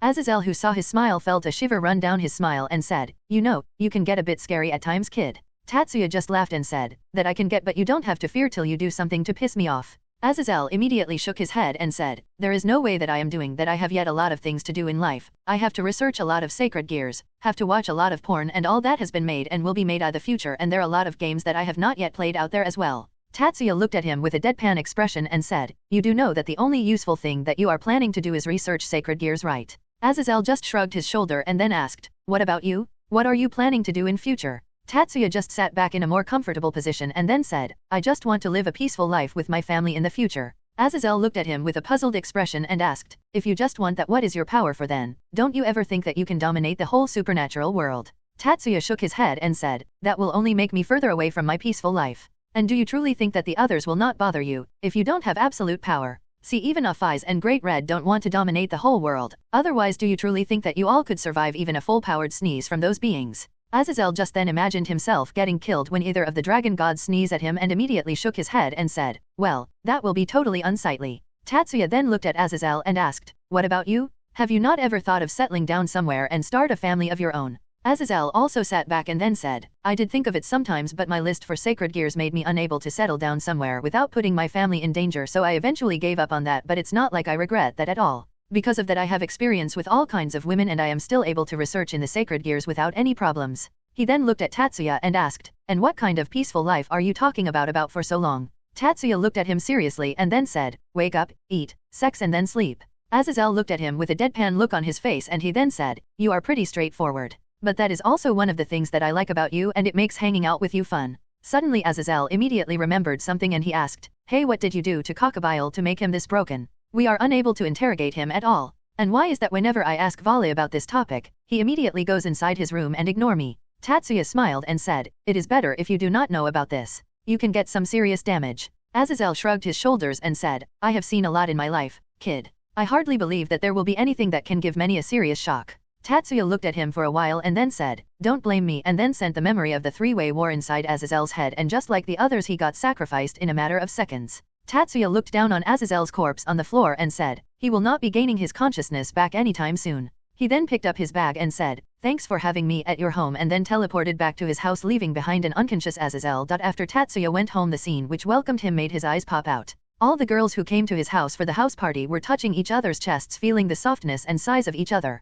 Both the girls and Tatsuya were frozen at their places, but soon Tatsuya regained his senses and said, go ahead, carry on what you all are doing. Just think that I am not here, and then sat down a nearby chair and took out some popcorn from his storage and started intently watching the scene in front of him. Suddenly all the girls from Sana's peerage except for her and Sabeki fell down on the floor and immediately hugged their bodies and started freaking out. Sana herself was blushing very hard but was not freaking out like the others, while Sabeki, though had a slight blush on her face, tried to show her curves properly to Tatsuya. Suddenly all the girls from Sana's peerage stood up and all of them said in unison, forget whatever you saw. Tatsuya looked at all of them with a serious face and said, not in a million years. All of them blushed at his response, and then Momo pointed her finger at him and said, you should have at least looked away or feel embarrassed about this. Tatsuya looked at her with a deadpan look and said, and why would a guy who is getting this kind of treatment would do that? And as a gentleman, it is my duty to appreciate the beauty that is presented before me to the full extent. All of them then blushed on being called beautiful, but suddenly got angry when Tatsuya said, so are you going to continue? If not, I am going back to sleep. All of them were about to snap at him when suddenly Miyuki came forward and said, forget about these laid-back virgins, Ani-sama. Do you want to feel mine with your own hands? When the word virgin came out of her mouth, all the girls from Sana's peerage, including Sana herself, felt that an arrow pierced through them. All of them then started glaring at Miyuki, and when Miyuki felt their stares, she turned around and smirked at them. All of them then started gritting their teeth when all of them noticed Sabeki moving towards Miyuki's direction. All the girls started to discuss among themselves. What is Vice President going to do? I guess she is going to avenge us. Nothing less expected from our Vice President. She cannot let someone tread upon our pride. Kaie, Vice President is so cool. But soon all of them got surprised when Sabeki completely ignored Miyuki and went past her and stood in front of Tatsuya. She looked at Tatsuya for a while and then took his hand and then started walking away while taking Tatsuya with him. Seeing that, all got surprised and Sana asked, where are you going, Sabeki? Sabeki looked at Sana and said, I am going to erase the status of virgin off my record, and then without bothering for their response started walking away while still pulling Tatsuya along with her. Suddenly 4 figures obstructed her path and they said, just what do you think you are doing? Sabeki looked at the 4 girls who stopped her path and found the 4 Nikoshou, other than Himare, standing in front of her. Sabeki looked at them with a serious expression and said, just move away from my path. Karen came forward and said, like hell that's going to happen. We still have not got our turn and you are trying to get ahead of your senpai. Sabeki, who was still glaring at her, and said, I will not repeat again, just move aside. Suddenly all of them heard a voice and then turned their heads to see Sana walking towards them, and then she said, "If you are talking about senpai and Kawarei, then I guess I will be the senpai for all of you as I know him earlier than you all did." She then looked at Sabeki and smiled. Sabeki, who saw her smile, felt really happy and then said, "Sana, to think that you will take my SI dash," but before she was able to finish, Sana formed a magic circle and blasted Sabeki away with a stream of water, and then she said, "Like hell you are getting ahead of me," and then immediately tried to take Tatsuya's hand and run away with him but could not get a hold of it. She then turned away and saw that Tatsuya was not standing there. She then started looking all over the room and saw Isamai holding Tatsuya's hand while running away with him. Tatsuya looked at the scene taking place in front of him and thought, they all have gone totally nuts, and why am I enjoying this situation so much? He then calmed down and then thought, looks like I have found a new interest of watching the whole world burn. He then turned his head and saw Isamai having a weird grin on her face, and on seeing that he was sure that Isamai was imagining herself doing the night activities with him. Suddenly Isamai and Tatsuya were attacked from all the directions, but because of Tatsuya's training Isamai easily evaded while also saving Tatsuya as well. She then looked at Tatsuya and then said, "Don't worry, we will be fucking each other the whole night." She then looked at her attackers and said with determination on her face, "No matter what." Tatsuya looked at Isamai with a deadpan expression and thought,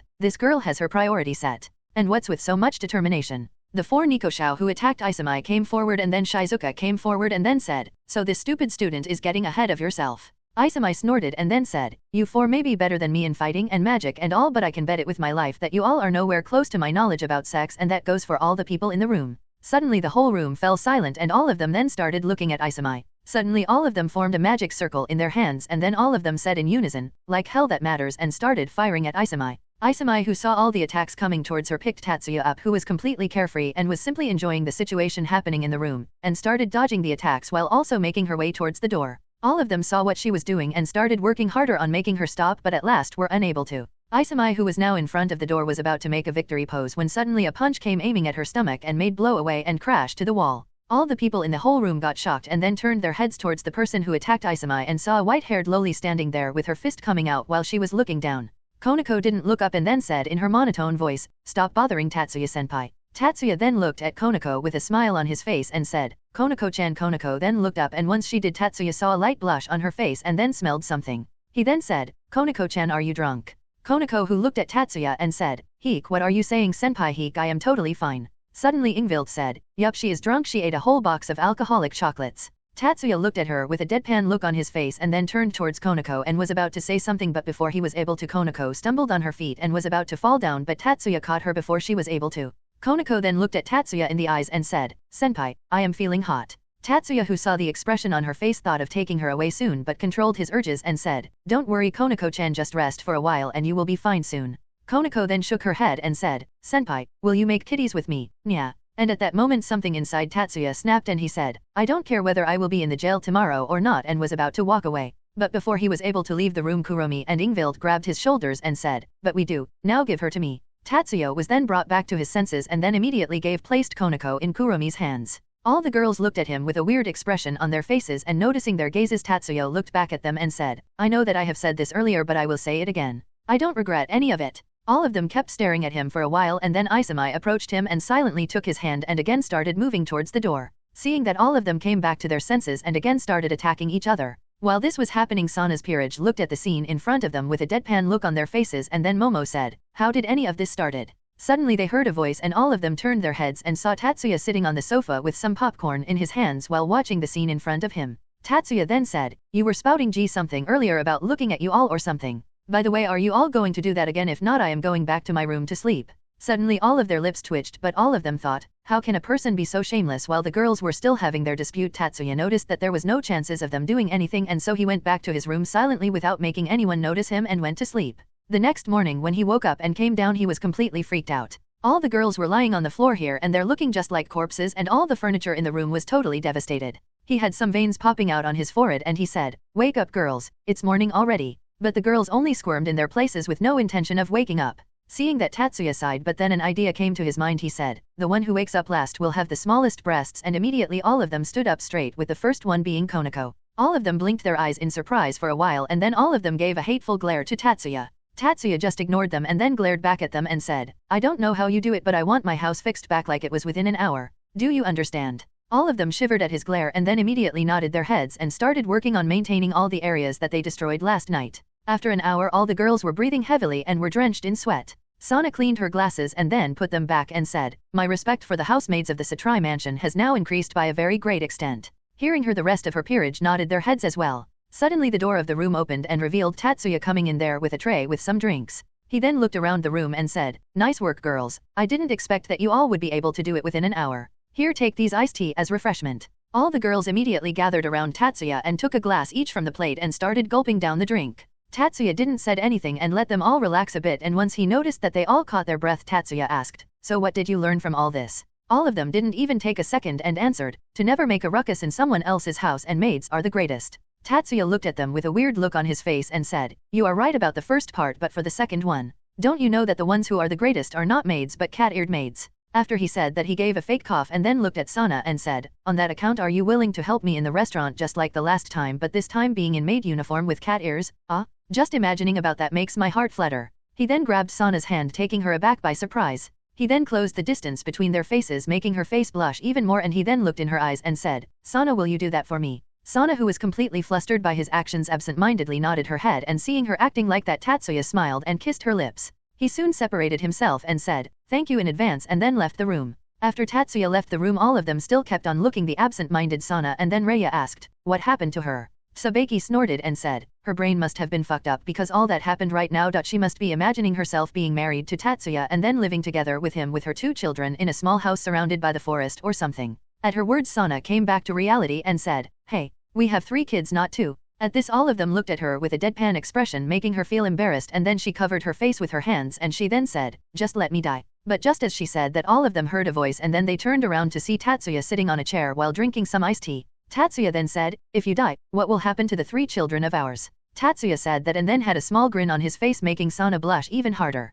Suddenly Isamai interrupted all of them and said, seriously, right now when we just finished the work? All of them then looked at Isamai waiting for answers, but Konako beat her to that and said, President Rias has asked to come to the school pool for the annual cleanup. All of the girls then made an O face, and then Sana said, oh, yeah, the Rias asked to let the orc do this job so that they can enjoy the pool after it is cleaned. Tatsuya then said, then why don't we all go there and enjoy the pool as well? I mean, it's actually very hot today. All the girls in Sana's peerage nodded and they looked expectantly at Sana, waiting for confirmation. Sana was a bit hesitant on the matter because according to the school rules they were technically not allowed to do so, but feeling the gazes full of expectations on herself made her decision waver. Feeling the hesitation in Sana's thoughts, Tatsuya was about to say something to her, but Sabeki then came forward and said, just agree to it already. We all have worked up quite a sweat and the pool will be a great way to get the heat off. I cannot let the opportunity to enchant Tatsuya with my swimsuit pass. I have to make my king agree to it by any means. Sana looked at her queen and then said, but Sabeki, doing that will be going against the school rules, and as the student council we cannot do that.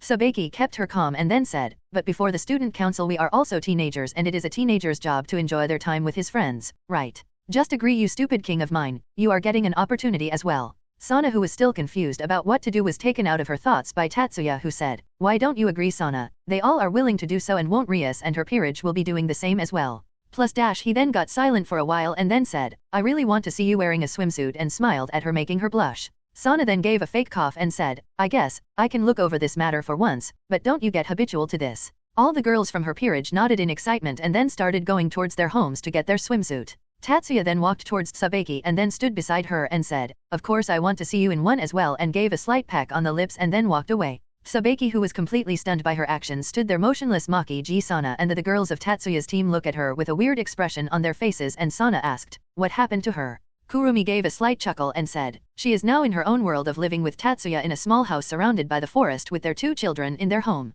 Sabeki then snapped out of it and then said, hey, we have 3 kids, not 2. After everyone was ready with their preparations, all of them then gathered at the school and then started walking towards the pool. When they reached the pool, the remaining Gremory group was surprised by the sudden appearance of the student council, except Saji and Tatsuya's group. Tatsuya then looked at Rias, raised his hand and said, yo. Rias looked at him for a while and then looked at Sana and asked, what happened for the student council to be here? Sana hesitated for a bit and said, we came here to enjoy the pool as well. At this statement, Rias widened her eyes and said, you want to do something that causes breaking of the rules? Sana shifted her gaze and said, don't misunderstand, I only came here because the others were willing to, so I had to tag along with them. At this, Sabeki came forward and said, yes, what Sana is saying is true. She is just tagging along because we were willing to enjoy the pool. Sana then turned her head and looked at Sabeki with a grateful gaze, which crumbled instantly when Sabeki said, she is not going to wear a swimsuit and will sit out of the pool and will only watch over us. She then turned her head and with a smirk on her face said, right, President. Sana had various tick marks on her forehead and she said, yes, what Sabeki is saying is true. Seeing them, Tatsuya sighed and came forward and gave a chop on both Sana's and Sabeki's head and said, stop teasing Sana. Only I am allowed to do that. And so Tan, try to be honest with yourself. Both of them looked at him with a pout on their faces, on seeing which Tatsuya only smiled. Tatsuya then looked at the Gremory group and said, simply said we came here to enjoy the pool once it is clean. Ria smiled and said, that's all right, the more the merrier. Tatsuya nodded and said, good, now get back to cleaning and do it fast, it is very hot out here, and then placed his stuff down and laid back on a chair. Seeing him, the others who came with him except for Isamai and Konako did the same as well. The Gremory group looked at them with a speechless expression and then Ria said, aren't you all going to help? Tatsuya looked at her with a weird look on his face and said, and why would we? Isn't it the orc's job to clean the pool? Hearing his shameless but true answer, Ria gritted her teeth and said, how much shameless can you get? Tatsuya just smiled and said, hurry up, we don't have the whole day. Ria glared at him for a while but soon sighed and said, whatever, let's just finish work soon. Akeno looked at Rias and said, Rias, I think that I forgot my swimsuit at home. I will go and fetch it quickly, and immediately made a magic circle and teleported herself without even waiting for Rias's answer. Akeno suddenly appeared in an alley and said, Era, if I knew that Tatsuya-kun was coming I would have chosen a good swimsuit. Well, it's not too late anyway, and then came out of the alley and in front of a swimsuit store and went inside. Meanwhile in the school, Rias and the remaining Gremory group were scrubbing the floor of the pool while Tatsuya was instructing them. Move your hands quickly. What kind of knight you are, Kiba? Use your speed. Rias scrubbed the corners as well, and don't lag behind the others. Isamai, boost your physical abilities and start working faster. Konako-chan, wear these cat ears first and then start cleaning, and then threw a pair of them towards Konako. Konako stopped working for a while and stared at the thing which Tatsuya threw at her for a while. Suddenly an idea came to her and then she put the ears in her head and thought, time to use Nico power. She then looked at Tatsuya and said, Senpai, it is too much work for me, Nya, can you please help me, Naya, and then made a pose. Tatsuya got silent for a while and then used his magic to clean the pool immediately and then started using his water magic to fill the pool with water. All the girls, and Kiba, gathered around Konako and said, good job, Konako-chan. Konako, who still had the emotionless face, said, no problem, and then took off her ears and placed it back on her chair. Tatsuya looked at the group and then said, work's done, let's get changed. All of them then looked at the clean and fresh water the pool and then nodded their heads and then started walking towards the changing room. Suddenly a magic circle appeared and Akeno came out of it and said, I hope that I didn't take long, and then looked at the pool and said, you guys already did the work so fast. Rias shook her head and said, no, Tatsuya just lost to the cats, which made Akeno confused, but she shrugged it off, not caring about it. All the girls then went inside the changing rooms and then Tatsuya looked at Kiba and said, let's get going. Kiba nodded his head and then went together with Tatsuya. After Tatsuya and Kiba went inside the changing room and both of them started taking off their clothes. Tatsuya felt Kiba intently looking at him. Tatsuya turned around and said, what happened? Don't tell me that you suddenly started having feelings towards me. And even if that is true, I am really sorry, I cannot accept you. First, I am totally straight, and second, even if by some miracle you turn female, I only see you as my friend. Kiba looked at him with a weird expression on his face and said, dude, you hit your head somewhere or what? There is no way I have feelings for you. Tatsuya sighed and said, I am relieved to hear that. So what is in your mind?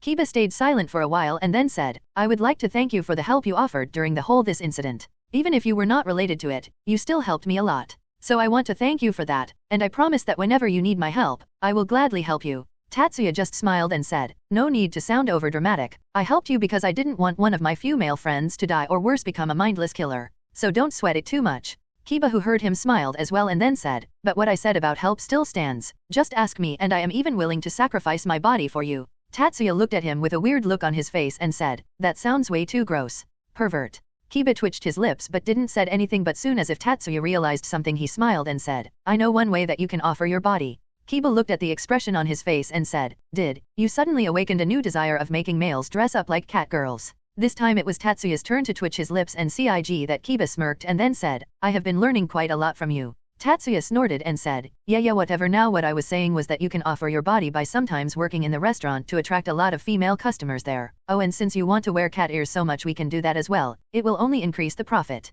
Tatsuya then turned serious and said, and don't underestimate this world. I have faced off against an enemy who can turn others into lowly cat girls with his invention, even men as well. Somewhere in a place full of people whose bodies were slightly transparent, a person can be seen wearing a lab coat working on something. Suddenly the person sneezed and he said, who the hell is remembering me even after I am dead? Did someone find my collection of lowly magazines in my drawer? Suddenly the door was opened and a person came inside and said, Nabarius-sama, did something happened? The said person shook his head and said, nothing, just thought that someone was remembering me. The one who asked the question shrugged his thoughts on the matter and asked, is the lowly maker ready yet? Neighboruse looked at the person and said, not yet. I am still not able to make it work on the souls of the people present here. It just passed through them. He then slumped his shoulders but soon became determined and said, but, I will not give up. I will definitely complete this device and make the people acknowledge me. Tatsuya. Hearing his determined tone, the other person became spirited as well and said, yes, we will make this place, lowly soul world. Suddenly the door was knocked and then they heard the words which scared the shit out of them, FBI, open up.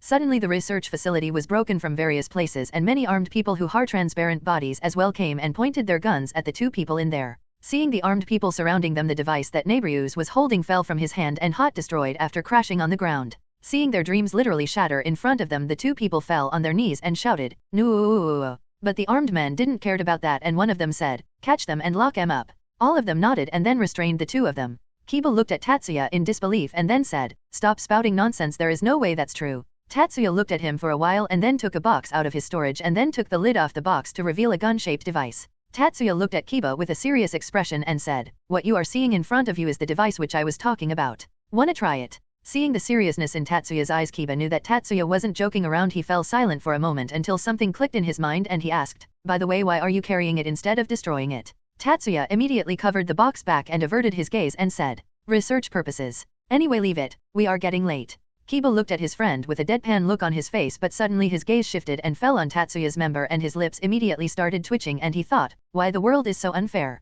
After both Tatsuya and Kiba came out of the changing room and the sight which welcomed Tatsuya made him completely speechless, and the only thought that came to his mind was, somehow this looks even better than they are completely naked. Tatsuya's gaze then traveled through each of his girls, making them all blush, and then Tatsuya gave an appreciative nod and said, yup, all of you look absolutely stunning. All of them smiled at his response and then went with each other to enjoy the pool. Suddenly Tatsuya felt a rather soft sensation on his back and without even turning around he asked, what happened Akeno-san? Akeno gave a full laugh and then said, Era, does Tatsuya-kun recognize me so well to know who was behind you without even looking? Tatsuya turned around and shrugged his shoulders and said, isn't it obvious? We have been around each other for a rather long time, either in the club or battles. It is easy for me to recognize your presence when you are around. Akeno just smiled and then said, so Tatsuya-kun, how am I looking? And did a pose which made her curves even more stand out. Tatsuya wanted to say that what she was wearing could hardly be called a swimsuit, but keeping that to himself he said, well, I guess this rather suits you. You look very beautiful in it, and gave a smile. Akeno, who was expecting Tatsuya to blush or have a lewd look or thoughts about her appearance, was totally surprised when she didn't find either of the two coming from Tatsuya, and instead of making him blush, she started blushing herself on receiving the honest comment from Tatsuya.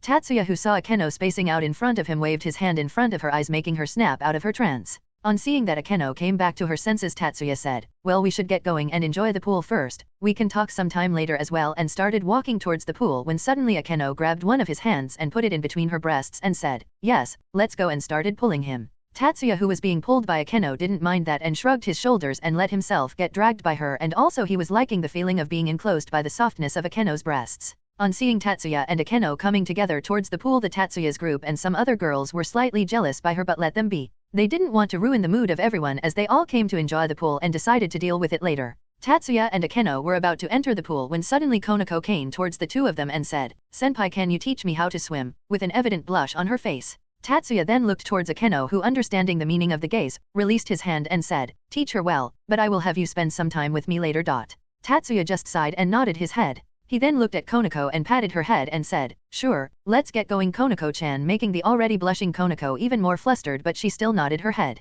Tatsuya then went with Konako towards the shallow end of the pool and started her teaching how to swim while holding her hands. Tatsuya kept looking at her to make sure to not let something happen to her because of his mistake. But for the white-haired Nikoshao, who noticed Tatsuya gaze continuously at her, was feeling very embarrassed by it, but knowing that he was only looking at her out of concern, didn't say anything. When Tatsuya came at the edge of the pool, he suddenly stopped, making Konako crash into him, but he caught her. Tatsuya then looked at Konako and said, I think that this much must be enough for now, so shall we take a break? Konako looked at Tatsuya and nodded her head. Tatsuya then picked her up, much to her surprise, and then got out of the pool and placed her on the ground. Tatsuya then looked at her once again and patted her head and said, you did well, I think you will be able to swim soon enough, and then started walking away, leaving behind a slightly embarrassed Konako. Tatsuya then sat on a chair and then gave a deep sigh and said, finally, some chance to rest. There have been a lot going around the town recently. He then stretched his body and then lied down on a chair and closed his eyes. After some time, Tatsuya, who was just lying down comfortably, suddenly felt someone standing in front of him, and so he opened his eyes to see a red head standing in front of him. Tatsuya looked at the person for a while and then asked, what happened, Karen? Need something from me? Karen just smiled and said, would you mind rubbing the suntan on me, and took out a bottle from who knows where. Tatsuya looked at the bottle for a while and then said, sure, lie down. Karen continued to smile and then lied down on her stomach and took off her top and said, be gentle okay, in a sultry voice. Tatsuya, who heard her voice, just smirked and then put the cold liquid directly on her back, making her give out a shriek. Tatsuya just smiled and said, don't worry, I will be gentle, and started applying the tan all over her body, making her give out moans of pleasure which made all the girls around them blush. When Tatsuya was done, all the Karen was left unconscious and had a satisfied expression on her face, and seeing that she was sleeping, Tatsuya sighed and tied her top back at her and covered her body to not let her catch cold. Tatsuya then looked around and saw him surrounded by the girls, all of whom were holding a bottle of suntan. Tatsuya, who understood what they all wanted, sighed. Kiba had already left the pool and went somewhere to get a drink for himself, leaving Tatsuya all by himself. Tatsuya then looked at his group along with Sana, Sabeki, and Isami and said, just lie down and don't make any ruckus about not dealing with someone first, otherwise I am not doing it. All of them sighed but still nodded their heads and then lied down and let Tatsuya do his work, and just like with Karen, all of them had a satisfied expression on their faces and were sleeping blissfully. While Tatsuya was rubbing the oil on their bodies, he was surprised as even the girls from Sana's peerage along with Rias, Akeno, and Konako came as well, and since he was doing it for the others, he decided to do it for them as well. Tatsuya, who was finally done with his work, sat back and looked at the girls. His gaze then landed on Akeno and then he thought, I guess I should tell her now. While he was in his thoughts, Rias, who was still not asleep, looked at Tatsuya, who was busy thinking something, and started walking towards him. Tatsuya, who noticed someone coming towards him, came out of his thoughts and asked, want something, princess? Rias shook her head and silently sat beside him. Tatsuya didn't give it much thought and just continued to think about some things that he had to do. Suddenly Rias looked at Tatsuya and asked, Tatsuya, do you think that I am an irresponsible king? Tatsuya, who clearly heard her question, didn't hesitate for a bit and said, yup. Seeing how bluntly and quickly he answered, Rias got disappointed. Tatsuya looked at her and said, you are very irresponsible, and I think I don't need to tell you about all the irresponsible things that you have done, the latest being the management of my territory. He waited for her to respond and then he saw her nodding her head. Tatsuya nodded as well. Your only good traits are that you treat your peerage kindly and have a lot of innate potential, but your bad traits completely turns your situation to negative. You are not a hard worker and very arrogant, and that is what leads you to your downfall. Rias, who heard his words, felt like something was piercing her, but she didn't refute it this time. She had thought a lot about what Tatsuya told her previously, and the more she thought about that, the more she felt that she was in the wrong. She then gave a sigh and said, do you think I can improve? Tatsuya just smiled and said, only you can answer that question, and stood up and started walking away. Rias looked at Tatsuya's back and said, where are you going? Tatsuya didn't even turn around and said, washroom, and continued to walk. Soon he came in front of the washroom and he then took out his phone to call someone. After he was done talking, he ended the call and started walking back, but suddenly he encountered Zenovia on his way and said, where were you all this time?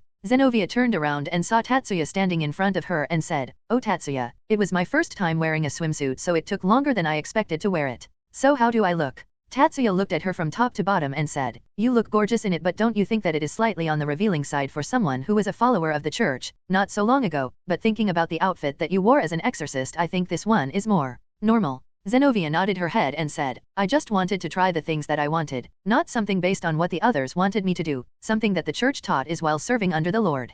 Tatsuya nodded and thought, I learned something new about the ways of the church. Tatsuya looked at her and said, well, it is natural to have desires. She then walked closer to Tatsuya, making him a bit confused by her actions, and then she said, Tatsuya, there is something that I want your help with.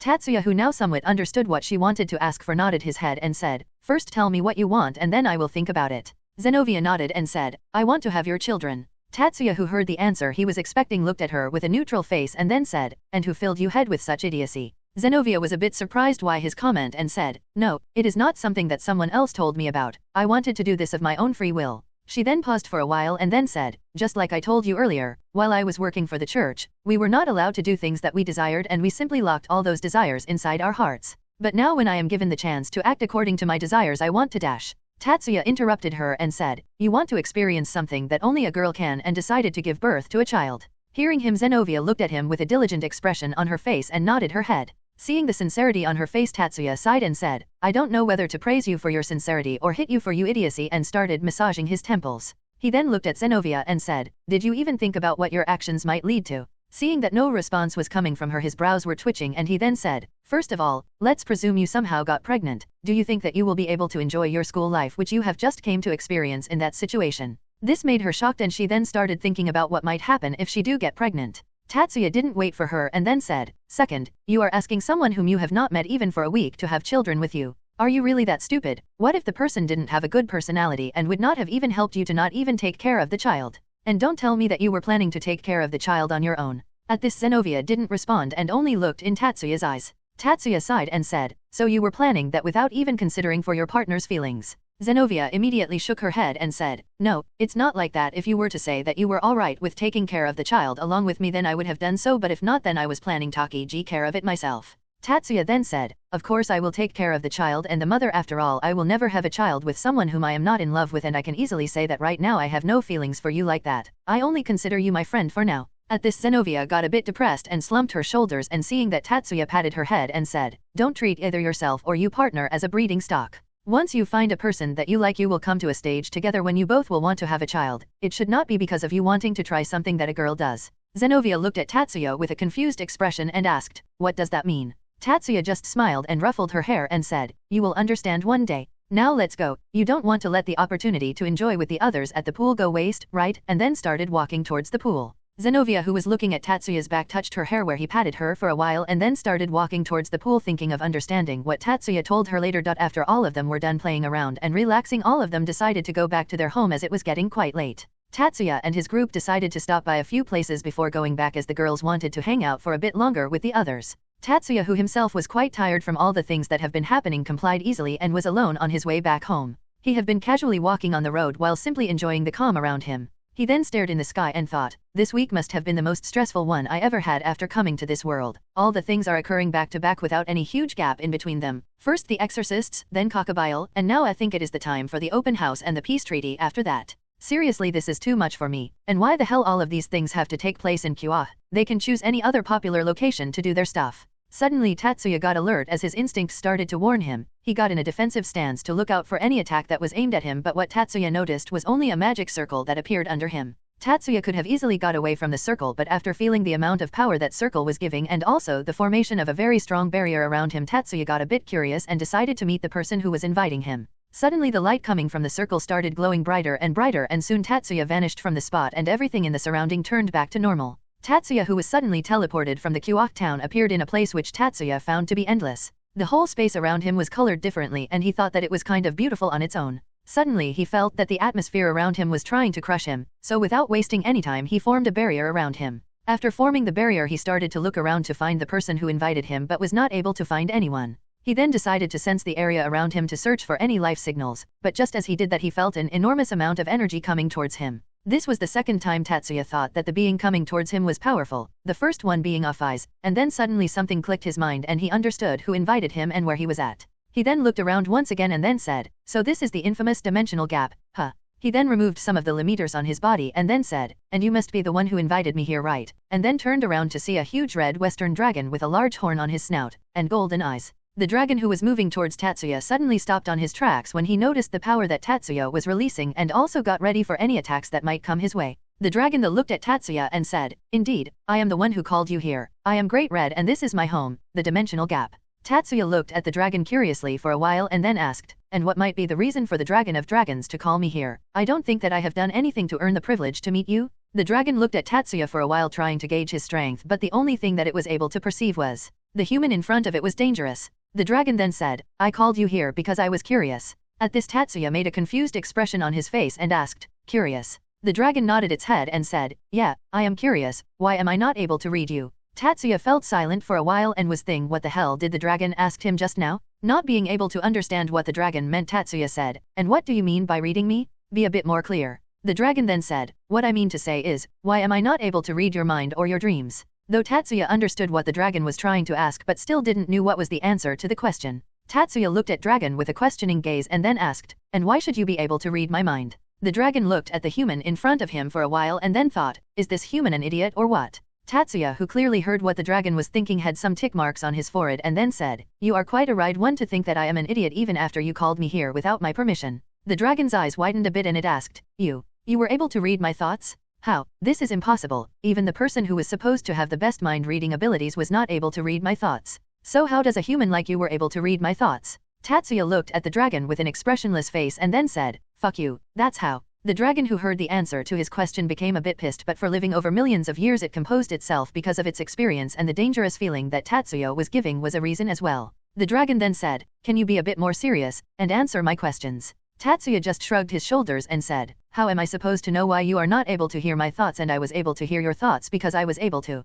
Great Red then said, you do know that it doesn't answer any of my questions, right? Tatsuya simply shrugged his shoulders and said, like I care about that. The dragon who seemed to have getting more and more pissed and asked, you know you are very rude person. Tatsuya simply smiled and said, thanks, I am very proud of it myself. The dragon started to release his aura in order to make the human in front of him scared a bit, but to its surprise Tatsuya was completely fine by the pressure that the dragon was releasing. Tatsuya looked at the dragon with a bored expression and said, if you are done with that, retract your aura, it will not make any difference. The dragon got even more curious about Tatsuya and did as he told. Tatsuya then nodded and said, good, how about you answer some of my questions, since we are not able to find the answers to any of yours. The dragon thought for a while and then said, ask away, there is nothing better to do anyway. Tatsuya nodded and asked, why does Afaiz want to kick you out of here? Dragon looked at him for a while and then said, well that is an interesting question. You do know that both Afaiz and I were beings that were originally created in the dimensional gap, right? Tatsuya nodded his head and said, yeah I know that. The dragon nodded and said, you see the first one out of us to exist was Afaiz and she was the only one live in the gap because at that time the only concept that the world had was infinite as nothing other than the void existed at her time. But slowly and slowly the life began to evolve on various realms other than the gap and soon beings capable of thinking started to appear on the surface of various realms, giving the concept of thought and dream and because of the influence of those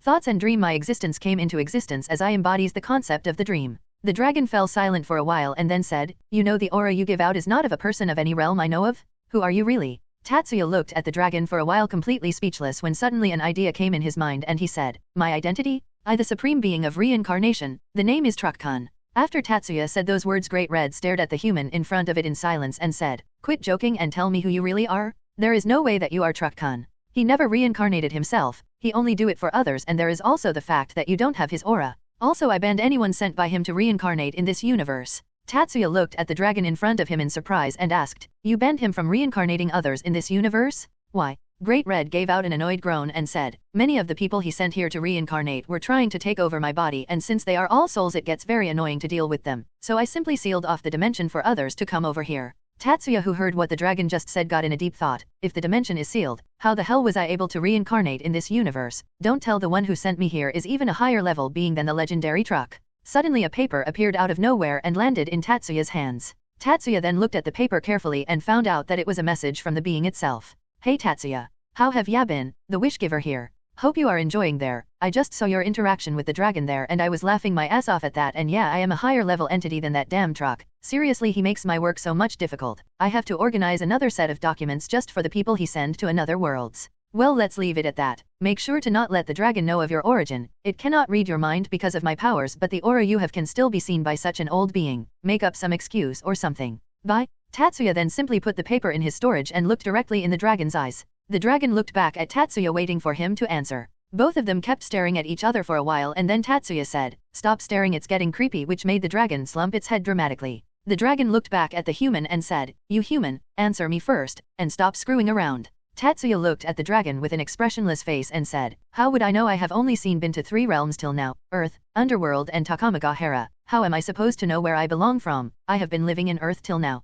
If someone as old as you cannot tell, how the hell will I know? The dragon who heard Tatsuya's answer thought for a bit and said, that seems justifiable how can a someone like you know if even I don't know and I literally can see through the minds of all, except yours of course. Tatsuya inwardly sighed and then said, yeah, well does it really matter I think that it must be some kind of mutation that my aura must be different. The dragon nodded his head and said, it might be possible, well just leave it at that. So where was I?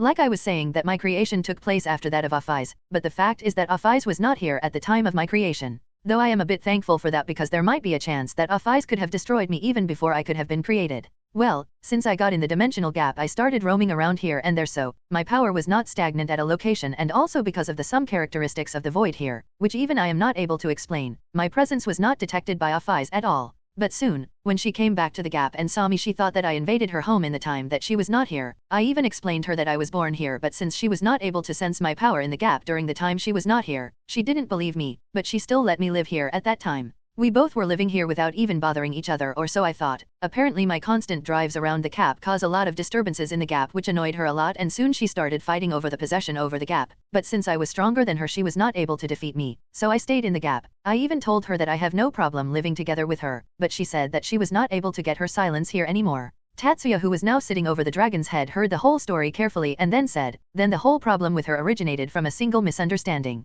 The dragon nodded its head and said, yeah. Tatsuya thought for a while and asked, do you ever tried talking to her? I mean other than the serious talk, like talking to her like friends or family. At this the dragon fell silent and then after a while said, no, I don't think that I ever did that. She never have thoughts and do most of the things on a whim, and there is also the fact that I cannot hear her thoughts, as her being the embodiment of infinite have some perks of their own. Tatsuya sat back comfortably on the head and said, well, I think if you have done that you two could have lived together. She is just lonely. I have met her a lot of times and all the times our interactions have been a lot of fun. Both Tatsuya and Great Red then fell silent. Tatsuya then caressed on the dragon's scale and said, you know your scales are very soft and comfortable, don't you think that they are bad for defense? The dragon shook its head and said, nope, despite they are soft, they are still unbreakable up to a very high extent. Though I think that you might be able to break it at your full power. Tatsuya just nodded and then asked, don't you get bored living here all the time? The dragon sighed and said, well, it's a bit boring, but it cannot be helped. If I step in the other mortal realms for a long time, the beings there will start having various problems. This is something that I am jealous of Afai's. She is able to step into other realms without bothering others, whereas for me that is not possible. My presence will hamper their senses and many problems will arise for them. Only once in a while, when there is dimensional instability, that I am able to step in the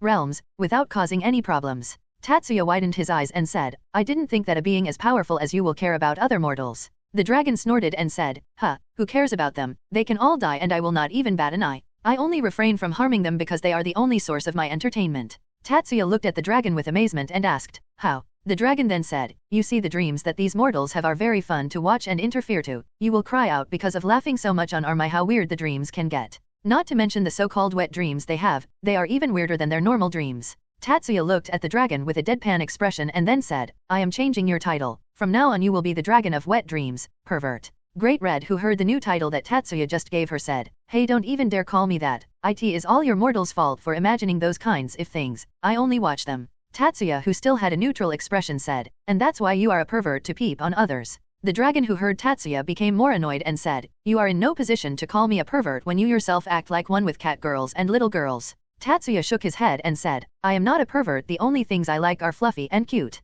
The dragon remained silent for a while and then said, that's the same damn thing, you bastard. Tatsuya, who was not floating in front of the dragon, was blown away by the wind coming out of its mouth, said, whoa, come down there, and how the hell do you know that I like lowly, I mean cute and fluffy things? You just said that you can't read my mind. The dragon looked at him with a deadpan look and said, of course I cannot read your mind, but it doesn't mean that I can't read the minds of others, and since you do it in front of everyone, I have seen everything. Tatsuya, who heard that, thought, there is really no such thing as privacy in this world. Tatsuya then said, well, whatever, it was nice talking to you, but I must get going now. At this the dragon got surprised and said, what's the hurry? Stay a bit longer, it's been so long since I get to talk to someone who is not pissing himself in my presence or is challenging me to a fight, or even worse, trying to take me under control. Tatsuya waved his hand and said, I would love to keep you company, but it is getting quite late already. The others must be worried about me. At this the dragon got depressed and then slumped his head and said, I understand, just try to come here from time to time. It can get really boring here, since the only thing that I can do is watch over things. In a sad tone, Tatsuya looked at the dragon for a while and then asked, do you want to try living in the human world? The dragon looked at Tatsuya with an annoyed expression on its face and said, listen here, I just said that I cannot step in those dash. Tatsuya cut her speech and said, that's not what I asked for. What I asked is whether you want to live or not. The dragon got more annoyed and said in an agitated tone, of course I want to live there. I want to try the different foods and entertainment there. I want to try all those things that do in those dreams of theirs on my own. I mean, it's just imagine yourself watching others copulate, but you are not even able to help yourself. That's how I feel here. Tatsuya looked at the dragon with widened eyes and said, you got over dramatic there, and what's with that torture of an example? That's just plain cruel. Anyways, if you want to live in that world, I can let you do that. The dragon blinked in surprise but soon narrowed them and said, you are not planning on sealing me in some sort of sacred gear or something, right? Tatsuya shook his head and said, nah, that way you will be sealed for an even longer time. I mean, who would be able to control your power, and I don't have any need of a sacred gear, even if it's your power. So do you want to go? The dragon looked at Tatsuya for a while, judging whether what Tatsuya is saying is true or not. Finally sighing, the dragon said, fine, but don't try anything that can lead to serious circumstances. Even if I cannot perceive your power, there is no way that even you can take me down easily. Tatsuya nodded and said, okay, now turn into human. The dragon looked at him and said, why? Tatsuya looked at the dragon as if it was an idiot and said, what, you want me to put a leash on you and say that you are my new pet dog? Of course, how will you live in that world if not in a human form? The dragon nodded and then suddenly its body started glowing. After the dragon's body started glowing brighter and brighter, Tatsuya took out sunglasses from his storage and put them on and looked at the dragon's direction. Great Red's body started getting smaller and smaller to the point that it was just about Tatsuya's height. The body then started changing its form from a four-legged dragon to a more humanoid form. The light then started to get dimmer and soon it died down and revealed Great Red's human form. Tatsuya then took off his sunglasses to look more clearly at the human form and was completely surprised by what he saw. In front of him was a girl who looked close to his age, having scarlet hair which reaches down to her shoulder blades. The girl had golden eyes with vertically slitted pupils with pronounced sharp teeth. This coupled with her being completely naked in front of him, which revealed her ample chest, which in no way can be considered average, made Tatsuya completely stunned. The dragon who had checked her body looked at Tatsuya and found him to be motionless. The girl smirked and said, Is the Lilicon stunned by my beautiful body?" and emphasized her body in more by making poses. Tatsuya, who snapped out of trance because of this, nodded his head and said, "Yes, you look truly beautiful. In that form I was completely stunned by your appearance. But I think that you should wear some clothes first." This was now the dragon god's turn to become stunned by Tatsuya's honest answer, but still she came out of her trance and nodded her head. She then snapped her fingers and suddenly her naked body got covered by a black one-piece dress, which somehow made her look even more sexy in Tatsuya's view. The dragon looked at Tatsuya and asked, "Is this fine?" Tatsuya nodded his head and said, "Yup, you look absolutely gorgeous in it." Tatsuya then became a bit curious and asked, "Hey, were you genderless as well, like Offai's, or were you a female from the start?" Red looked at Tatsuya and said, "Nope, I was genderless from the start. I can take any gender I want." Tatsuya then asked, "Then why did you take a female form?" Red shrugged her shoulder and said, "No reason. Since Offai's took a female form, I took one as well. Besides, you were a male here, so I thought that being a female would suit me better." She then paused for a while and then asked, "Or would you have preferred if I would have been a loli?" Tatsuya shook his head and said, "No, you look beautiful as you are now. But why does me being a male matters for you to be a female?" Red looked at him as if he was an idiot and said, "Of course I would be a female. I said so earlier, didn't I, that I want to try everything that I watch in dreams, so I want to try sex as well. And who can be my partner other than you?" Tatsuya blinked his eyes in surprise and then said, Wait, you chose female just so you can have sex with me? If you want to do that, you can do it with someone else. There are a lot of males out there. Or you can have either turned a male as well." Red still have him a look like he was an idiot and said, "I just told you that my power is not completely under control. Do you think that if I were a male and were to do it with some girl, can they even survive one thrust from me if I were to lose control?" Tatsuya then imagined a couple having sex when suddenly the girl blasted into pieces because of the man's thrust. This made Tatsuya shudder and he said, "That would totally be a no-go. But still, why me?" Red shrugged her shoulders and said, "What are you getting surprised for? At the end of the day, I am still a dragon. Of course I will only choose someone who is strong and capable, and who would be more worthy for all-powered me besides you, whose limit even the great me cannot tell. Also there is the fact that you are the only male that I know of currently, and I hardly believe that there will be someone stronger than you." Tatsuya looked at the girl for a while and then sighed while scratching the back of his head and said, "Look here, I am not doing this so as to have sex with you. I am just doing this on a whim. You don't have to do anything in return. Also I am not someone who is going to do it with someone I don't love." The dragon just shrugged her shoulder and said, "You mean that you are not in love with me yet? Relax, we can take things slowly. I have a lot of time, so don't worry. I won't force you. After all, if the things go just as you said, then I will be able to live freely in a mortal realm, and that is something that is more than I can even ask for. There is no way that I will do something to my benefactor." Tatsuya smiled at her and said, "Well, let's just end it at that. So how strong are you now compared to your dragon form?" The girls closed her eyes and started to sense her powers, and after she was done she opened them and said, "Well, I only have a third of my power in this form, but don't worry, it should be enough to face any problems in that realm. I am still twice as strong than those two heavenly lizards combined." Tatsuya chuckled at her answer and then said, "Well, let's get your body able to step in the mortal world." Tatsuya then came closer to Great Red and started moving his hands towards her and placed it on top of her head. The girl looked at Tatsuya with confusion when suddenly she felt something enter her body. Tatsuya started to channel his energy to her and said, "I am channeling some of my power towards you, so don't be impatient." But she completely ignored what he said, and the only voice that came out of her mouth was, "Ah, so good." Tatsuya looked at the girl in front of her and the expression which she was making made him hard immediately, but he still controlled his urge and worked on what he was doing while trying with all his might to give in to his instincts. When he was done, both the girl and the boy were breathing heavily, the girl because of pleasure and the boy because of ignoring his pleasure. Tatsuya looked at her and asked, "What was that? And why the hell was I being attracted to you?" The girl looked at Tatsuya with a mischievous smile on her face and said, "Oh, nothing. Don't forget I am a dragon and a god at that, so my aura will attract the opposite sex just like other dragons. Though I think that mine is a bit stronger." Tatsuya simply nodded his head and thought, "I will have to control both myself and her aura, otherwise she can even be the first person to get pregnant out of the others, and I have to do something about that aura of hers. I don't want others constantly coming to court her." He thought for a while and then formed a bracelet in his hand and said, "Wear this. It will prevent your aura from leaking to some extent while also stabilizing your uncontrolled power a bit as well." The girl nodded and then put on the bracelet in her hand and looked at it for a while and then smiled and said, "Thanks." She then looked at Tatsuya for a while and then said, "Hey, why don't you give me a name to call me by? I don't think Great Red will be something that you would want to call me in public." Tatsuya nodded his and he thought the same as well and then started thinking for a name for her, and after thinking for a while he said, How about Ruya? It means a lady who is like a dream. The dragon now named Ruya muttered her name for a while and then smiled at Tatsuya, making him completely mesmerized, and said, "Thank you, I will cherish this name for all my life." Tatsuya soon snapped out, and the only thing that came to his mind was, "I can't confirm whether her aura has suppressed or not, but I think that both of us will have a long journey ahead of us." Tatsuya then sighed and said, "So shall we get going?" At this, Ruya's eyes started shining and she said, "Yeah, let's go immediately, I want to try out a lot of things out there." Tatsuya just chuckled and was about to make a portal but soon stopped and said, "Wait. Won't it be a problem if the Great Red suddenly disappeared from the dimensional gap?" Ruya thought for a while and then used her magic. Suddenly a huge red dragon appeared in front of them. Tatsuya looked at the dragon for a while and asked, "Is that a clone?" Ruya shook her head and said, "No, it is the outer layer of my scales. They are still mostly indestructible and I also filled them with magic, so no one will suspect it and the gap will move the body itself." Tatsuya nodded his head understanding and then looked back at her and asked, "But will you be fine without your outer scales?" Ruya patted her chest with her fist, making her breasts jiggle, and then said, "Don't worry, there are a lot of layers of scales under that and my scales will grow back in time, so there is no problem." Tatsuya nodded and then formed a portal to Kuok town and then moved his hand towards Ruya and said, "So shall we get going?" Ruya immediately took Tatsuya's hand and said, "Hell yeah, I am going to the mortal world now." Tatsuya smiled and then moved to the portal along with her, and both of them then disappeared from the dimensional gap, leaving behind the hollow body of Great Red. After Tatsuya and Ruya left the dimensional gap, both of them appeared at the spot from where Tatsuya was transported. Both of them landed on the ground and Tatsuya looked up at the sky and said, "Oh boy, it's very late. The others must be severely pissed by now." He then turned his sight towards the dragon god, who was looking around her as if to confirm something. Tatsuya looked at her for a while and then asked, "Hey, what happened to you?" Ruya looked at Tatsuya with some tears in her eyes and said, "I can finally step in the mortal realm without causing any problems," and hugged Tatsuya tightly. Tatsuya was a bit surprised by her actions, stood silently for a while but soon hugged her back. After hugging each other for a while, Ruya separated herself from Tatsuya and asked, "But how did you manage to let me out of the gap?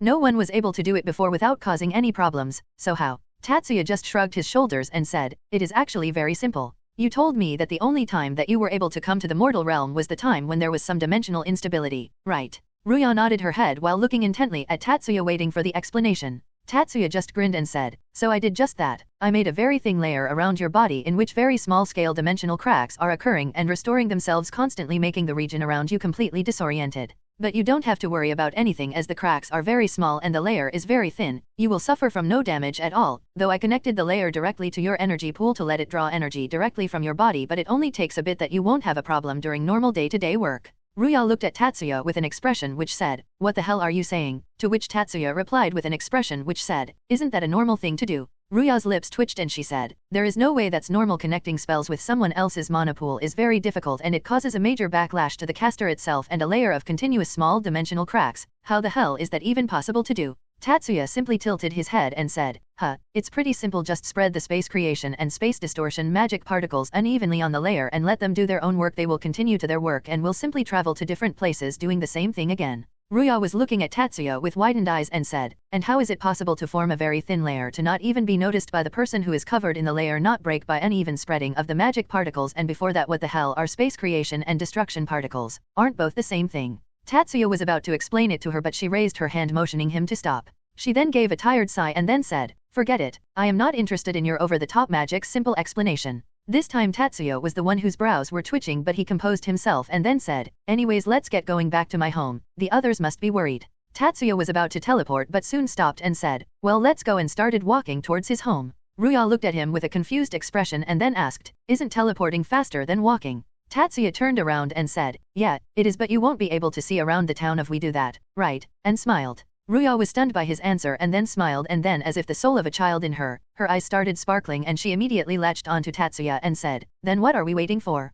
Let's get going." Tatsuya smiled and then said, "Yes, let's go," and started walking, but suddenly he felt a soft sensation on his hand and turned his head with curious expression on his face, only to find his hand in between Ruya's breasts. Tatsuya stood there for a while looking at Ruya for an explanation, but she only looked back at him with an expression which said, "What are we waiting for?" Tatsuya sighed and then said, "Why are you holding my arm like that?" Ruya looked back at him without any change in her expression and said, "Is there a problem with it?" Tatsuya nodded his head and said, "It is too intimate for people who are not a couple." Ruya waved her hand and said, "Don't sweat on the small details and let's get going." Tatsuya just sighed and easily freed his hand and said, "Yes, let's go," and started walking. Behind him Ruya also started walking and muttered, so he noticed, it is not going to be easy to be intimate with him. Well, whatever, I came here to enjoy anyway, might as well enjoy this as well. It is not going to get boring anytime soon. Tatsuya, who was walking ahead of Ruya, didn't heard what she said as he was thinking of other things, and he was also quite tired because of the hectic day. Both of them soon reached in front of Tatsuya's house, and before entering, Tatsuya looked at Ruya and said, "Whatever happens, don't feel offended or attack the others."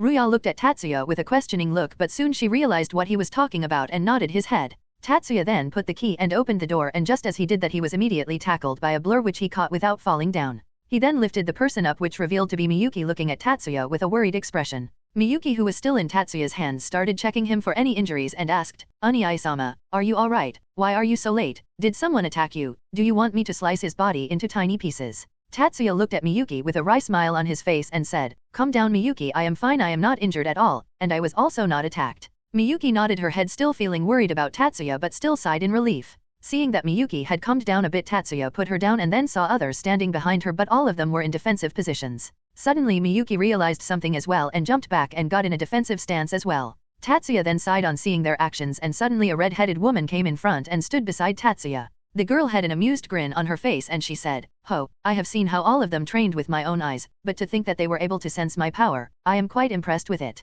Though I doubt that they are able to sense my true power, but well, it is quite good for them. As expected of my Tatsuya. Your team is very strong." Just as Ruya said my Tatsuya, all of them widened their eyes and looked at Tatsuya, who looked at they with a neutral expression and shook his head in denial. Getting the answer from Tatsuya, Miyuki came forward and said, "Hey redhead bitch, were you the one who tried to seduce Oniai-sama, making him come home late in the process?" Tatsuya looked at Miyuki and thought, "I know that she likes me, but to insult the strongest being in the world, well, second strongest now, like this on the face, if anyone else were to see it while knowing Ruya's identity, they would certainly faint from fear." Tatsuya was about to intervene when suddenly a magic circle appeared in the room and 3 figures appeared out of it. Suddenly one of the figures immediately jumped at Tatsuya and said, "Tatsuya, I missed you." Tatsuya caught the black-haired Nikoshou easily and hugged her and gave her a peck on the lips and said, "Kurika, I missed you as well. How have you been?" Kurika returned the kiss as well and smiled at Tatsuya and said, "I have been good, just missed you a lot." Naya and kissed him again. Tatsuya returned the kiss and then asked, "So why the sudden visit?" Kurika, who was still smiling, said, "Well, Afai's Naya said something that it is here." Naya with a confused expression on her face.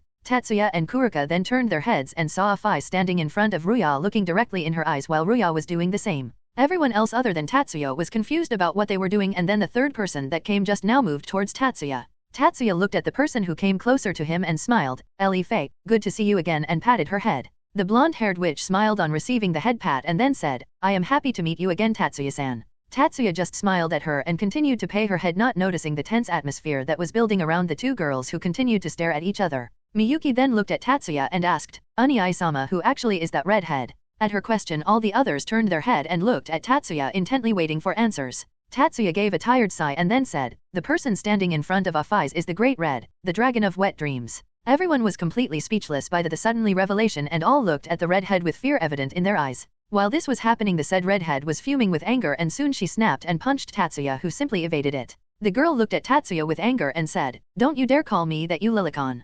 Tatsuya just snorted and said, "I already told you that I am not a Lilicon." Ruya then pointed her finger at Tatsuya and said, "Then what the hell are you doing?" Tatsuya then turned his gaze downwards while all the others looked at him and found him to be patting both Afai's and Ellie Faye, who had a blissful expression on her face, while Afai's was still expressionless but was still feeling happy on the inside. Tatsuya then slowly lifted his head and looked at Ruya and said, "Just seeing that whether they are safe from your attack or not. I am totally not patting them because they are too cute," with a neutral expression on his face. All of them who heard his answer twitched their lips and thought at the same time, "Lilicon." Tatsuya, who heard what all of them thought through his telepathy, internally snorted and thought, "I regret nothing." After everyone got a bit calm because of the revelation, all of them were sitting around a table while some girls were cooking the dinner. Afai's was sitting on Tatsuya's lap while facing Ruya, sitting on front of her, continuously staring at each other. The other girls who were not currently cooking were a bit tensed as they thought that the two dragon gods could suddenly lash out each other and were hoping for it not happen. After all, who would like to get caught up between the fight of the dragon gods? Tatsuya, who noticed the tense atmosphere around him, caressed Afai's hair to get her attention.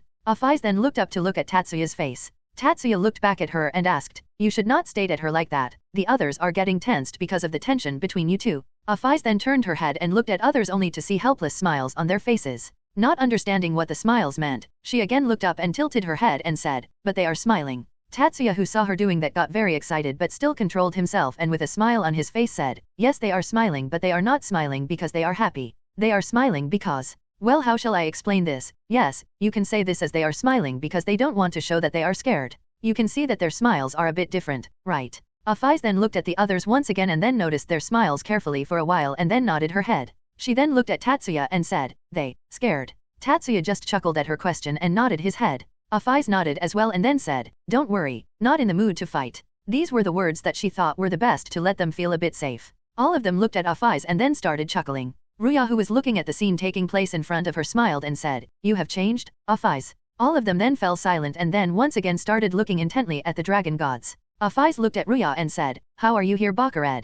Ruya looked back at Afais and said, first of all, my name is Ruya, and then paused for a while to let her fellow dragon god digest the information. Afais tilted her head and said, you are not Baccarat. Ruya's head suddenly crashed with the table and she said, no, I am the Great Red, but from now on my name is Ruya. Afais, who now understood what she meant, nodded her head and said, why are you here, Baccarat? Making Ruya fell down dramatically once again. Ruya then sat straight and said, forget it, I am here because I want to see the mortal world by myself and experience a lot of things here. Afais remained silent for a while and then said, but you were not able to leave my home. Ruya nodded her head and said, yup, I was not able to leave the gap, but because of my Tatsuya I was able to come here. When she said my Tatsuya, both Afais's and Kurika's ears twitched. Kurika wanted to glare at the redhead, but knowing her identity she refrained from doing that. On the other hand, Afais felt a bit uncomfortable and said, you cannot take Tatsuya, and hugged him. At this everyone got surprised with the action that Afais did, but still two people had different reactions than the others. Ruya, who saw what Afais did, had a mischievous grin on her face while Tatsuya just smiled at what Afais did.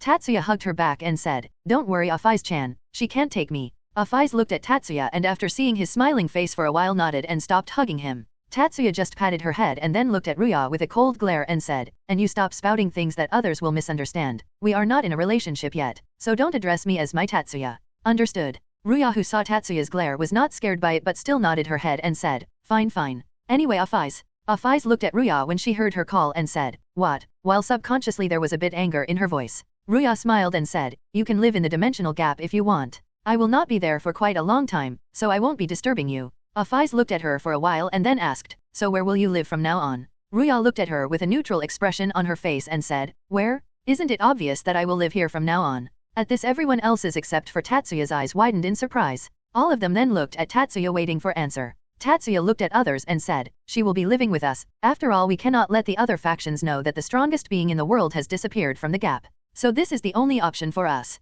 All of them thought for a while and then nodded their heads except for Afais, who was silently looking at Ruya. Ruya, who noticed her gaze, smirked and asked, what? Jealous of me? Afais remained silent for a while and then said, I will stay here as well. All of them got shocked by her answer and then Elifei asked, why do you want to live here, Afais-sama? Afais looked at Elifei and then pointed her finger at Ruya and said, SH will take Tatsuya. Just like how she took my silence, making the others shocked once again. Soon Ruya broke out laughing, making the others look at her. After she stopped laughing, she looked at Afais and said, don't worry Afais, I am not going to take him for myself. Rather than that I will be sharing him with others. Afais looked at her for a while and then said, sharing for what? After listening her question, Ruya was about to explain her what she meant, but before she was able to, Tatsuya intervened and said, hey guys, I think the dinner is ready. He then looked at Ruya and gave a menacing glare and sent a telepathic message to her which said, don't you dare corrupt her innocence. Seeing this glare, all of them except for Afais, who was in his lap, got scared and put a hand on their mouths. Afais, who saw their reactions, got confused and turned her head towards Tatsuya, who made a 180 degrees change in her expression and smiled at Afais.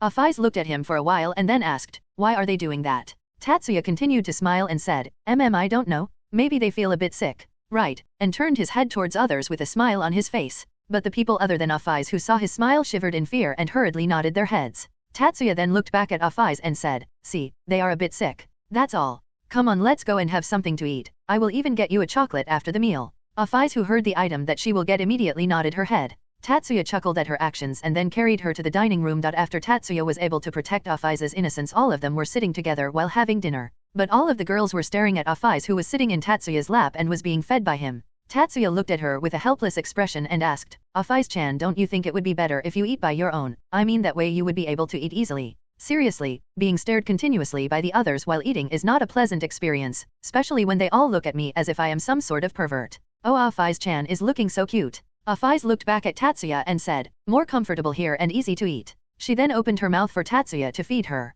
Tatsuya just gave a tired sigh and then put some food in her mouth. He then picked something up for himself and then ate it, but the others were still looking at him intently. Noticing that they were not going to stop looking anytime soon, Tatsuya decided to enjoy this moment to the fullest. He was already being looked by piercing gazes and any more could not hurt him further. Besides, what he was thinking to do made will be much more blissfully than their gazes. Tatsuya poked Afais's cheek, making her turn her head and look at Tatsuya. Tatsuya then bent a bit and whispered something in her ear. After Afaiz heard what Tatsuya was saying, she nodded her head and took a spoon in her hand. All the other girls who saw that thought that Tatsuya somehow managed to convince her to eat by herself, but what she did next left all of them speechless. Afaiz took some soup in her spoon and moved it towards Tatsuya's mouth and said, "Ah."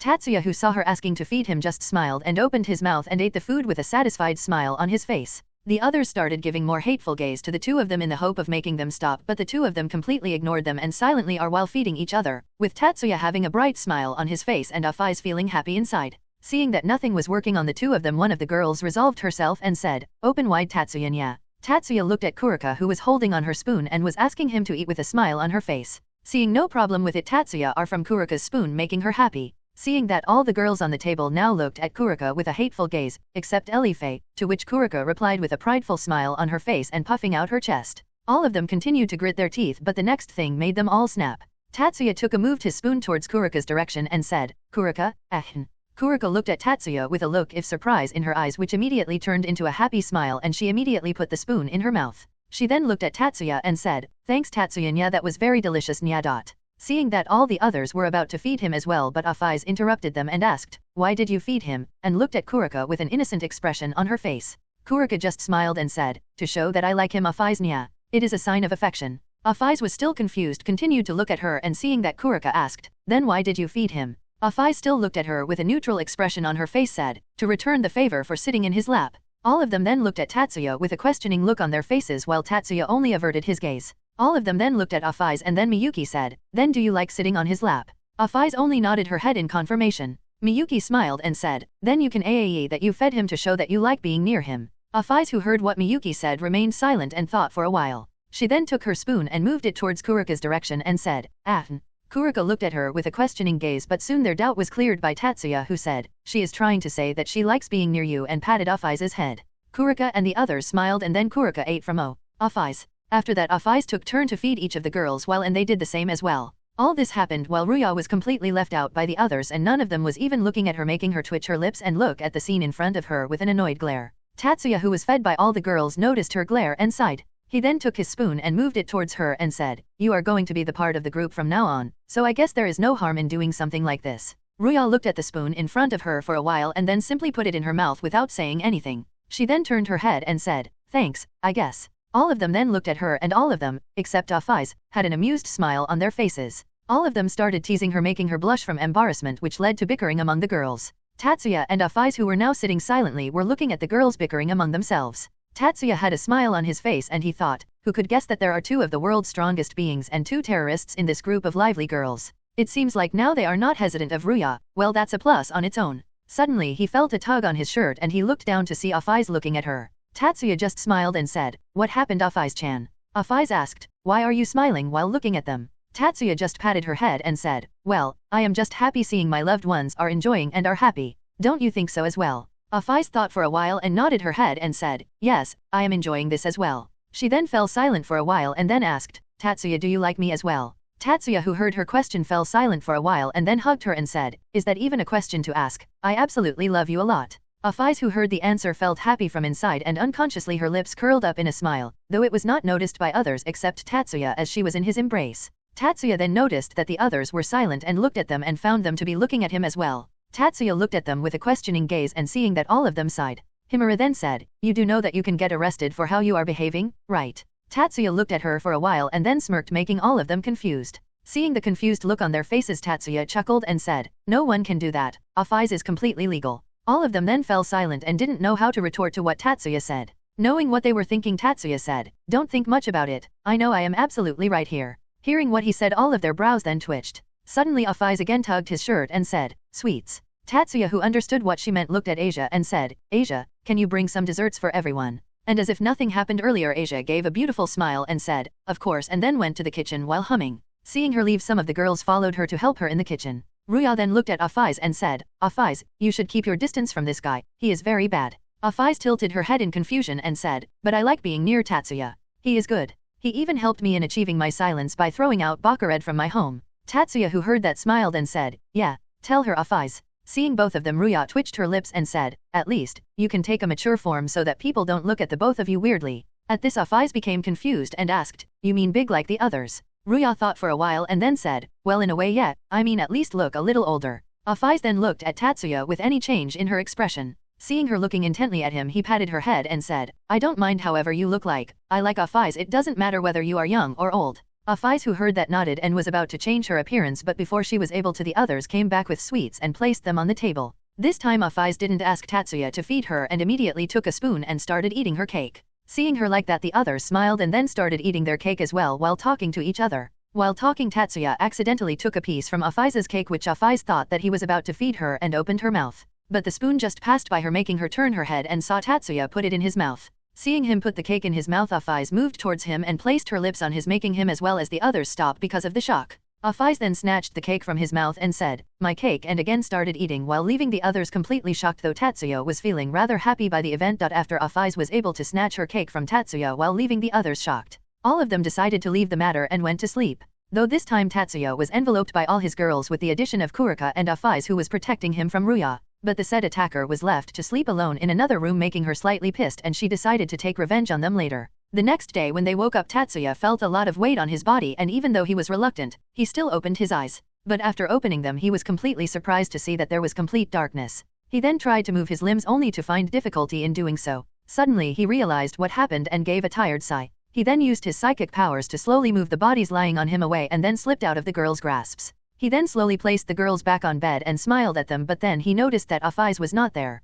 He then left the room and got refreshed and got ready for his morning training and went downstairs, and on his way he saw both Afais and Ruya talking to each other. Seeing that they were talking a bit seriously, he decided to leave them alone and left the house for his training. After Tatsuya was done taking a shower after his training to wash off the sweat, he came out and saw some of the girls preparing the breakfast while the others were simply fooling around. Seeing that all of them were doing something, he went to check his restaurant to do some of the paperwork that have been piling up because of the recent events. He went through the work and sighed, seeing how the number of invitations for various events that were present there. These were some of the things that he didn't like about his business. After he was done with quite a lot of them, he went back and sat down with the others to have his breakfast. While eating, he felt a tug on his shirt, and knowing who was doing that, he turned his head with a smile on his face and asked, what happened, Afais? Afais kept on looking at his face for a while with her usual expressionless face. Tatsuya also stared at her for a while with a confused expression on his face and was about to use his telekinesis to know what she was thinking. But before he was able to, Afais tilted her head and asked, do you want to copulate with me? Clank clank asterisk. Suddenly the sound of lot of spoons falling from the hands of others was heard.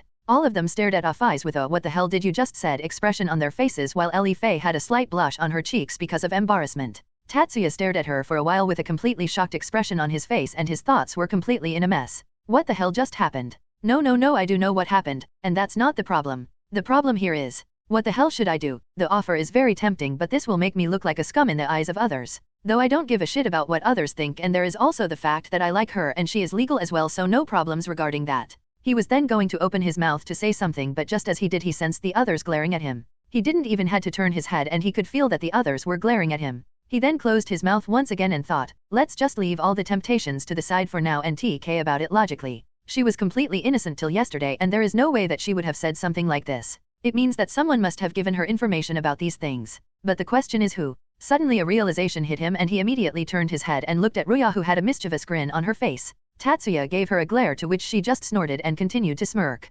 Tatsuya wanted to punch her and wipe that grin of her face, but he calmed down and controlled himself. He then began thinking, but suddenly Afais said, you don't want to, with a bit of sadness in her voice, though her face was still expressionless. Tatsuya, who got hit by the sudden attack, was not able to think further and said, there is no way that I don't want to. His sudden outburst made all the people present in the room surprised, but once they came back to realization, the other girls only sighed, with Ellie Faye having a deep blush on her face and Afais had a small smile on her face. Suddenly the doorbell rang and all of them became normal once again. Tatsuya, who was feeling very awkward, decided to go and check who was on the door and quickly left. Once Tatsuya opened the door, he saw Konako standing there with her usual cold expression on her face, which turned into a small smile when she saw Tatsuya. Tatsuya smiled as well and said, good morning, Konako-chan, what brought you here so early in the morning?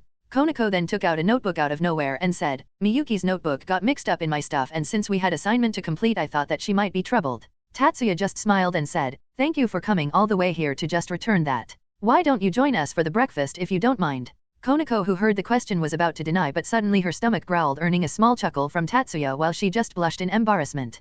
Konako looked at Tatsuya with a blush on her face and said, then I guess I will take you up on the offer. Tatsuya just nodded and let her in and closed the door while Konako went towards the room where the others were present. Tatsuya suddenly thought that he was forgetting something but soon remembered what when he saw the horrified expression on Konoko's face. Crap, Kuriko was here as well, was all he thought and immediately rushed towards the others. Once he reached there he saw both Konoko and Kurika having a shocked expression on their faces, and seeing that the room was completely quiet he sighed and said, "Why don't all of you sit down first and then we can talk?" All of them looked at him for a while and finally accepting his suggestion. Konoko was no exception of that, even though she didn't had a good impression of Kurika, but she decided to trust Tatsuya and her friends and took a seat. All of them then sat around the table and the room was completely quiet, but still the one who had the most complex feelings in the room was Konoko. On one hand she was facing her sister who left her all those years ago, and now she saw some black-haired loli sitting in Tatsuya's lap while looking at others. Who is she? How does she have the rights to sit in senpai's lap? Afais, who noticed her gaze at her, said, "My seat," which made most of the girls in the room twitch their lips. After Afais made everyone clear about her seat, all of them got serious once again and both the sisters were now ready to confront each other. Konoko looked at Kurika for a while and then said, "Oni-sama, what are you doing here?" Kurika only showed a playful smile and said, "I am here to visit my mate Tatsuya nya." Konoko's lips twitched when she heard that, and this was not left unnoticed by Kurika. Konoko sighed and said, "Can you be a bit more serious?" Kurika acted to be hurt by her comment and said, "You think I am joking here, Naya? Well, you will have the proof in a few months when you will become the aunt of my kittens." Naya and looked away. Hearing her answer, all the girls immediately looked at Tatsuya, who was not even bothered by what Kurika said and was happily eating cake along with Afais. Seeing that most of the girls sighed except for Konoko, who gave a glare to Afais, to which she replied with a victorious smile on her face. Konoko was about to lash out at her but soon turned her head when she felt her surroundings getting cold. She saw Miyuki releasing a lot of her magic power and had ice formed around her. Miyuki then looked at Kurika and said, "Era, Kurika-san, you should know that there are some matters that you should not joke about, right?" with a friendly smile on her face. And suddenly Kurika jumped from her seat and everyone saw a huge ice spike where she was sitting. Seeing the ice spike, most of the girls there had cold sweat on their foreheads, and Kurika immediately grabbed her butt, which would have been penetrated if not for her jumping away. She looked at Miyuki with a smile with her lips twitching and he said, "Miyuki nya, you should not get angry at jokes nya. We are friends nya." Miyuki also kept her smile on her face and said, "Make a joke like that again and all of us will be mourning on our friend's death," with the same smile on her face. Hearing that, all of them looked at Miyuki and thought at the same time, "Fucking sadist." Miyuki then looked at Konoko and said, "Oh, Konoko-chan, sorry for interruption. Please continue," and then turned back to her normal mode.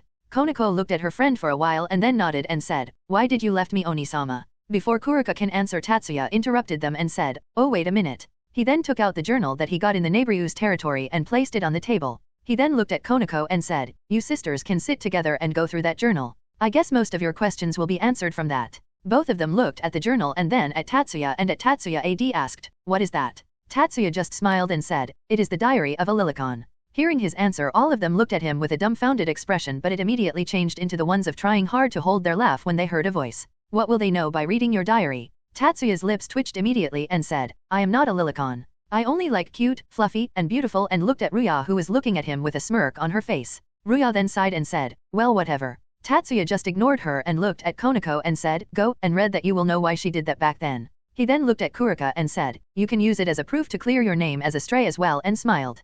Kurika, who now understood what it was, immediately jumped on Tatsuya and said in a joyful tone, "Tatsuya nya, I love you nya," and hugged him while pushing his face in between her breasts. Tatsuya, who was enjoying the feeling of the softness on his face, had a smile on his face but soon decided to push her away as he was having problem to breathe. But before he was able to do that, Kurika was immediately thrown away by Afais, who was sandwiched in between the two. She then looked at Tatsuya and stared at him for a while before asking, "Do you like her boobs?" Hearing that, all the attention was now on Tatsuya, who didn't know how to answer the dragon god's question. While this was going on, Konoko was going through the journal given by Tatsuya and looked at Kurika, who was rubbing her head after coming out of the crater formed by her when she was thrown by Afais. She then looked at Konoko, and when she found her looking at her as well, she just gave an apologetic smile and walked towards her. She was about to hug her but Konoko stopped her. Seeing what Konoko did made Kurika slightly disappointed, but she didn't show it on her face and said, "Sorry Chiron Naya, I hope that didn't made you feel uncomfortable Naya." All of them then looked back at the sisters curiously waiting for her response. Suddenly all of them were surprised when they saw Konoko punching Kurika's stomach with all her power, and even though Kurika didn't move, her face still had a painful expression. Some of the girls were going to intervene between them, but Tatsuya raised his hand and made them stop. Konoko then lifted her head and with tears in her eyes asked, "Why didn't you tell me about this before? Why didn't you take me with you? Do you know how sad I was for all those years?" Kurika just looked at Konoko with a pained expression on her face and immediately hugged her. Konoko, who felt Kurika hugging her, tried to free her out of her grasp but was unable to do so. She then heard Kurika crying and then stopped. Kurika, who now didn't feel any resistance from her sister, hugged her tighter and said, "I am sorry Chiron. I am sorry. I am sorry. I am sorry. I am sorry. I am sorry." Kurika kept on apologizing without any care, and hearing her, Konako started to cry harder. Seeing the two of them, the others started to feel sad for them as well. Tatsuya, who saw how the situation was in the room, sighed and said, "Let's leave the two alone for a while. They will be able to sort out their feelings easier," and then stood up along with Afaiz and left the room, and the others followed him soon. All of them were waiting silently for the sister to come out of the room and were looking at the door intently. Soon they saw the door opening and both the sisters coming out, with this time Konako having her cat ears on her head. Seeing the two along with Konako's ears out, Tatsuya smiled and said, "So everything got cleared between you two, huh?" Both Kurika and Konako smiled at that. Kurika said, "Thank you very much, Tatsuya. I don't know how can I ever repay you, Naya." Tatsuya just shrugged his shoulder and said, "Just let me enjoy you tails and ears in return." Hearing that, Kurika made a mischievous smile and said, "Of course I don't mind, Naya, but you do know that you have to take responsibility for that, right, Naya?" Tatsuya, who heard that, just gave a smile in return and said something to her telepathically, making her blush and have a happy expression on her face. Konako then came closer to Tatsuya and said, "Senpai, did you know about me and my sister from the beginning?" Tatsuya looked at Konako with a neutral expression and said, "Yeah." Seeing no change in his expression, Konako's ears twitched, which made Tatsuya's brow twitch as well because of how cute Konako looked at that time. Konako then did a pout, adding more damage, and said, "Then you should have told me so. I hate you, senpai," and looked away. Tatsuya just gave a wry smile and said, "I cannot do that. It should have been Kurika herself to tell you about all this." Konako then looked at Tatsuya and stared at him for a while and then said, "I am very grateful for this, senpai." Tatsuya just waved his hand and said, "You don't need to mind that. I am your senpai after all. It is my duty to help my cute Kawahe." Konako looked at him for a while and then bowed her head and said, "IWW will let YYU touch my ears for a while in return," and started twitching her ears. Tatsuya, who saw the two white ears moving to and fro in front of him, unconsciously moved his hand and started rubbing them with a satisfied smile on his face, while Konako was making small moans because of the pleasure. Seeing the smile on Tatsuya's face, the other Nikoshou took out their ears and tails as well and then sat around Tatsuya, letting him drown in fluffiness. The others who were left behind and were forced to watch them were looking at the other girls hatefully, except for Afaiz, who didn't know what was happening. After a while, when Tatsuya was completely satisfied, he let the others go, who were taking deep breaths to calm themselves. Konako then looked at Tatsuya and said, "YYU will have to take our responsibility for this, senpai." Tatsuya, who heard that, immediately hugged Konako and said, "Then from now on you are my kitty." Konako, who was being hugged by Tatsuya, was in a bliss and had a happy expression on her face. She then looked at Afaiz and gave a victorious smirk to her. Afaiz, who saw the smirk, didn't know why, but somehow she felt angry by that. She then pulled Tatsuya's sleeve, making him focus on her. Seeing that Tatsuya was now looking at her, she put both her hands in her head, imitating the cat ears, and while tilting her head said, "Nya." Tatsuya was then left motionless and a stream of blood was coming out of his nose, which made all of them shocked, as this was the first time that they saw Tatsuya having a nosebleed. Ruya immediately put a serious expression on her face and said, "See it, all of you. I am hurt to say this, but looks like Afaiz is the last boss among us." All of them who heard her statement nodded their head and decided to make sure to not let Afaiz get ahead of them. Afaiz then looked at Konako and with a small smile said, "I win." The next day, Tatsuya, who was sleeping along with his girls, woke up when he heard his phone ringing. He got up and moved the girls away without waking them up and then looked at his phone. Seeing the person who was calling him, he smiled and took the call. After he was done speaking on the phone, he woke up the others, who reluctantly had to wake up because of Tatsuya yelling at them. Tatsuya looked at the girls and said, "Don't forget that today is the open house, get ready or we will be late." He then looked at Kurika and threw a bracelet towards her and said, "That will prevent your energy from leaking. You can visit your sister if you want to." Kurika, who heard his explanation, looked at the bracelet with shining eyes and nodded her head and said, "Thank you, Tatsuya." Tatsuya only nodded and then said, "Get ready and go to school. I have to pick up someone first, so go ahead of me." This statement made all of them snap out of their tardiness and they started looking at Tatsuya intently and asked at the same time, "Who is it?"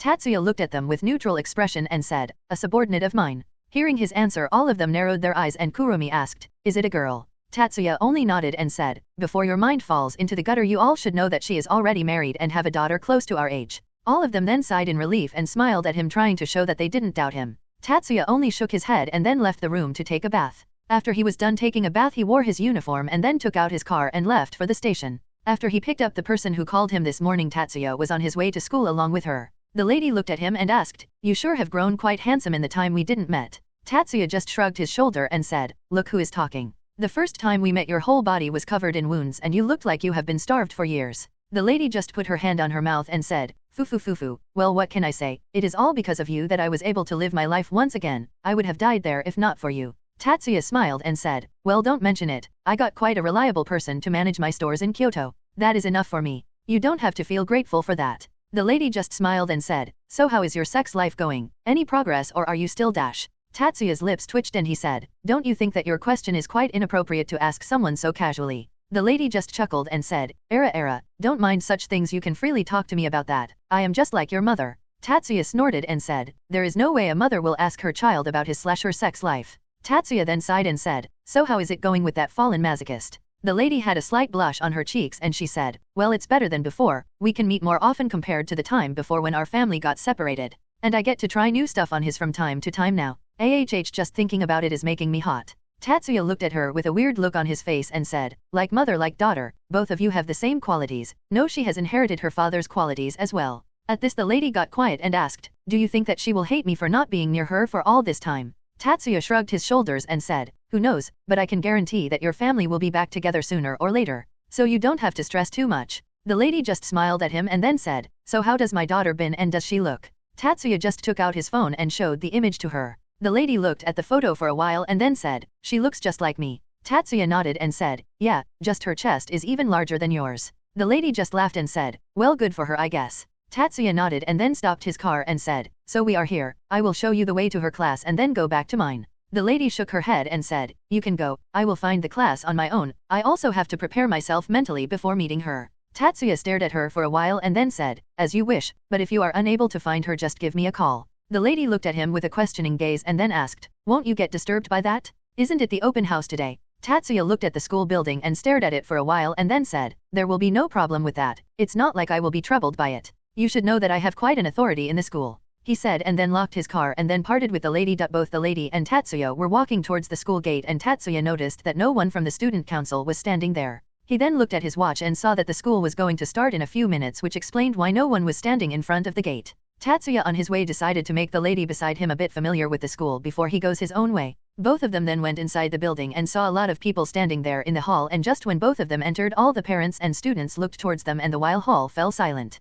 This made both Tatsuya and the lady confused and both of them started looking at the surroundings, but once they noticed the gazes that were drawn on both of them, Tatsuya sighed while the lady just chuckled. The lady looked at Tatsuya and whispered, aren't you quite popular? Tatsuya looked at the lady and said, says the one who is being stared at by all these males. If that masochist come to know about this, all these men would be slaughtered. The lady just chuckled and said, what can I say, he is quite protective of me. Tatsuya sighed and then looked back at the men with a cold glare, making all of them immediately look away while the girls only got more excited about him. Tatsuya ignored their gazes and then walked with the lady and was talking with her. While both of them were climbing on the stairs, suddenly a person came in his way, making both of them startled. Both of them stopped and the person in front of them stopped as well. When the girl who was standing in front of Tatsuya looked at him, she smiled and said, Era, Tatsuya-kun, what a coincidence to meet you here. Who is the lad? Why? She then turned her head and looked at the lady walking beside Tatsuya, and after looking at her for a while the girl became speechless. Tatsuya, who felt that the things were getting quite awkward, said, shall we go to the terrace Akeno, Shuri-san? Both the ladies silently nodded their heads while both of them had some tears in their eyes. Tatsuya sighed and then started walking along with the mother and daughter towards the terrace. Once all of them were at terrace, Akeno immediately hugged her mother and cried loudly, and seeing that Shuri did the same as well, Tatsuya stood a bit away from the mother and daughter and formed a barrier around them so that their voice does not leak out, while also added a time dilation in it so as to let the time inside the barrier be slower, as they would get late if he didn't do that. Once both the mother and the daughter stopped crying, Tatsuya moved towards the two of them and offered both of them a handkerchief to clean their faces. After both were done with that, Akeno looked at Shuri and said, how are you still alive? I thought that you were killed back then. Shuri just gave a helpless smile and said, instead of being killed, I was taken in as a prisoner by the ones who came to attack me in order to get information on the fallen. She then turned her gaze at Tatsuya and said, but seeing that I didn't have any information that was useful for them after all the torture they did to me, they decided to kill me, but I was somehow able to get away from them but still was followed by them. If not for him being there, I would have died. Akeno then looked at Tatsuya waiting for his explanation, and on seeing that, Tatsuya said, I have some relationship with the Shinto and the Yukai faction and was acting as a guard for the head of the Yukai faction while we were making some deals with the Heimejimas.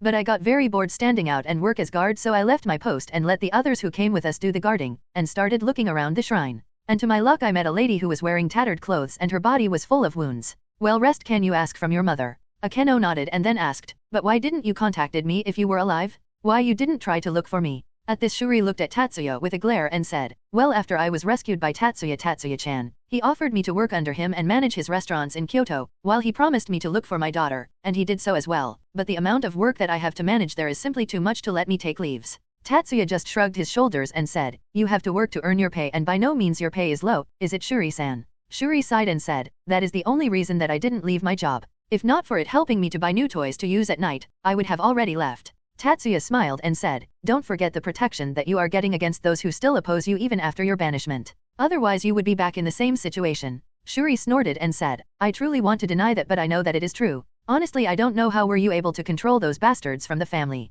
Tatsuya just smiled and said, making a male see his little brother being cut over and over again will make them fear a bit, and regarding the females, they all are obedient to the clan head. Seeing his smile, both the girls shivered a bit and said at the same time, sadist. Tatsuya looked at them with a dumbfounded expression on his face and said, you two are the last people that I want to call me sadist. Both of them just chuckled and Akeno said, don't worry Tatsuya-kan, it only adds more to your charm. Tatsuya just waved his hand and said, yeah whatever, let's get going to the class or we will be late. Tatsuya then dispelled the barrier around them and left for his class, leaving the other two behind. Akeno looked at her mother and with a smile on her face asked, so shall we get going? I will introduce you to my friends later. Shuri smiled mischievously and said, so you like Tatsuya-chan, huh? At this Akeno blushed a bit and said, era, looks like Oka-san caught me. Shuri nodded and said, well don't worry, I have quite a good opinion of him. Just hurry up and let me play with my grandchildren soon. Akeno just chuckled and said, well who knows, your wish might be granted soon. I am feeling hot just from thinking about the affair. Shuri nodded at her daughter and said, looks like you have been raised well, don't worry, I will teach you all my ways of the bed.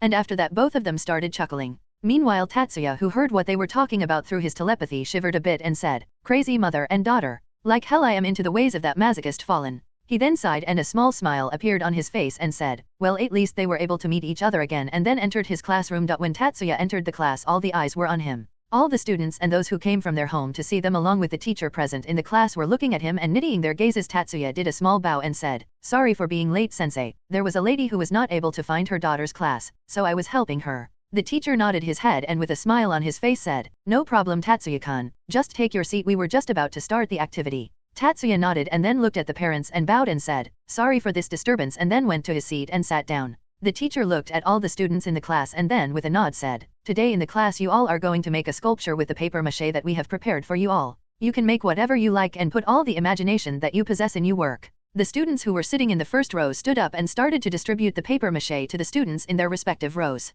Tatsuya looked at his mache for a while thinking what to make, and soon an idea came to his mind and he immediately started to work on his sculpture. While Tatsuya was busy making a sculpture, the girls from his group who were present in his class looked at him and thought at the same time, I will make a sculpture of Tatsuya, since I am sure that he is going to make a sculpture of mine as well, though he will make one for the others as well, but that doesn't matter, he will make one of mine and that's what important. Tatsuya, who was unaware of the thoughts that the girls were having, was totally engrossed in making his sculpture and was not even bothered to look at others. One by one the others were showing their sculptures to the teachers and their parents and were getting praises, but suddenly the girls started making an uproar, making all the people present in the room focus on the crowd gathered around some students.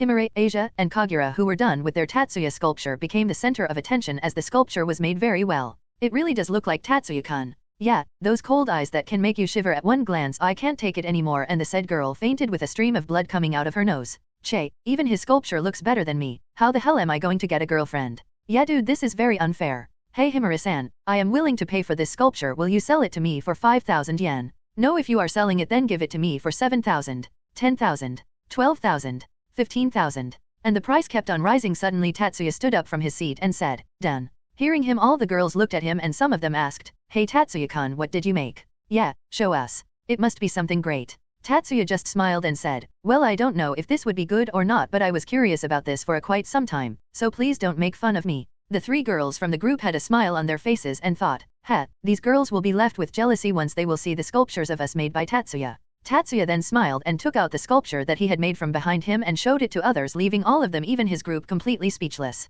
What Tatsuya showed them was a chunk version of himself with a smile on his face, but that was not the thing that made them speechless. The thing with his sculpture was that he made wolf-like ears and tail on his body, while the sculpture's head was tilted cutely, making it look absolutely adorable. Tatsuya, who was looking at his classmates waiting for their comments but saw that none of them were saying something. Tatsuya was about to ask them when suddenly all the girls, along with the ones standing among the parents, fainted with satisfied smiles while having a nosebleed. Heck, even some males fainted as well. Dude, I don't know why, but my heartbeat increased for a while there. Yeah, I know the same happened to me. Both of them then looked at each other and slapped each other with all their might and said in unison, no, we are completely straight. All of the ones then started waking up and all the girls looked hungrily at Tatsuya's direction, and one of them said, Tatsuya-kan, that kind of thing does not suit you, give it to me, I will take care of it. Don't listen to her Tatsuya-kan, give it to me, that kind of thing will be wasted on her. You girls are very young to handle such stuff, boy, give it to this lady, here, said someone from among the parents. Give it to me and I will let you have some fun.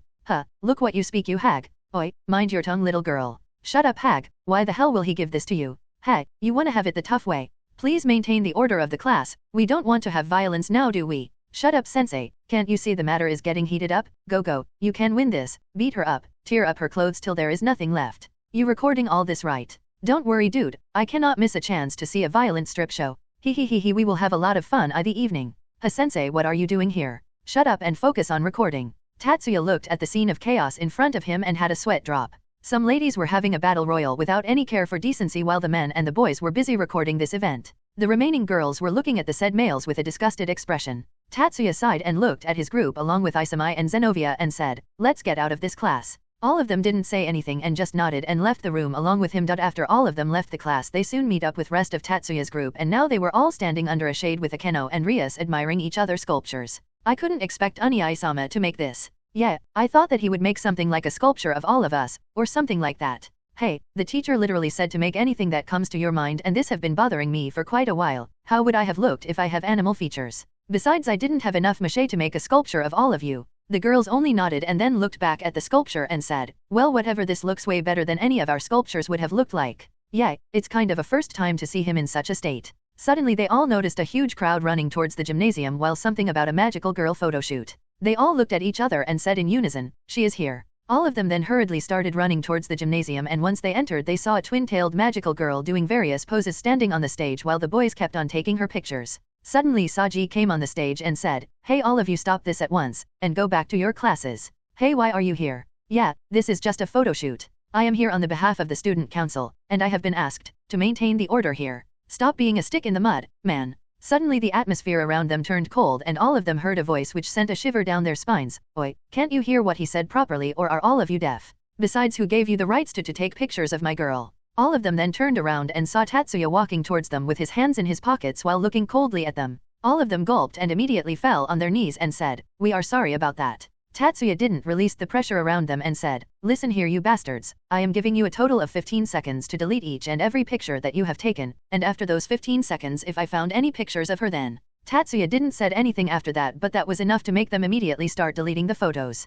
After 15 seconds were up, Tatsuya used his telepathy to read each of their minds, and once he was done checking them he nodded and said, "Now scram," and immediately all of them ran away. Tatsuya then looked at the magical girl and who was jumping towards him. Tatsuya caught her and smiled at her, to which she smiled as well. But soon Tatsuya grabbed both her cheeks and stretched them with a bit of his strength and said, "Nice to meet you, Sira. I missed you a lot. Now do you mind telling me what was that you were intention while doing poses which showed your panties to those pervs?" Sira Fall, who's had her tears coming out of her eyes, looked at Tatsuya, who had no intention of leaving her cheeks anytime soon. Suddenly Sana came in the gymnasium and said, "Oni-sama," and Tatsuya. Tatsuya and Sira Fall looked towards Sana, and for a moment Tatsuya loosened his grip on her cheeks, and taking advantage of that moment Sira Fall immediately rushed towards Sana's direction and his behind her back and said, "Sotan, Tatsuya-chan is being mean to me." Sana shifted her spectacles and said, "It must be your fault, because Tatsuya dotes on you a lot, even after how you usually act." "Ugh, that hurts, Sotan." "No, I didn't do anything." "Huh, who was the one posing in front of those pervs?" "Hey, I was only doing my job as a magical girl." Sira Fall tried to protest, but Tatsuya immediately glared at her and said, "They were literally taking part pictures of your panties there, and you are telling me that it is not your fault." Sira Fall immediately tried to hide behind Sana, but Sana had already moved away from her spot and was standing with Rias and the others. Sira Fall tried to run towards them, but Tatsuya grabbed her shoulder and said, "Looks like I have to teach you a lesson about decency. I have no problems with you wearing a magical girl dress all the time, but you have to show some decency while you are at public." Tatsuya then dragged her towards a corner and started lecturing her while Sira Fall was sitting in a seesaw while listening to Tatsuya. All the others were looking at the scene with amusement, and Sana said, "If someone were to tell that Amu is being lectured on decency by a human, they will surely not believe it." She then paused for a while and said, "But can't he make her stop wearing her magical girl costume in public?" Himura then said, "That dress is her trademark. Tatsuya would not do something that will make her change her originality." Sana sighed and said, "I don't know whether to be happy about Tatsuya's nature or sad about Oni-sama's behavior." Sanan showed a mischievous smile and said, "But you love that part of you sister as well, right?" Sana started to blush and was about to retort, but before she was able to, Sira Fall interrupted her and said, "Of course she likes magical girl costume, that's why dash." Sira Fall then waved her wand around Sana and a few glitters came out of it, and immediately Sana's dress changed to a magical girl's as well. "He, I brought one for Sotan as well." Tatsuya, who saw Sana in a magical girl costume, nodded his head and looked at Sira Fall and said, "Nice job, Sira," and showed a thumbs up. Sira Fall looked at him for a while and then turned away with a pout on her face. Tatsuya looked at her and gave a sigh. He then pulled her towards himself and gave a kiss to her. Sirafal immediately got back to her cheerful mood and kissed him back and then separated herself from his embrace. All the girls standing there looked at Sirafal with a jealous expression, but suddenly Sana said, "Hey, how am I supposed to go out while wearing this?" Tatsuya just smiled and said, "Don't worry about that, just say that it is one of my hobbies and I made you wear this." Sana looked at Tatsuya and said, "That will not solve my problems at all." Sirafal just smiled and said, "Just say that I love my Oni-chan so much that I want to wear the same thing as her." Sana looked at Tatsuya and said, "Fine, this is your hobby and you mad wear this, let's go." Serafal's face immediately became desperate. "Hey, what is wrong with saying that you love your Oni-chan?" Sana glared at Sirafal and said, "I would rather die than say something like that." Sirafal immediately jumped in Tatsuya's embrace and started crying. "Tatsuya-chan, Sotan is being mean to me." Tatsuya looked at Sana with a blaming gaze and said, "Look what you did, you made her cry." He then looked at Sirafal and patted her head and said, There, don't cry." Sana only shifted her glasses and said, "Rather than wasting your time while crying, just change my clothes." Sirafal looked at Sana with an innocent expression on her face and said, "I can't." All the girls looked at her with a dumbfounded expression and said, "Huh." Sana soon came back to her senses and said, "What do you mean you can't?" Sirafal still looked at her innocently and said, "I mean, if you want to put on something else, you have to take off the clothes you are wearing, and since you didn't take them off, I already destroyed them and put the dress on you." All the girls who now headed her answer looked at Sana to see what would she do next. Sana then started panicking and slowly shifted her gaze towards Tatsuya and with a smile in her face said, "You should be knowing something to help me, right, my dear boyfriend?" Tatsuya smiled and said, "Of course I can help you, my beloved girlfriend." Sana then started to smile and was about to ask him to turn her clothes back to normal, but before she was able to, Tatsuya interrupted her and said, "Just do the same pose that Sira does and say I am the magical girl Sotan," with a smile on his face. Sana immediately became shocked and the rest of them started looking at her with an amused expression on their faces. Tatsuya continued to smile and said, "Hurry up, I am waiting." Sana, who saw his expression, gritted her teeth and thought, he is not joking. Sana clenched her fists and was about to do the pose, but Tatsuya interrupted her and said, "Oh, and show a smile on your face as well." Sana, who heard his request, glared at him and thought, this damn bastard. Sana then smiled, which kept on twitching because of irritation, and then started doing the poses that Sirafal does and said, I am the magical girl SS Sotan," with a very bright red blush on her face. Tatsuya just smiled and hugged her and said, "Suo-kyuuti." Sana, who was being hugged by him, started blushing more intensely and started pushing him away but was not able to move him even an inch. She finally gave up after a while and said, "Now can you turn my clothes back to normal? I did what you said." Tatsuya just smiled mischievously and said, "Who said that you have to do this just once?" Hearing that, Sana froze up while Sirafal had stars in her eyes. The rest of the girls only looked at Sana with pity. After Sana was finally able to make Tatsuya satisfied, he changed her clothes back to normal while also storing her while performance on his phone. Sana, who was now seen crying because of embarrassment, was in Tatsuya's embrace and was being comforted by him. Tatsuya, who has now started to feel a bit guilty for making Sana act like that, smiled wryly and asked, "Sotan, I said I am sorry about that?" But Sana kept on crying and asked, "If you are sorry, then why did you kept on doing that?" Tatsuya just patted her head and said, "You were just looking so cute that time that I couldn't help myself. It's all your fault for being so cute." Sana blushed at that and looked up and said, "Baka." Tatsuya just smiled and wiped away her tears and said, "You look quite funny with those puffy eyes of yours." Hearing that, Sana got embarrassed once again and looked away with a pout on her face, making him laugh. Hearing him laughing, Sana sighed and said, "Are you free right now? I have to introduce you to someone." Tatsuya looked at her with a confused expression and said, "Who?" At this, Sana averted her eyes and started playing with her fingers. "My parents want to meet you and want to see how my fiancé is." Hearing that, all of them got surprised, but before Tatsuya could respond, Sirafal interrupted and said, "You mean ma'am and dad are here?" Sana looked at her sister and nodded her head, making her sister tear up and said, "You are so mean, Sotan. You tell our parents about the open house but not to me." Sana just adjusted her glasses and said, "Of course, I will tell them. After all, it is the parents who are mostly expected to come to the open house." Sirafal shook her head and said, No, Sotan, you should tell about your sister about all this. Just like when you were young following me while calling Oni-chan, you should be just like you used to." Sana just sighed at her sister's antics and said, "Leaving that, Tatsuya, will you come?" Tatsuya just smiled and said, "Well, yeah, I will have to do it sooner or later, so let's do it." Sana then looked at Sirafal and asked, "Have you told them about our relationship with Tatsuya?" Sirafal just nodded and said, "Yeah, I already showed them the video of the game between you two and my relationship with him." Sana sighed and said, "So that's how they come to know about him." "Oni-sama, didn't you promise that we will inform them together?" Sirafal just snorted and said, "If I were to leave that to Sotan, then we would have had a child before our marriage. That's how shy you are to tell them about him." Hearing that, Sana became red from embarrassment. Tatsuya looked at Sana and said, "So you feel ashamed to tell others about me? Huh. Looks like I am not up to your expectations." Hearing that, Sana started to panic and looked at Tatsuya and said, "There is no way that you are not up to my expectations. It's just." Sana became silent and covered her face with her hands. Tatsuya removed her hands from her face and said, He Sotan is very shy. Sana remained silent for a while and then said, I hate you. Tatsuya hugged her and said, love you too. Tatsuya was then separated from the sauna by the rest of his girls, who pulled him back and looked at Sana and Sirafal, and Miyaki said, now before we meet them, there are some things that we should make clear, right? Hearing that, Sana and Sirafal became serious and nodded, and Sana said, of course, we know the term of the agreement. Sirafal then said, we will not ask to become his first wife, as that position is already for Kuromi-chan. Hearing that, the rest of the girls nodded, but Miyuki snapped and said, oi, you should say, Miyuki-chan. But Tatsuya retorted and said, sorry Miyaki, but that place is for Kuromi, and you know it. Miyaki looked at Tatsuya with a pout and said, fine Ani-sama. But the second place is mine. Tatsuya nodded and then said, well, let's get going then. All of them then nodded and started walking towards the main building. Rias, who was walking beside Akeno, looked at her and said, Akeno, why are you being so silent all of a sudden? Akeno, who was lost in her thoughts, snaps out of it and said, I was just making plans on how to cause an affair. Hearing that, Rias only sighed and continued to walk with everyone. Soon all of them were in the main building and were walking around to find Sana's family. Suddenly all of them heard a voice and turned around. Oh, Isamai. All of them turned around to see a group of people standing there, and seeing them, all of their lips twitched. In front of them was a group of 8 individuals. 2 men with red hair, 1 man with brown hair, 1 man with black hair, and 2 ladies with black hair but different hairstyles, and 1 lady with brown hair.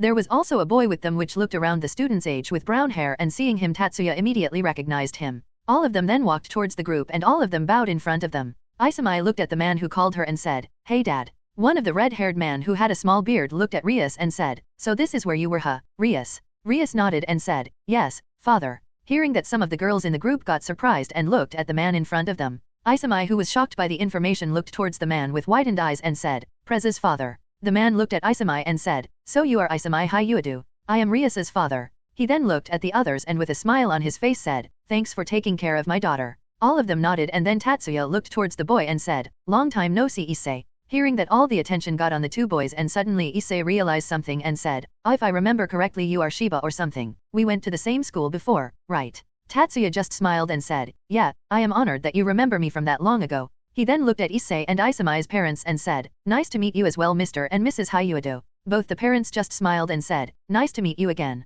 Tatsuya-kun. Isamai then went towards her mother and then whispered something to her, and seeing that, her face immediately brightened up and said, so you were the boy Isamai told us about, Isamai's boyfriend who is quite popular among the ladies. Hearing that, all of them looked at the girls standing behind Tatsuya and just nodded their heads. Tatsuya just smiled and said, well, what can I say? I am quite loved. Issei looked at the girls standing behind him and thought, damn, he even have his harem. Looks like it is easy to get girls in a school like this. Why didn't I get accepted here? Hearing his name, the 2 black-haired man and woman who were apparently Sana's parents came forward and started looking at him. Tatsuya looked at the 2 of them and with a bow said, nice to meet you, Mr. and Mrs. Shidori. Hearing him calling the 2 of them by their fake names, both the parents got surprised but soon calmed down and smiled and said, nice meeting you, Tatsuya-kun. My daughter have told quite a bit about you, said the man. Tatsuya continued to smile and said, I hope that all of them were good things. The man just smiled and said, yeah, in fact I even stopped bothering to listen to what she was saying after a while. It looked like you had no flaws at all. Except dash. The aura around him started to get a bit dark and he said, looks like you are in quite a lot of relationships, while he continued to smile.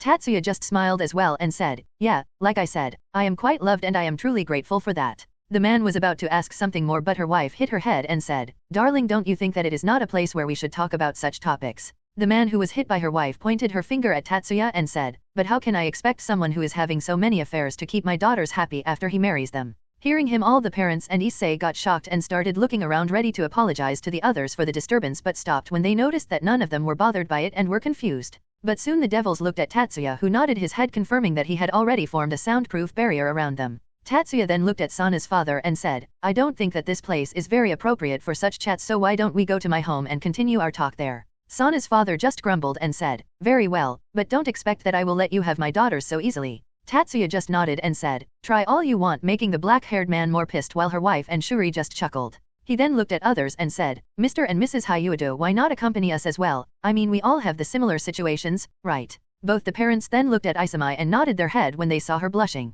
Tatsuya then looked at Surtsuke and his father and asked, and what about you, Surtsuke? If both you and your father are not busy, so why not come to my home and we all can have a nice long chat with others over a drink? Surtsuke just smiled and looked at his father, who nodded in response. Shuri, who was not asked by him, came to his side and tapped on his shoulder and said, what about me, boss? Am I not invited? And chuckled. Tatsuya noticed how she tried to tease him by calling him boss in front of others. He smiled and said, of course you and Akeno are invited. After all, you have a vacation for a week to spend with her. So you will be staying in the house if you have not made plans to stay with Akeno already. Shuri just smiled and said, well, I was planning on staying with her, but can't she stay with me in your house? Hearing what Shuri said made Akeno brightened up and she showed a thumbs up to her mother and thought, good job Okasan. Tatsuya, who didn't find any problem with it, just nodded and then looked at the others and said, sorry for all that, shall we get going then? All the parents looked at each other and nodded and started following him. Meanwhile, Issei was already dragged by his two old friends on their spy spot. After all of them were at Tatsuya's home, all of them were surprised on seeing how big his house was. Isami's parents were quite shocked on seeing it, as they normally don't see a house this big, while the devils were slightly surprised by it as they have already experienced living in castles, but since they knew the fact that Tatsuya was an orphan but still had such a house made her surprised.